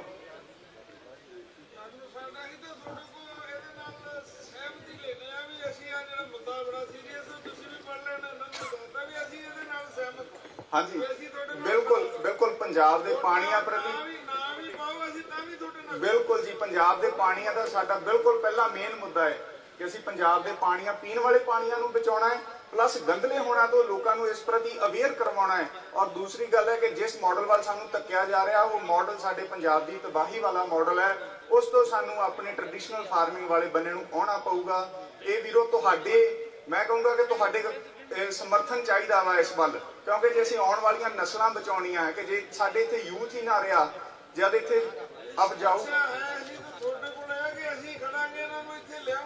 ਬਿਲਕੁਲ ਜੀ, ਅਸੀਂ ਖੁਦ ਆਵਾਂਗੇ ਤੁਹਾਡੇ ਨਾਲ। ਅਸੀਂ ਜਿਸ ਸਿਸਟਮ ਦੇ ਵਿੱਚ ਆਏ, ਇਸ ਚੀਜ਼ ਵਾਸਤੇ ਫਾਈਟ ਕਰਾਂਗੇ, ਤੁਹਾਡੇ ਵਾਸਤੇ ਇਸ ਉਪਲਬਧ ਕਰਵਾਵਾਂਗੇ। ਜੇ ਨਹੀਂ ਸਿਸਟਮ ਦੇ ਵਿੱਚ ਆਉਂਦੇ ਤਾਂ ਵੀ ਅਸੀਂ ਇਸ ਵਾਸਤੇ ਲੜਦੇ ਰਵਾਂਗੇ। ਇਹਨਾਂ ਵਾਤਾਵਰਣ ਦੇ ਪ੍ਰਤੀ ਅਸੀਂ ਐਫੀਡੇਵਿਟ ਵੀ ਦਿੱਤੇ ਨੇ, ਔਰ ਵਾਤਾਵਰਣ ਪ੍ਰਤੀ ਅਸੀਂ ਸੁਚੇਤ ਰਵਾਂਗੇ ਤੇ ਲੋਕਾਂ ਨੂੰ ਜਾਗਰੂਕ ਕਰਵਾਵਾਂਗੇ। ਹਰਪ੍ਰਤਪਾਲ ਸਿੰਘ ਜੀ, ਬਹੁਤ ਧੰਨਵਾਦ, ਸ਼ੁਕਰੀਆ। ਬੜੇ ਨੇਕ ਵਿਚਾਰ, ਬੜੇ ਅਗਾਂਹ-ਵਧੂ ਵਿਚਾਰ ਸਾਡੇ ਵੀਰ ਨੇ ਦਿੱਤੇ ਨੇ। ਤੇ ਮੈਂ ਬੇਨਤੀ ਕਰਾਂਗਾ ਸਾਡੇ ਸਤਿਕਾਰਯੋਗ ਵੀਰ ਸੱਜਣ ਸਿੰਘ ਜੀ ਚੀਮਾ, ਆਮ ਆਦਮੀ ਪਾਰਟੀ, ਉਹ ਹੁਣ ਸਾਡੇ ਨਾਲ ਸੰਬੋਧਨ ਹੋਣਗੇ ਆਮ ਆਦਮੀ ਪਾਰਟੀ ਵੱਲੋਂ।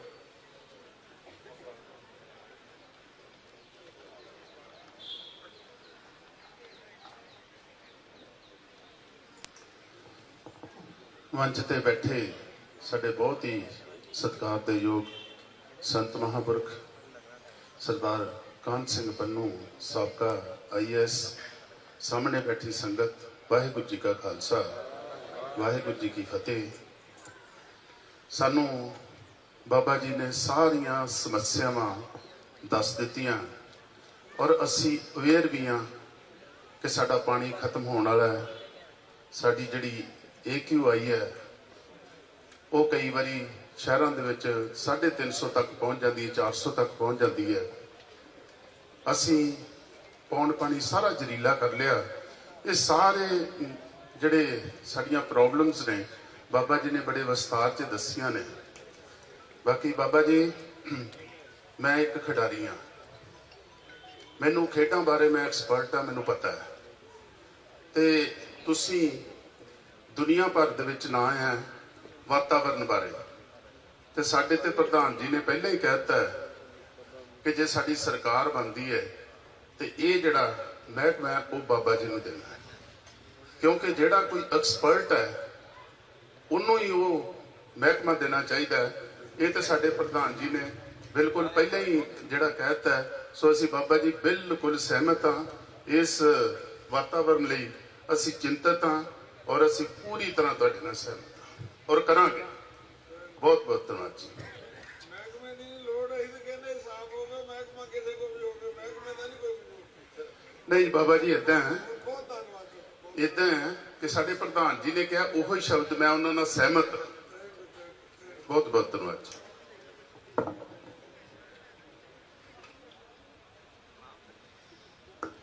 ਬਹੁਤ ਅਗਾਂਹ-ਵਧੂ ਤੇ ਵਡਮੁੱਲੇ ਵਿਚਾਰਾਂ ਦੀ ਸਾਂਝ ਪਾ ਕੇ ਗਏ ਸਰਦਾਰ ਸੱਜਣ ਸਿੰਘ ਜੀ ਚੀਮਾ, ਆਮ ਆਦਮੀ ਪਾਰਟੀ।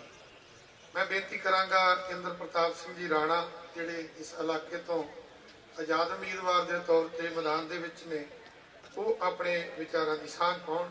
ਇੰਦਰ ਪ੍ਰਤਾਪ ਸਿੰਘ ਜੀ ਰਾਣਾ, ਆਜ਼ਾਦ ਉਮੀਦਵਾਰ।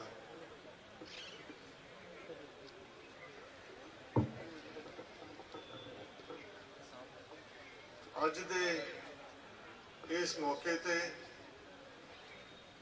ਸਭ ਤੋਂ ਪਹਿਲਾਂ ਮੈਂ ਬਾਬਾ ਜੀ ਦਾ ਸ਼ੁਕਰਾਨਾ ਕਰਦਾ। ਮੰਚ ਤੇ ਬੈਠੇ ਹੋਏ ਨੇ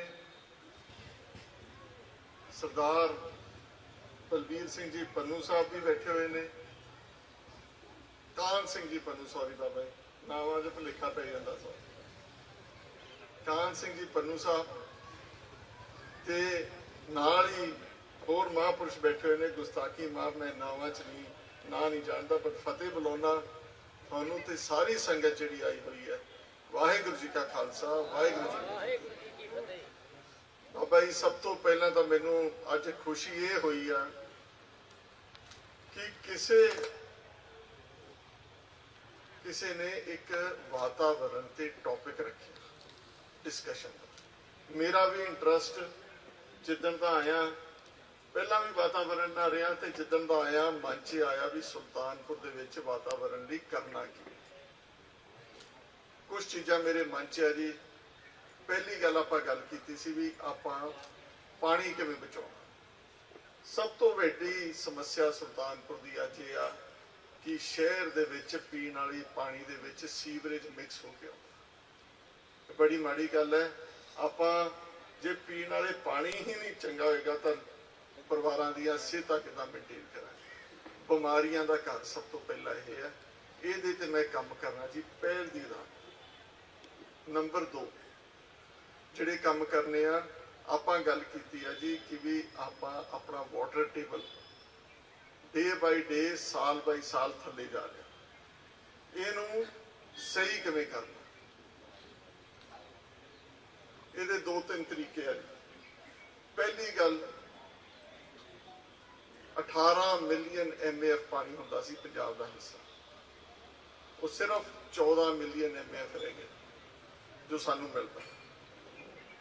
ਤੇ ਅਸੀਂ ਪਾਣੀ ਡ੍ਰਿਪ ਇਰੀਗੇਸ਼ਨ ਦਾ ਯੂਜ਼ ਹੋਣਾ ਚਾਹੀਦਾ ਤਾਂ ਕਿ ਜਿਹੜੀਆਂ ਅਸੀਂ ਸਬਜ਼ੀਆਂ ਬੀਜਦੇ ਆ ਉਹਦੇ ਵਿੱਚ ਪਾਣੀ ਦੀ ਯੂਟਿਲਾਈਜੇਸ਼ਨ ਮੈਂ ਕਹਿ ਸਕਦਾ ਕਿ 25 ਤੋਂ 30% ਹੀ ਰਹਿ ਜੂਗੀ ਜੇ ਅਸੀਂ ਡ੍ਰਿਪ ਇਰੀਗੇਸ਼ਨ ਕਰ ਲਈਏ। ਤੇ ਸਬਜ਼ੀਆਂ ਦੇ ਵਿੱਚ ਡ੍ਰਿਪ ਇਰੀਗੇਸ਼ਨ ਕਰਨ ਲਈ ਸਰਕਾਰ ਦੀਆਂ ਸਕੀਮਾਂ, ਸਰਕਾਰ ਸਬਸਿਡੀ ਦਿੰਦੀ ਆ। ਪੰਨੂ ਸਾਹਿਬ ਵਿੱਚ ਬੈਠੇ ਨੇ, ਇਹ ਵੀ ਐਗਰੀਕਲਚਰ ਦੇ ਐਕਸਪਰਟ ਨੇ। 90% ਸਬਸਿਡੀ ਰਾਣਾ ਜੀ ਨੇ ਦਵਾਈ, ਉਹਨਾਂ ਕੋਲ ਮਹਿਕਮਾ ਸੀ ਤਾਂ ਕਿ ਅਸੀਂ ਜਿਹੜਾ ਸਾਡਾ ਪਾਣੀ ਥੱਲੇ ਜਾ ਰਿਹਾ ਉਹਦਾ ਲੈਵਲ ਕੰਟਰੋਲ ਕਰੀਏ। ਪੰਜਾਬ ਦੇ ਵਿੱਚ 5% ਤੋਂ ਘੱਟ ਏਰੀਆ ਅੰਡਰ ਡ੍ਰਿਪ ਇਰੀਗੇਸ਼ਨ ਹੈ ਤੇ ਮਹਾਰਾਸ਼ਟਰ, ਕਰਨਾਟਕਾ ਅਰਗੇ ਸੂਬਿਆਂ ਦੇ ਵਿੱਚ ਕਿਤੇ 80% ਵੀ ਅਚੀਵ ਹੋ ਚੁੱਕਿਆ। ਸੋ ਇੱਕ ਤੇ ਕੰਮ ਆਪਾਂ ਜੀ ਸੁਲਤਾਨਪੁਰ ਦੇ ਵਿੱਚ ਉਸ ਚੀਜ਼ ਤੇ ਕਰਨਾ ਕਿ ਜ਼ਿਮੀਂਦਾਰਾਂ ਨੂੰ, ਪਰਿਵਾਰਾਂ ਨੂੰ ਡ੍ਰਿਪ ਇਰੀਗੇਸ਼ਨ ਤੇ ਲਾਉਣਾ। ਇਹਦਾ ਫਾਇਦਾ ਹੋਰ ਵੀ ਬਹੁਤ ਹੈ ਜੀ। ਇੱਕ ਤੇ ਆਪਣੀ ਫਸਲ ਦਾ ਝਾੜ ਵਧੂਗਾ, ਪਾਣੀ ਉਨੀ ਜਗ੍ਹਾ 'ਚ ਜਾਊਗਾ, ਕੱਖ ਘੱਟ ਹੋਊਗਾ, ਖਾਦ ਦਵਾਈਆਂ ਦੀ ਜਿਹੜੀ ਮਾਤਰਾ ਉਹ ਪਾਣੀ ਦੇ ਥਰੂ ਮਿਕਸ ਕਰਕੇ ਜਾਊਗੀ ਤੇ ਉਹਦੇ ਵਿੱਚ ਇਫੈਕਟਿਵਨੈਸ ਵੱਧ ਹੋਊਗੀ ਤੇ ਕੰਜ਼ੰਪਸ਼ਨ ਘਟੂ। ਇਹਦੇ ਨਾਲ ਨਾਲ ਜਿਹੜਾ ਕੰਮ ਕਰਨ ਵਾਲਾ ਕਿ ਅੱਜ ਆਪਾਂ ਵੇਖੀਏ ਮੀਂਹ ਪਿਆ 15 ਦਿਨ ਪਹਿਲਾਂ, ਗਾਜਰ, ਗੋਭੀ, ਆਲੂਆਂ ਦਾ ਨੁਕਸਾਨ ਹੋਇਆ। ਉਹਦਾ ਇਲਾਜ ਕੀ ਆ? ਉਹਦਾ ਇਲਾਜ ਇਹ ਆ ਕਿ ਜੇ ਸੁਲਤਾਨਪੁਰ 'ਚ 200 mm ਬਾਰਿਸ਼ ਕਿਤੇ ਪੈ ਜਾਏ, ਹਰ ਤੀਜੇ ਚੌਥੇ ਸਾਲ ਇੰਨੀ ਬਾਰਿਸ਼ ਪੈਂਦੀ ਹੈ ਕਿ ਸਾਡੇ ਤੋਂ ਪਾਣੀ ਦਾ ਨਿਕਾਸ ਨਹੀਂ ਨਿਕਲਦਾ। ਸਾਨੂੰ ਸਟੱਡੀ ਕਰਨ ਦੀ ਲੋੜ ਹੈ ਪਿੰਡਾਂ 'ਚ ਨੀਵੀਂ ਥਾਂ ਕਿਹੜੀ ਆ, ਜਿੱਥੇ ਨੀਵੀਂ ਥਾਂ ਆ ਉੱਥੇ ਰੀਚਾਰਜਿੰਗ ਵੈਲਜ਼ ਲਾਉਣ ਦੀ ਲੋੜ ਹੈ ਤਾਂ ਕਿ ਜਿਹੜਾ ਪਾਣੀ ਆ ਉਹ ਸਿੱਧਾ ਜ਼ਮੀਨ ਦੇ ਵਿੱਚ ਜਾਵੇ ਤੇ ਸਾਡੀ ਜਿਹੜੀ ਵਾਟਰ ਟੇਬਲ ਅੱਜ ਜਿਹੜਾ ਥੱਲੇ ਜਾ ਰਿਹਾ ਉਹਨੂੰ ਅਸੀਂ ਮੇਨਟੇਨ ਕਰ ਸਕਦੇ। ਪੰਨੂ ਸਾਹਿਬ, ਮੇਰੀ ਇਹ ਸੋਚ ਹੈ, ਤੁਹਾਡਾ ਬੜਾ ਐਕਸਪੀਰੀਅੰਸ ਹੈ, ਦੱਸ ਦਿਓ ਚੀਜ਼ ਠੀਕ ਹੈ, ਕਾਮਯਾਬ ਹੋ ਸਕਦੀ ਆ, ਮੈਂ ਸੋਚਦਾ ਹੋ ਸਕਦੀ। ਇਹਦੇ ਨਾਲ ਨਾਲ ਜਿਹੜੀ ਚੀਜ਼ ਕਰਨ ਵਾਲੀ ਆ, ਜਿਹੜੇ ਆਪਣੇ ਫੋਰੈਸਟਰੀ ਦੀ ਆਪਾਂ ਗੱਲ ਕੀਤੀ ਕਿ ਗ੍ਰੀਨ ਕਵਰ ਵਧਾਉਣ ਦੀ ਲੋੜ ਹੈਗੀ ਆ।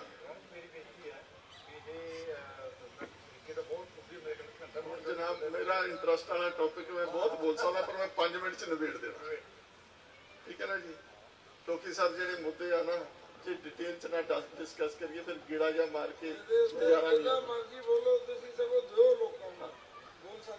ਸੋ ਬਾਬਾ ਜੀ, ਇਹਦੇ ਨਾਲ ਨਾਲ ਜਿਹੜੀ ਚੀਜ਼ ਕਰਨ ਵਾਲੀ ਆ, ਗ੍ਰੀਨ ਫੋਰੈਸਟਰੀ ਦੀ ਆਪਾਂ ਗੱਲ ਕਰਦੇ ਸੀ।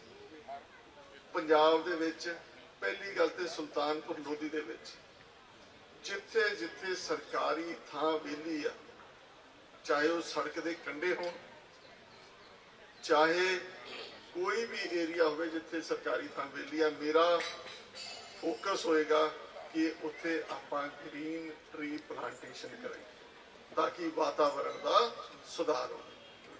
ਦੂਜੀ ਗੱਲ, ਮੈਂ ਇਹ ਚਾਹੁੰਦਾ ਕਿ ਆਪਾਂ ਗੱਲ ਕਰ ਰਹੇ ਸੀ ਪੰਜਾਬ ਪੱਧਰ ਤੇ ਜੇ ਦੇਖੀਏ ਤੇ ਜਿੰਨੇ ਸੇਮ ਵਾਲੇ ਇਲਾਕੇ ਆ, ਜਿੱਥੇ ਜਿੱਥੇ ਸੇਮ ਆ ਉੱਥੇ ਯੂਕਲਿਪਟਸ ਦੀ ਖੇਤੀ ਹੋਵੇ, ਉਹਦੇ ਨਾਲ ਸਾਡਾ ਗ੍ਰੀਨ ਕਵਰ ਵਧੂਗਾ, ਜ਼ਿਮੀਂਦਾਰਾਂ ਦਾ ਵੀ ਫਾਇਦਾ ਉਹਦੇ ਨਾਲ। ਕਿਵੇਂ ਕਿ ਜਿਹੜਾ ਝਾੜ ਤੁਹਾਡੇ ਫਸਲਾਂ ਦਾ ਘਟ ਜਾਂਦਾ ਤੇ ਸੇਮ ਹੋ ਗਿਆ, ਤੇ ਆਪਾਂ ਯੂਕਲਿਪਟਸ ਲਾਵਾਂਗੇ, ਉਹਨੇ ਪਾਣੀ ਖਿੱਚ ਲਿਆ। ਜਦੋਂ ਉਹਨੇ ਪਾਣੀ ਖਿੱਚ ਲਿਆ, ਯੂਕਲਿਪਟਸ ਆਪਣੀਆਂ ਜ਼ਮੀਨਾਂ ਵੀ ਸਹੀ ਹੋ ਤੇ ਯੂਕਲਿਪਟਸ ਦੀ ਆਮਦਨ 2.5 ਤੋਂ 3 ਲੱਖ ਰੁਪਇਆ 7 ਸਾਲਾਂ 'ਚ 6-7 ਸਾਲਾਂ 'ਚ ਆ ਜਾਂਦੀ ਹੈ। ਉਹਦੇ ਨਾਲ ਰਿਓਨ ਬੇਸਡ ਪੇਪਰ ਬਣਦਾ। ਇਹਦੇ ਨਾਲ ਨਾਲ ਸੁਲਤਾਨਪੁਰ ਲੋਧੀ ਦੇ ਵਿੱਚ ਬਾਬਾ ਜੀ ਜਿਹੜੇ ਕੰਮ ਮੈਂ ਕਰਨੇ ਆ, ਇੱਕ ਤੇ ਜਿਹੜਾ ਭੁਲਾਣੇ ਦੇ ਵਿੱਚ ਸੀਵਰੇਜ ਟ੍ਰੀਟਮੈਂਟ ਪਲਾਂਟ ਨਹੀਂ ਲੱਗਾ, ਉਹ ਚਲਾ ਕੇ ਇਹ ਇਨਸ਼ੋਰ ਕਰਨਾ ਕਿ ਵੇਈਂ ਦੇ ਵਿੱਚ, ਬਾਬੇ ਨਾਨਕ ਦੀ ਪਵਿੱਤਰ ਵੇਈਂ ਦੇ ਵਿੱਚ ਕਿਤੇ ਵੀ ਗੰਦਾ ਪਾਣੀ, ਤੇ ਅਪਰ ਬਿਸਤ ਦੁਆਬ ਕਨਾਲ ਜਿਹੜਾ ਆ ਉਹਦੇ ਵਿੱਚੋਂ ਇਹ ਕੋਸ਼ਿਸ਼ ਕਰਨੀ ਆ ਕਿ ਉਹਦੇ ਚੋਂ ਪਾਣੀ ਰੈਗੂਲਰਲੀ ਛੱਡਿਆ ਜਾਵੇ ਤਾਂ ਕਿ ਪਾਣੀ ਦਾ ਫਲੋ ਬੈਟਰ ਹੋ। ਤੇ ਇਹਦੇ ਨਾਲ ਨਾਲ ਸੁਲਤਾਨਪੁਰ ਸ਼ਹਿਰ ਦੇ ਵਿੱਚ ਜਿਹੜੇ ETP ਸੀਵਰੇਜ ਟ੍ਰੀਟਮੈਂਟ ਪਲਾਂਟ ਇੱਕ ਨਹੀਂ ਚੱਲ ਰਿਹਾ, ਉਹ ਚਲਾਉਣਾ ਪ੍ਰਾਇਓਰਟੀ। ਤੇ ਪਿੰਡਾਂ ਦੇ ਵਿੱਚ ਲੋੜ ਇਹ ਆ ਕਿ ਜਿਹੜੇ ਛੱਪੜ ਪੱਕੇ ਕੀਤੇ ਜਾਣ ਤੇ ਉਹਨਾਂ ਛੱਪੜਾਂ ਦਾ ਜਿਹੜਾ ਪਾਣੀ ਆ, ਆਪਾਂ ਸਿਰਫ 90 ਦਿਨ ਪਾਣੀ ਵਰਤਦੇ 100 ਦਿਨ, ਪਰ 270 ਦਿਨ ਪਾਣੀ ਰੈਗੂਲਰਲੀ ਛੱਪੜਾਂ 'ਚ ਜਾਂਦਾ। ਉਹਨਾਂ ਛੱਪੜਾਂ ਨੂੰ ਪੱਕੇ ਦੇ ਪੱਕੇ ਕਰਕੇ ਉਹ ਜਿਹੜਾ ਸਰਪਲਸ ਵਾਟਰ ਹੈਗਾ ਉਹਨੂੰ ਖੇਤਾਂ ਦੇ ਵਿੱਚ ਯੂਟਿਲਾਈਜ਼ ਕੀਤਾ ਜਾਵੇ। ਇਹ ਮੇਰੀ ਸੋਚ ਹੈ ਬਾਬਾ ਜੀ। ਇਹਦੇ ਤੋਂ ਇਲਾਵਾ ਤੁਹਾਡਾ ਮੇਰੇ ਤੋਂ ਬਹੁਤ ਵੱਧ ਐਕਸਪੀਰੀਅੰਸ ਹੈ ਇਸ ਚੀਜ਼। ਗਾਈਡ ਤੁਸੀਂ ਕਰਨਾ ਤੇ ਕਰਨਾ ਮੈਂ ਤਾਂ ਸਿੱਧੇ ਜੇ ਸਿਸਟਮ ਦੱਸਾਂ ਜੀ, ਜ਼ਿੰਦਗੀ 'ਚ ਜਦੋਂ ਵੀ ਕਾਮਯਾਬ ਹੋਇਆ ਕਿਸੇ ਵੀ ਚੀਜ਼ ਤੇ, ਇੱਕ ਬੰਦੇ ਨੂੰ ਗੁਰੂ ਮੰਨ ਲਿਆ। ਇਨਵਾਇਰਨਮੈਂਟ ਤੇ ਤੁਸੀਂ ਮੇਰੇ ਗੁਰੂ ਹੋ, ਦੱਸਣਾ ਤੁਸੀਂ ਆ ਤੇ ਇੰਪਲੀਮੈਂਟ ਮੈਂ ਕਰਾਂ। ਧੰਨਵਾਦ ਜੀ।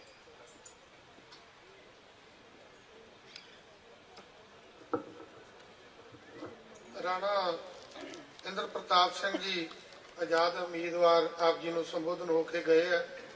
ਕਾਫੀ ਵਿਗਿਆਨਕ ਗੱਲਾਂ ਦੀ ਸਾਂਝ ਉਹਨਾਂ ਨੇ ਪਾਈ ਹੈ ਤੇ ਜੋ ਸਵਾਲ ਸੀ ਉਹ ਕਿਸ ਤਰ੍ਹਾਂ ਹੱਲ ਹੋ ਸਕਦੇ ਨੇ ਉਸ ਦੇ ਉੱਤੇ ਵੀ ਕੁਝ ਚਾਨਣਾ ਪਾਇਆ ਹੈ।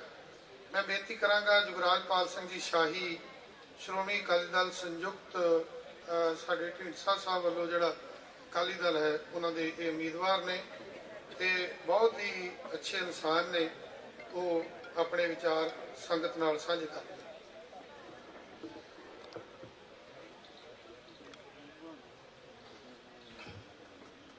बहुत ही सत्कारयोग मंच ते विराजमान संत बाबा बलबीर सिंह जी सीचेवाल, उन्हां दे नाल संत समाज के मैंबर सभान ਅਤੇ ਸਾਡੇ ਪੰਜਾਬ ਦੇ ASI ਵੱਖ-ਵੱਖ ਜ਼ਿਲ੍ਹਿਆਂ ਦੇ ਡਿਪਟੀ ਕਮਿਸ਼ਨਰ ਰਹੇ ਅਤੇ ਸਕੱਤਰ ਅਤੇ ਡਾਇਰੈਕਟਰ ਵਜੋਂ ਸੇਵਾ ਨਿਭਾ ਚੁੱਕੇ ਸਰਦਾਰ ਕਾਹਨ ਸਿੰਘ ਜੀ ਪੰਨੂ, ਮੈਂ ਤੇ ਇਹੋ ਗੱਲ ਕਹੂੰਗਾ ਕਿ ਜੇ ਸਾਰੇ ਸੰਤ ਸਮਾਜ ਵਿੱਚੋਂ ਕੁਝ ਇੱਕ ਸੰਤ ਵੀ ਸੰਤ ਬਲਬੀਰ ਸਿੰਘ ਸੀਚੇਵਾਲ ਦੇ ਪਾਏ ਪੂਰਨਿਆਂ ਤੇ ਚੱਲ ਪੈਣ ਤੇ ਸਾਨੂੰ ਰਾਜਨੀਤਿਕ ਪਾਰਟੀਆਂ ਨੂੰ ਨਹੀਂ ਬਲਕਿ ਸੰਤ ਸਮਾਜ ਨੇ ਇਹ ਟੀਚਾ ਪੂਰਾ ਕਰ ਦੇਣਾ। ਪਰ ਅਸੀਂ ਮਹਿਸੂਸ ਕਰਦੇ ਹਾਂ ਕਿ ਇਸ ਸਮਾਜ ਵਿੱਚ ਜੋ ਕੁਝ ਸੰਤ ਬਲਬੀਰ ਸਿੰਘ ਜੀ ਸੀਚੇਵਾਲ ਨੇ ਇੱਕ ਨਮੂਨਾ ਪੇਸ਼ ਕੀਤਾ, ਅਸੀਂ ਨਹੀਂ ਸਮਝਦੇ ਕਿ ਕੋਈ ਹੋਰ ਵਿਅਕਤੀ ਇਹੋ ਜਿਹਾ ਕੋਈ ਜ਼ਿੰਦਗੀ ਦਾ ਟੀਚਾ ਜਾਂ ਨਿਸ਼ਾਨਾ ਪੂਰਾ ਕਰ ਸਕਦਾ ਹੋਵੇ।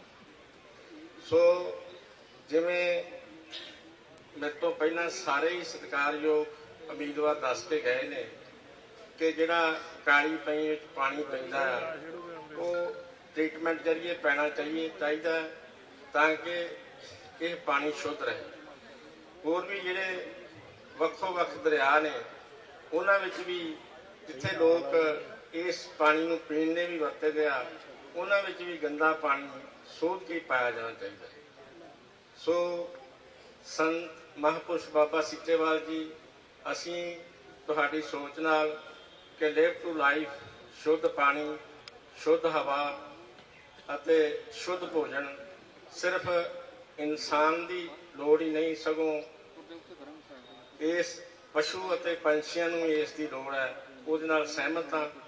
ਸੋ ਜਿਵੇਂ ਕੁਝ ਬੁਲਾਰੇ ਵੀ ਕਹਿ ਕੇ ਗਏ ਨੇ ਕਿ ਸੰਤ ਸੀਚੇਵਾਲ ਜੀ ਤੁਸੀਂ ਜਿਸ ਤਰ੍ਹਾਂ ਗਾਈਡ ਕਰੋਗੇ ਅਸੀਂ ਸਾਰੀਆਂ ਹੀ ਪਾਰਟੀਆਂ ਦੇ ਨੁਮਾਇੰਦੇ ਜਿਸ ਦੀ ਵੀ ਸਰਕਾਰ ਬਣਦੀ ਹੈ ਉਹ ਤੁਹਾਨੂੰ ਪੂਰਨ ਰੂਪ ਵਿੱਚ ਸਹਿਯੋਗ ਦੇਣਗੇ।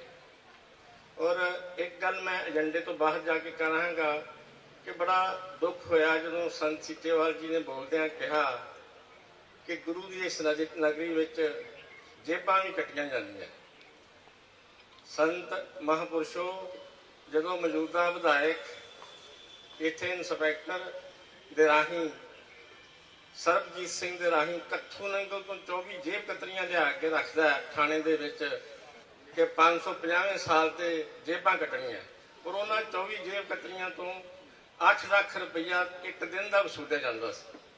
ਸੋ ਆਪਾਂ ਕੀ ਆਸ ਕਰ ਸਕਦੇ ਹਾਂ ਜੇ ਇਹੋ ਜਿਹੇ ਵਿਧਾਇਕ ਸਾਡੇ ਵਿੱਚ ਮੌਜੂਦ ਆ ਜਿਹੜੇ ਸਾਡੇ ਸਮਾਜ ਦੀਆਂ ਗੁਰੂ ਨਾਨਕ ਲੇਵਾ ਨਾਮ ਲੈ ਰਹੀਆਂ ਸੰਗਤਾਂ ਦੀਆਂ ਜੇਬਾਂ ਕਟਾ ਰਹੇ ਆ ਪੈਸੇ ਲੈ ਕੇ।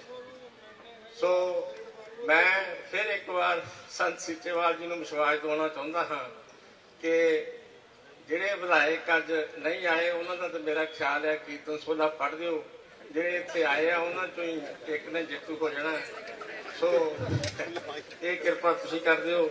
ਅਸੀਂ ਫਿਰ ਇੱਕ ਵਾਰੀ ਤੁਹਾਨੂੰ ਵਿਸ਼ਵਾਸ ਨਾਲ ਦਿਵਾਉਣਾ ਕਿ ਅਸੀਂ ਤੁਹਾਡੀਆਂ ਦਿੱਤੀਆਂ ਹੋਈਆਂ ਸੇਧਾਂ ਤੇ ਪੂਰੇ ਉਤਰਾਂਗੇ। ਵਾਹਿਗੁਰੂ ਜੀ ਕਾ ਖਾਲਸਾ, ਵਾਹਿਗੁਰੂ ਜੀ ਕੀ ਫਤਿਹ।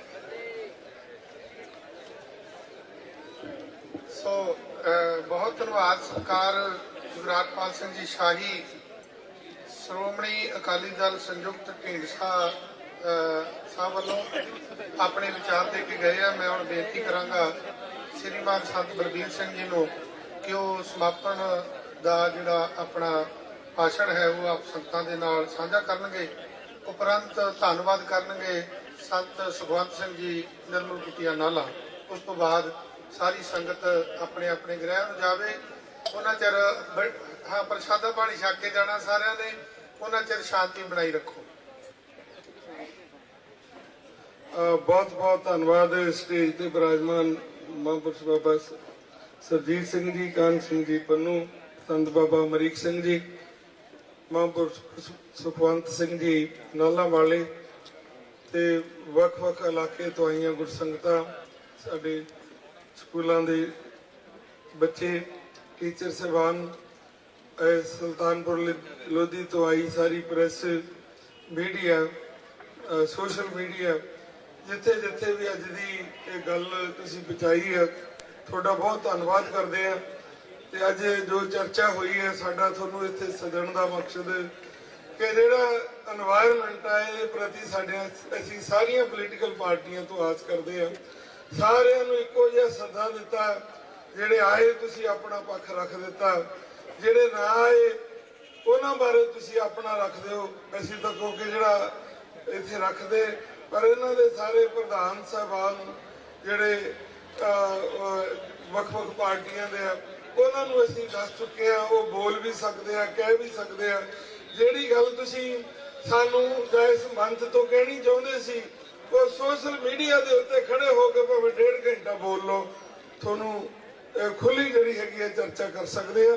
ਕਿਉਂਕਿ ਸਾਡਾ ਮਕਸਦ ਸੀ ਕਿ এনवायरमेंट ਦੇ ਮੁੱਦੇ ਦੇ ਉੱਤੇ ਤੁਹਾਨੂੰ ਸਾਰਿਆਂ ਨੂੰ ਦ੍ਰਿੜ ਕਰੀਏ, ਜਿਹੜੀ ਸਾਡੀ ਸਮੱਸਿਆ ਵਾ ਉਹਦੇ ਪ੍ਰਤੀ ਤੁਹਾਨੂੰ ਜਾਗਰੂਕ ਕਰੀਏ ਵੀ ਸਾਨੂੰ ਚਾਹੀਦਾ ਕੀ, ਅਸੀਂ ਮੰਗਦੇ ਕੀ ਹੈ। ਤੁਸੀਂ ਜੋ ਰੱਖਿਆ ਉਹਦੀ ਸਾਰੀ ਲਾਈਵ ਵੀ ਤੁਹਾਨੂੰ ਦੇਖ ਰਿਹਾ, ਇਹ ਪਤਾ ਨਹੀਂ ਕਦੋਂ ਤੱਕ ਤੁਹਾਨੂੰ ਜੋ ਤੁਸੀਂ ਵਚਨ ਕੀਤੇ ਆ ਉਹ ਵੀ ਦੇਖਣਗੇ।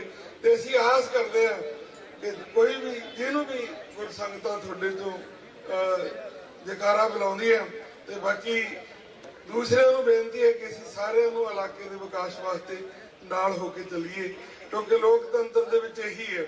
ਪਰ ਜਿੱਥੇ ਕੋਈ ਸੱਤਾਧਾਰੀ ਗਲਤੀ ਕਰਦਾ ਉੱਥੇ ਉਹਦਾ ਜਿਹੜੇ ਹੈ ਉਹ ਮੁੱਦੇ ਨੂੰ ਉਠਾਈਏ, ਉਹਦੀ ਆਲੋਚਨਾ ਵੀ ਕਰੀਏ।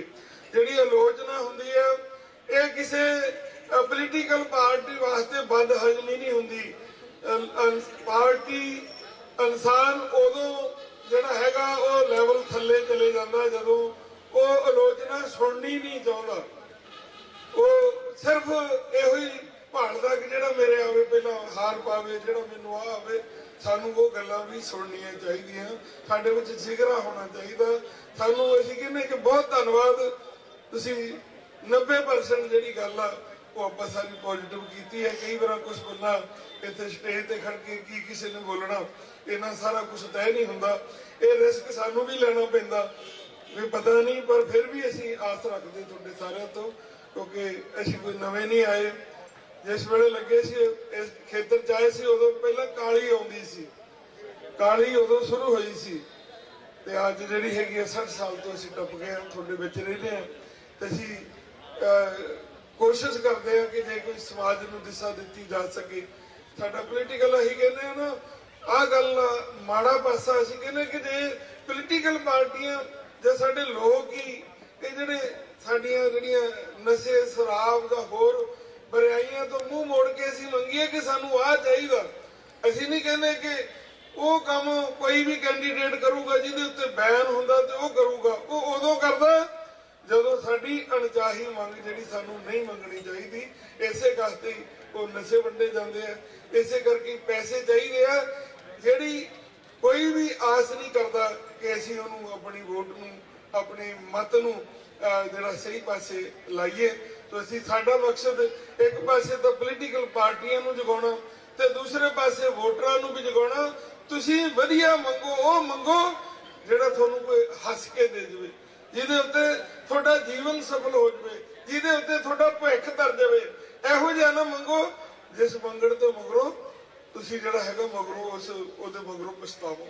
ਸੋ ਇਸ ਵਾਸਤੇ ਭਾਈ ਪੰਜਾਬ ਤੁਹਾਡਾ ਲੀਡਰ ਤੁਸੀਂ ਰਹਿਣਾ, ਤੇ ਤੁਸੀਂ ਵਧੀਆ ਤਰੀਕੇ ਨਾਲ ਅੱਗੋਂ ਵਧੋਗੇ। ਇਹੋ ਜਿਹੀਆਂ ਡਿਬੇਟਾਂ ਸਾਰਥਕ ਗੱਲਾਂ ਸੁਣੋਗੇ। ਚਾਹੇ ਕੋਈ ਆਲੋਚਨਾ ਵੀ ਕਰਦਾ ਉਹਨੂੰ ਸੁਣਨ ਦੀ ਸਮਰੱਥਾ ਰੱਖੋ। ਕੋਈ ਇਹੋ ਜਿਹੀ ਚੀਜ਼ ਨਹੀਂ। ਹੁਣ ਤਾਂ ਅੱਗੇ ਹੁੰਦਾ ਸੀ ਵੀ ਇੱਥੇ ਬੋਲ ਕੇ ਫਿਰ ਮੁੜ ਕੇ ਬੋਲਣਾ ਨਹੀਂ। ਤੁਹਾਡੇ ਫੇਸਬੁੱਕ ਆ, ਜਿਹਦੇ ਮਰਜ਼ੀ ਜੋ ਤੁਸੀਂ ਮਰਜ਼ੀ ਆਪਣੀ ਗੱਲ ਕਹਿ ਸਕਦੇ ਆ। ਸੋ ਪਰ ਅਸੀਂ ਕਹਿੰਦੇ ਸਾਡੀ ਡਿਬੇਟ ਸਾਰਥਕ ਹੋਣੀ ਚਾਹੀਦੀ ਹੈ। ਅਸੀਂ ਵਿਸ਼ੇਸ਼ ਤੌਰ ਤੇ ਪੰਨੂ ਸਾਹਿਬ ਦਾ ਦੂਰੋਂ ਚੱਲ ਕੇ ਆਏ, ਉਹਨਾਂ ਦਾ ਧੰਨਵਾਦ ਕਰਦੇ ਹਾਂ। ਸਾਡਾ ਸਾਰੀਆਂ ਗੁਰਸੰਗਤਾਂ ਦਾ ਧੰਨਵਾਦ ਕਰਦੇ ਹਾਂ, ਤੇ ਜਿੰਨੀਆਂ ਵੀ ਪਾਰਟੀਆਂ ਪੋਲੀਟੀਕਲ ਪਾਰਟੀਆਂ ਦੇ ਕੈਂਡੀਡੇਟ ਆਏ ਉਹਨਾਂ ਦਾ ਵੀ ਧੰਨਵਾਦ ਕਰਦੇ ਹਾਂ। ਤੁਸੀਂ ਚਾਹ ਪਾਣੀ ਪੀਣਾ। ਤੇ ਇੱਕ ਤੁਹਾਨੂੰ ਬੇਨਤੀ ਕਰਾਂਗੇ ਕਿ ਸ੍ਰੀਮਾਨ ਸੰਤ ਅਵਤਾਰ ਸਿੰਘ ਜੀ, ਉਹਨਾਂ ਦੀ ਸਾਲਾਨਾ ਵਰਸੀ 16 ਤਰੀਕ ਨੂੰ ਆ ਰਹੀ ਹੈ, ਮਾਰਚ ਨੂੰ, ਤੇ ਉਦੋਂ ਰਿਜ਼ਲਟ ਨਿਕਲੇ ਹੋਣਾ, ਤੁਸੀਂ ਸਾਰਿਆਂ ਨੇ ਦਰਸ਼ਨ ਦੇਣੇ। ਸੋ ਮਹਾਰਾਜ ਜੀ ਕਿਰਪਾ ਕਰੇ। ਬਹੁਤ ਬਹੁਤ ਧੰਨਵਾਦ। ਹੁਣ ਦੋ ਸ਼ਬਦ ਮਹਾਂਪੁਰਸ਼ ਤੁਹਾਨੂੰ ਕਹਿਣਗੇ। ਮਹਾਂਪੁਰਸ਼ ਬਾਬਾ ਸੁਖਵੰਤ ਸਿੰਘ ਜੀ। परम सत्कारयोग मंच ते विराजमान साडे बहुत ही सत्कारयोग श्रीमान संत बाबा बलवीर सिंह जी सीचेवाल, साडे सत्कारयोग पन्नू साहब और आप सारे उम्मीदवार गुरु रूप साध संगत जी, वाहिगुरु जी का खालसा वाहिगुरु जी की फतेह। बड़ा लंबा समा हो गया तुसी बैठ के विचारा सरवण कर रहे हो। गुरु नानक पातशाह जी का कथन है, जब तक दुनिया रही है नानक किछ सुनी है किछ कही है।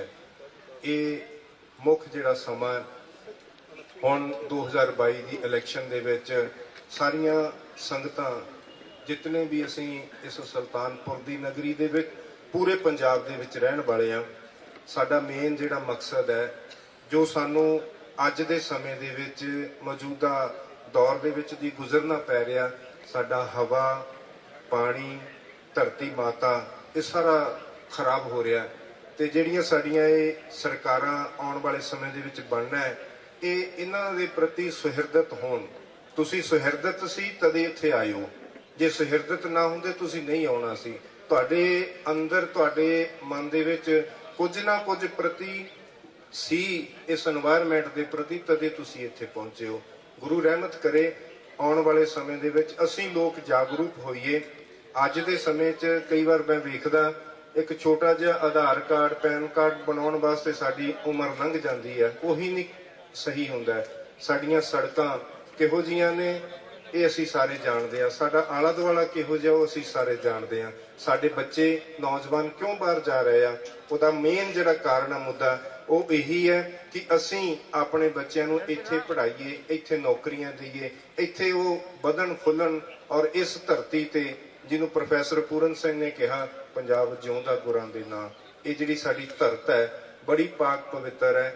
ਔਰ 83,99,999 ਜੂਨੀਆਂ ਦੇ ਵਿੱਚੋਂ ਇੱਕ ਸ੍ਰੇਸ਼ਟ ਮਨੁੱਖ ਹੈ, ਉਸ ਪਰਮਾਤਮਾ ਨੇ ਬਣਾਇਆ। ਤੇ ਇਸ ਮਨੁੱਖ ਨੇ ਹੀ এনवायरमेंट ਨੂੰ ਖਰਾਬ ਕੀਤਾ, ਬਾਕੀ ਜਿਤਨੇ ਵੀ ਜੀਵ ਜੰਤੂ ਕਿਸੇ ਨੇ ਖਰਾਬ ਨਹੀਂ ਕੀਤਾ। ਔਰ ਉਸ ਪਰਵਤਗਾਰ ਦੀ ਸਭ ਤੋਂ ਸ੍ਰੇਸ਼ਟ ਜਿਹੜੀ ਹੈ ਪੈਦਾਇਸ਼ ਵੀ ਮਨੁੱਖ ਹੀ ਹੈ, ਸਭ ਤੋਂ ਸ੍ਰੇਸ਼ਟ ਪੈਦਾਇਸ਼ ਵੀ ਮਨੁੱਖ ਹੀ ਹੈ। ਔਰ ਇਸ ਮਨੁੱਖ ਨੇ ਹੀ ਸਾਰੀ ਆਲਾ ਦੁਆਲਾ, ਧਰਤੀ, ਵਾਤਾਵਰਨ ਨੂੰ ਸਾਰੇ ਨੂੰ ਗੰਦਲਾ ਕਰ ਦਿੱਤਾ।